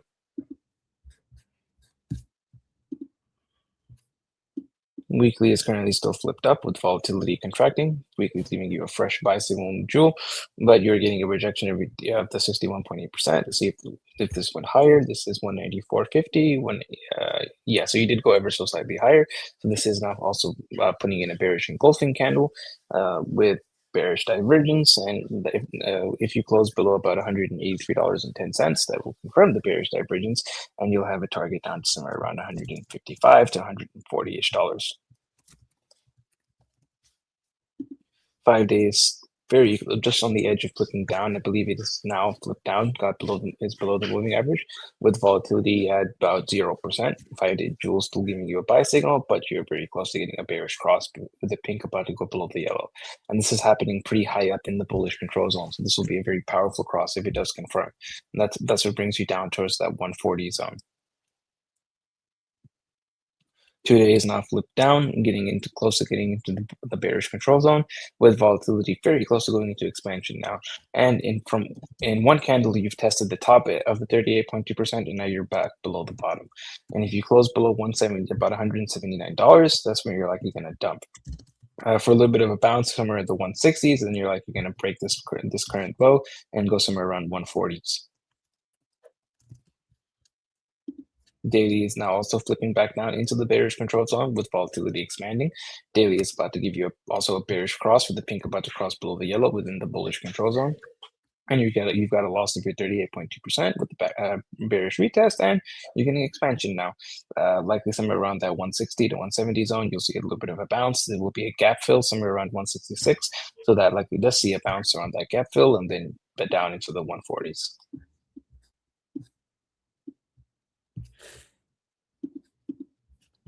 Valero. Oh, this is the gas station. Valero gas station. They used to be Diamond something. I forgot what they were called. The Valero? Diamond Shamrock. Yeah, Diamond Shamrock, I think they were called. No clue. Back in my day. Shut the fuck up. On the 4 hour, we're also getting a loss of 38.2% now. Rejection of the 5 EMA, and 38.2% is around 180 bucks. It flows below that area, likely going to come down to retest or fill in this gap around the 95%, which is currently around 165 bucks. It's somewhere around that 165 to 160 area, you probably do see bounce, and might even see a strong bounce from there, but that bounce is likely to fail. I think it's and going 4 under hour Jewel. $1. And 4 hour Jewel is now starting to curve back around and reject getting out of the bearish control zone. Now let's check RSI.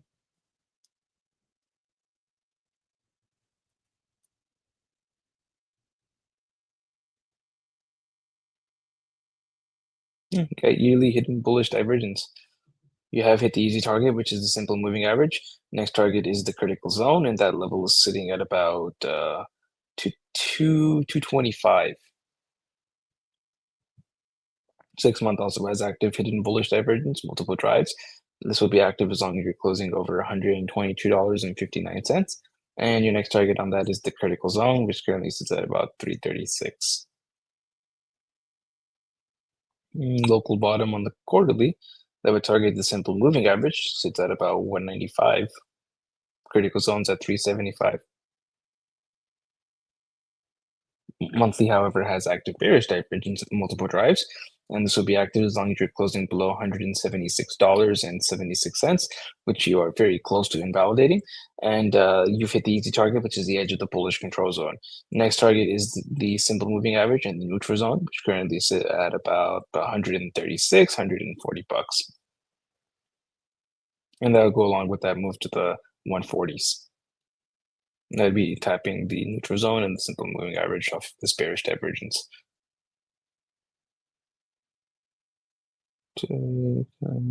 Weekly is now about to put in a fresh drive of bearish divergence. This will confirm with any close below $183.10, and then that will give you a target down to the bearish control zone, sitting at about $145.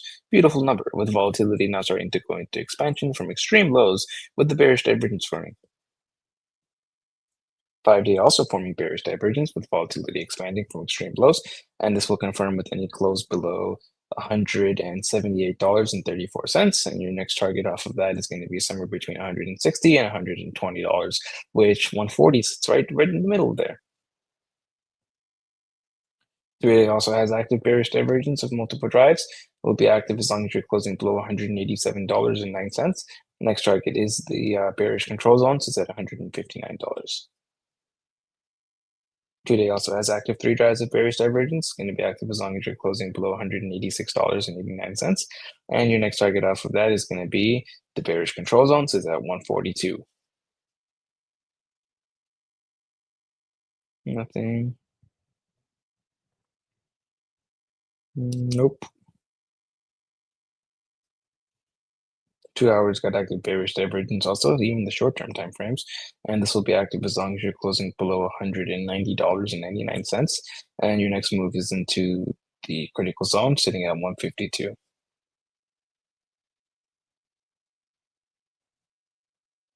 Go momentum.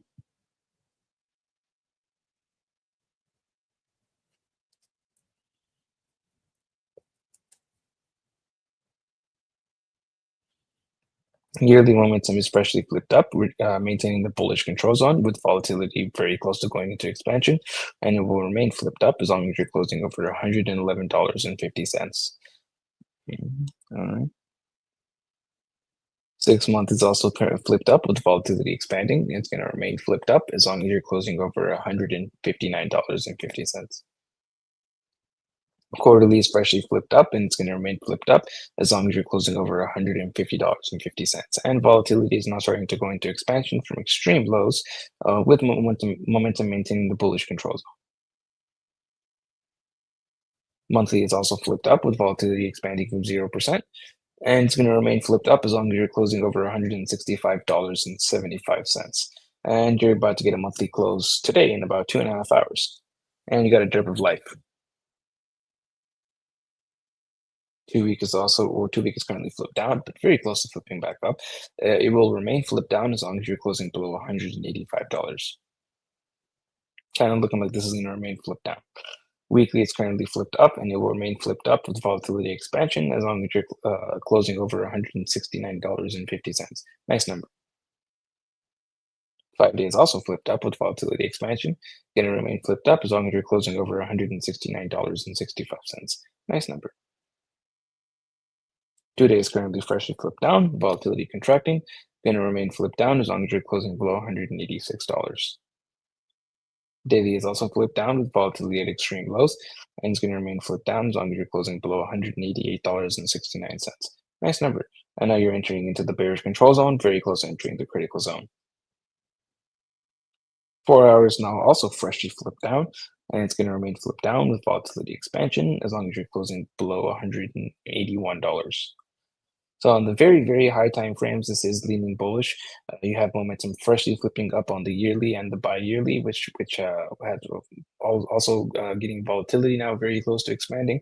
And on the bi-yearly, you're already getting volatility expanding, momentum flipping up. Not only is it flipping up, but it's maintaining the bullish control zone as it is flipping up, especially on the bi-yearly and the quarterly, which are flipping up right at the edge of the bullish control zone. Plus, volatility is now starting to go into expansion from extreme lows. This is firing off setups to the upside now.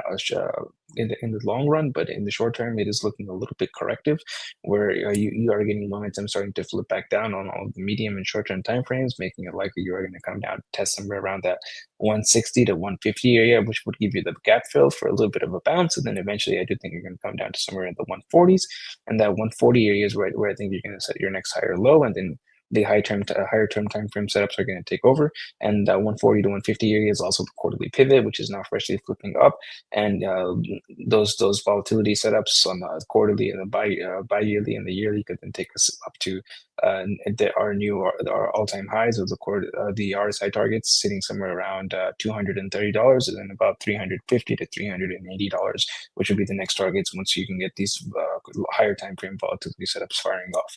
And the invalidation will be, let's see, either getting a weekly close below $130 or any tick below about $99.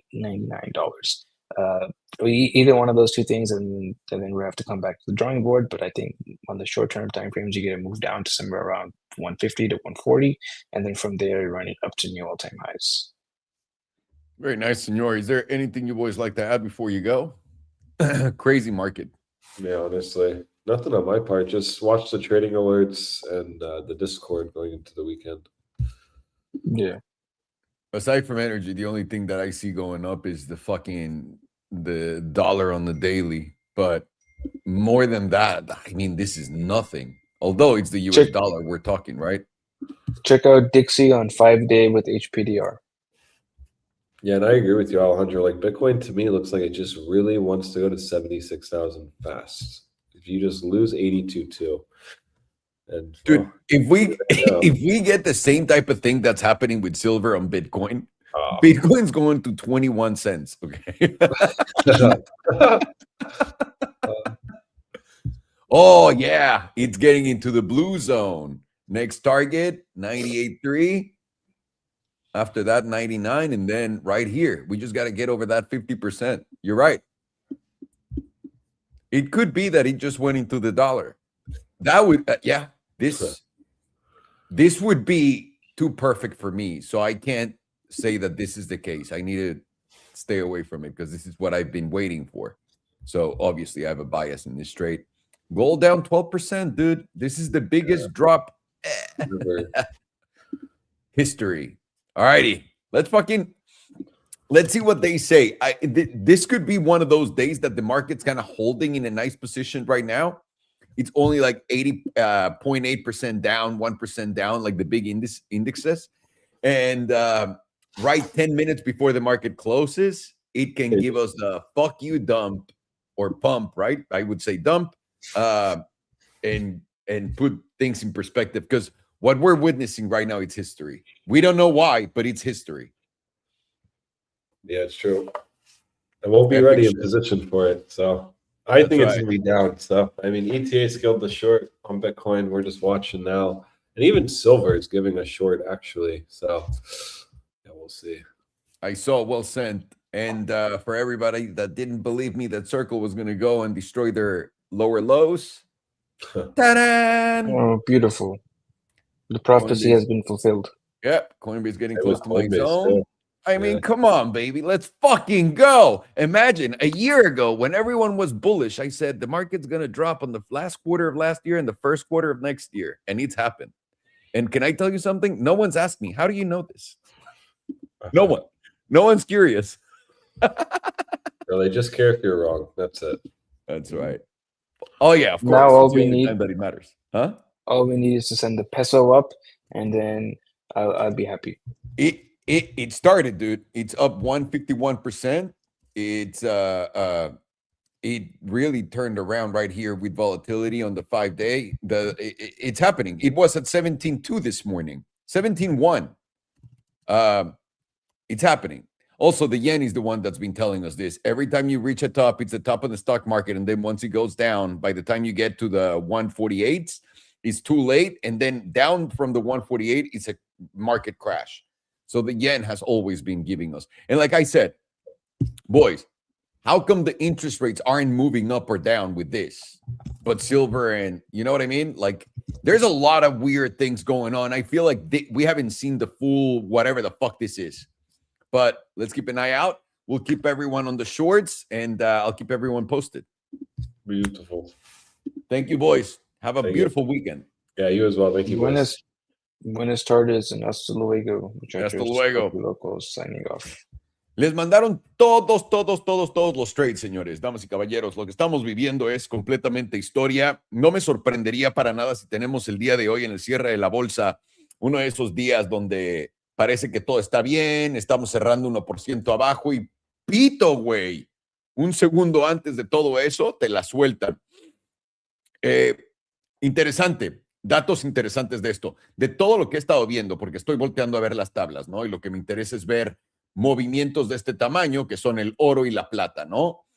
No hay en ninguna tabla algo así. En ninguna tabla hay algo así. La única tabla que está recibiendo beneficio directo es el dólar. El dólar está, ahora, viene de acá para acá, no es tanto el movimiento, pero es lo único que puedo razonar y estoy viendo. Y ahora, no puedo, ¿cómo se dice? No quiero poner mi bias en esto. Para mí, personalmente, y esto lo escribí antes de que empezara el en vivo, los metales, y esto se los escribí ayer, los metales van a rotar a los dólares, a bonos, etcétera. No voy a decir qué es lo que ya está pasando, porque no tengo ninguna prueba de ello, solamente tengo un poco del principio, del indicio de esto, pero si esto es, vamos a ver una caída fresca en todo, fresca. Tal cual como vieron el oro y la plata así, para mí, y esto una vez más, no les estoy diciendo absolutamente nada de qué hacer. Yo, gracias al cielo, vendí todas mis acciones, menos Lucid, que me da igual. Que de nuevo, estoy preparado para esto. Pero yo no me sentiría bien andando, holdeando lo que sea con cojones en este momento. O sea, claramente va a venir un pero porrazo. Y quiero que vean esto. Si lo de los metales fuera negativo para el dólar, los intereses hubieran subido. y se están quedando acá, tíos. Este es el bono a 10 años. Excelencia de préstamos. No lo están haciendo. Corto plazo está cayendo. Un año, 2 años, están cayendo. Una vez más, no sé qué sea. Personalmente lo había puesto ayer en X, que la rotación viene a el dólar. Estamos hablando de, para que tengan una idea, lo que se perdió hoy en la plata y el oro, en estos bajones, hubiera desaparecido cripto casi 2 veces completo. O, literalmente tu Bitcoin a cero, Solana a cero, Ethereum a cero, todo a cero 2 veces. Es lo que estamos viendo en este momento en el oro y la plata, cabrón. No sé cómo poner. Es que, de verdad, a veces es muy frustrante cuando no puedes compartir como un sentimiento con todos ustedes. Me gustaría que pudieran sentir esto de, ¡oh, güey, qué locura! ¿Dónde estamos parados? Pero bueno, es básicamente eso. No me sorprendería si tenemos un cierre de mercado agresivo, solamente lo tengo que decir. Y también, cuando cierren el mercado, me imagino que nos van a decir que hay algo que está pasando. Si esto es, quiero que pongámonos de acuerdo en esto. Si te ponen, porque ahorita están empezando, siempre empiezan los rumores. Ahorita el negocio de todos los güeyes en X es todas estas cuentas que nadie sabe quiénes son, que son muy populares porque ahora todo el mundo ha sido completamente lavado de la cabeza para seguir a gente que nunca han conocido, no tienen ni puta idea de quiénes son, si son personas de verdad o si es un gobierno manejando la cuenta, y eso tiene la misma validez que una persona de verdad que ustedes conocen. Eso literalmente está planeado para este tipo de momentos. Esas personas que estaban ayer, antier, escribiendo, me llegó la llamada, tengo la llamada. No les puedo decir con quién hablé o qué es, pero prepárense para el mercado más alcista del mundo. Cualquier güey que diga eso, déjalo de seguir, porque tienes que ser retrasado mental para creerle a estas personas cualquier cosa. Ellos estaban diciendo eso ayer. Y ahora ellos están diciendo hoy que esto es la guerra con Irán e Israel. Si esto es de verdad la guerra con Irán e Israel, para que entiendan lo que acabamos de ver en la plata y en el oro, sería la tercera guerra. Lo que tendríamos que ver no son bombardeos pederos. No. Sería la tercera guerra mundial. Eso es el tamaño del movimiento que te está dando en este momento el oro y la plata. Una vez más, si te dicen, güey, esto fue Israel porque aventamos una bombita, o no te enseñan, literalmente tiene que haber una bomba nuclear explotando en algún lado. Si no te enseñan algo devastador, te están mintiendo y todavía no sabes lo que es. Te estoy diciendo cómo funcionan las noticias, tío. No son noticias. Es para que todos caigan en esto. No son noticias. Si te ponen algo que no tiene una consecuencia gigantesca este fin de semana y te dicen eso es lo que lo causó, prepárate para el petardazo el lunes, martes, miércoles de la próxima semana porque ya está aquí. Es todo. Vamos con Velo. Vamos a ver esto. Ok. Velo. Esto es... no. Estoy viendo el bono a 2 años. Velo. Esto es Valero, que es una gasolinera, una empresa petrolera, básicamente, ¿no? En Estados Unidos. Voy a ponerles en la trimestral para que vean cómo va para arriba. Esto, por supuesto, y pueden ver también en la trimestral, estamos a punto de tener un setup de volatilidad de aquellos que me gustan por abajo el 15%. Justamente acá estamos en el 11 punto y cacho por ciento en la de 3 meses. Vamos a ver para dónde revienta. Todavía no tenemos claridad ante el movimiento. Venimos de acá, el abril del 2024, a los aranceles del 2025, a hacer un nuevo tope justamente en enero del 2026. Y podemos saber por qué. Hemos dicho, estamos entrando en un punto donde la crisis energética se va a volver algo enorme en el planeta. ¿Por qué? Porque literalmente toda la inteligencia artificial, todas las cosas, los grandes server farms que todo el mundo está construyendo, y esto no nada más son empresas, quiero que entiendas que tu gobierno favorito lo está haciendo también en tu país, para poder asegurarse que pagues cada centavo, cada puto centavo que tengas en la cartera de impuestos, ¿ok? De eso se trata esto. En lo que está ocurriendo todo esto, por ahora, la energía va para arriba. Valero tiene cara de que va para arriba en una tendencia claramente alcista en la trimestral. No hay más que decir. Déjenme ver la de 6 meses rápido. Ahí es donde tenía curiosidad. 6 meses tienes un setup de volatilidad a la alza que continúa expandiendo. Ok, perfecto. Eso quiere decir que a muy alta temporalidad esto continúa. Y ojo, en la anual, ¿no? Estás a punto de tener un setup de volatilidad acá este año. Esto va de acuerdo a lo que yo les digo, y aparte he invertido, ¿no? Y para todos ustedes que invirtieron en Bioesol, a los del Fondo de Emprendedores, muchas felicidades, cabrones. Que espero que hayan visto el episodio y vean lo que viene. Es absolutamente ridículo. Pero es por eso, quieres invertir en cosas en las que estás en crisis, papi. Vámonos. Mensual. Mensual tenemos volatilidad expandiendo ante esta gran subidongo de los aranceles por acá. Estamos perdiendo un poco de momentum en este movimiento, pero continúa la alza. Estamos pintando una vela más o menos toperona. Me gustaría ver cierres por encima de este nivel de los 170 para continuar siendo alcista. Claramente un nivel muy importante, donde solamente hemos podido cerrar una vela por encima de, y ahorita tenemos en 2 horas y 11 minutos el cierre de esta vela mensual. De poder aguantar esto en los 171, vamos a poder continuar a la alza. 2 semanas tienes contracción en volatilidad en lo que continúa subiendo. Habías tenido, en realidad la volatilidad te llevó todo hasta aquí arriba y ahora va a ser un reseteo por acá. Ok, tienes una vela estilo topera, más o menos 2, pero nada acá. Una vez más, pierdes 170 y ahí es donde yo me preocuparía. Pero por ahora la mensual está pintando bien. Semanal, aquí queremos cerrar por encima del promedio del 5. De no cerrar por encima del promedio del 5, podríamos visitar una vez más la zona de 170, que es la zona donde podrías agregar. Es que esto también viene a sitio, ¿no? O sea, no hay de dónde jalarle esto para que sea bajista. Diaria, también tienes un setup de volatilidad. La diaria tienes... Bueno, esta es una vela envolvente bajista, tienes una vela topera, tienes confirmación instantánea. A corto plazo, mínimo vas a corregir a los 170 hasta los 160, más o menos por esta zona. Y de aquí deberías de poder encontrar la máxima oportunidad, segunda mejor oportunidad, y aquí para arriba, porque todo se ve bastante bien, damas y caballeros. Nada mal. Ahora, buen rebote de Bitcoin, intentando agarrar a todos para la baja. Esto va a ser un corto para mí, un corto legendario. Llega 84, hijo de puta. Dame para agregar a mi corto, que todavía no me ha dado. Y ahora viendo todo. Les mandó Alex Farhan alertas para que estén al pendiente a todos ustedes que están aquí en Elite Trading Academy, y ando viendo si Rivian, algo más.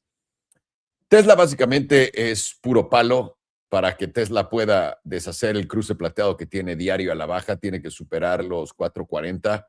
Está aquí aguantando el promedio del 100, pretendiendo. Pero, tío, si ya lo hiciste una, ya lo hiciste dos, vas a venir para abajo de nuevo. Volatilidad. Ahora, esto es algo que quiero que noten también. Esta volatilidad la he estado yo siguiendo de cerca. La volatilidad solo expande cuando Tesla va para abajo. Ahorita que subió, contrajo. Eso quiere decir que el movimiento fuerte sí va a ser para abajo en Tesla. Y va a seguir a Rivian, ¿no? Y va a seguir a Lucid, y va a seguir a todo el mundo que está comiendo mierda. Roblox, excelente momento para esto. Ahora, una vez más, ya no voy a invertir yo en Roblox porque en este momento no es lo que busco, pero Coinbase está empezando a llegar cerca de mi entrada. Circle ya está abajo de mínimos históricos, se los había dicho, vamos a llegar. El que es paciente va a ganar, cabrones. El paciente gana. Tengan paciencia. Y por ahora, plata bajo 28%, el oro 9%. Esto no es normal, tíos. Vamos a ver qué exactamente se está dando, pero pues, güey, nada mal. Un día muy divertido en el mercado, y sobre todo, estando en cash. No les puedo decir lo divertido que es. Ya todo está ajustando a buenos niveles. La pregunta es, ¿qué tan rápido o qué tan lento va a ser esto? Y aquí es el juego psicológico, cabrones. Les he dado entradas, pero les voy a dar confirmaciones también, porque si ahorita mañana llegamos a lo de Coinbase 180, veo que el dólar está subiendo, digo a mi entrada, lo que sea, y veo que el dólar está subiendo, puede que Coinbase jale luego. Ahora, veo que el dólar no está subiendo, que estamos viendo esto y que Coinbase llega mañana, el lunes, a mi objetivo, no voy a comprar porque va a continuar. Entonces, tenemos todavía que mantenernos al tanto en todo. Les voy a dejar todo en Discord, como siempre. Ahí voy a estar para poder pasarles todos estos trades para que lo vean. Aquí está en la descripción del video. Pues vamos a seguir monitoreando este pedo y qué divertido está el mercado. Parece estar recuperándose en este momento, pero de nuevo es viernes. Díganme, ¿qué pasó con el oro y la plata? Es todo lo que quiero saber. Y la noticia de verdad, vamos a ver qué nos dicen este fin de semana. Si ahorita cierra el mercado, instantáneamente te dicen es una guerra y no hay una bomba nuclear. Creen que estoy mamando, pero literalmente es porque nos han acostumbrado a no impresionarnos con nada. Lo que estás viendo cambia el mundo completamente. El paradigma es otro después de ver el oro y la plata hacer eso. Vamos a ver qué putas es. Si quieren, pongan su apuesta, tíos. Tírenmela aquí abajo en los comentarios. No sean mamones. A ver quién le pega a esto, porque me interesaría saber. Les mando un fuerte abrazo a todos. Muy feliz viernes. Pásenla muy bien. Los quiero, cabrones, y nos vemos en la próxima. Gracias. A todos ustedes y a todos los miembros del Trading Academy. Gracias, perros. Les mando un abrazo a todos. Pórtense bien.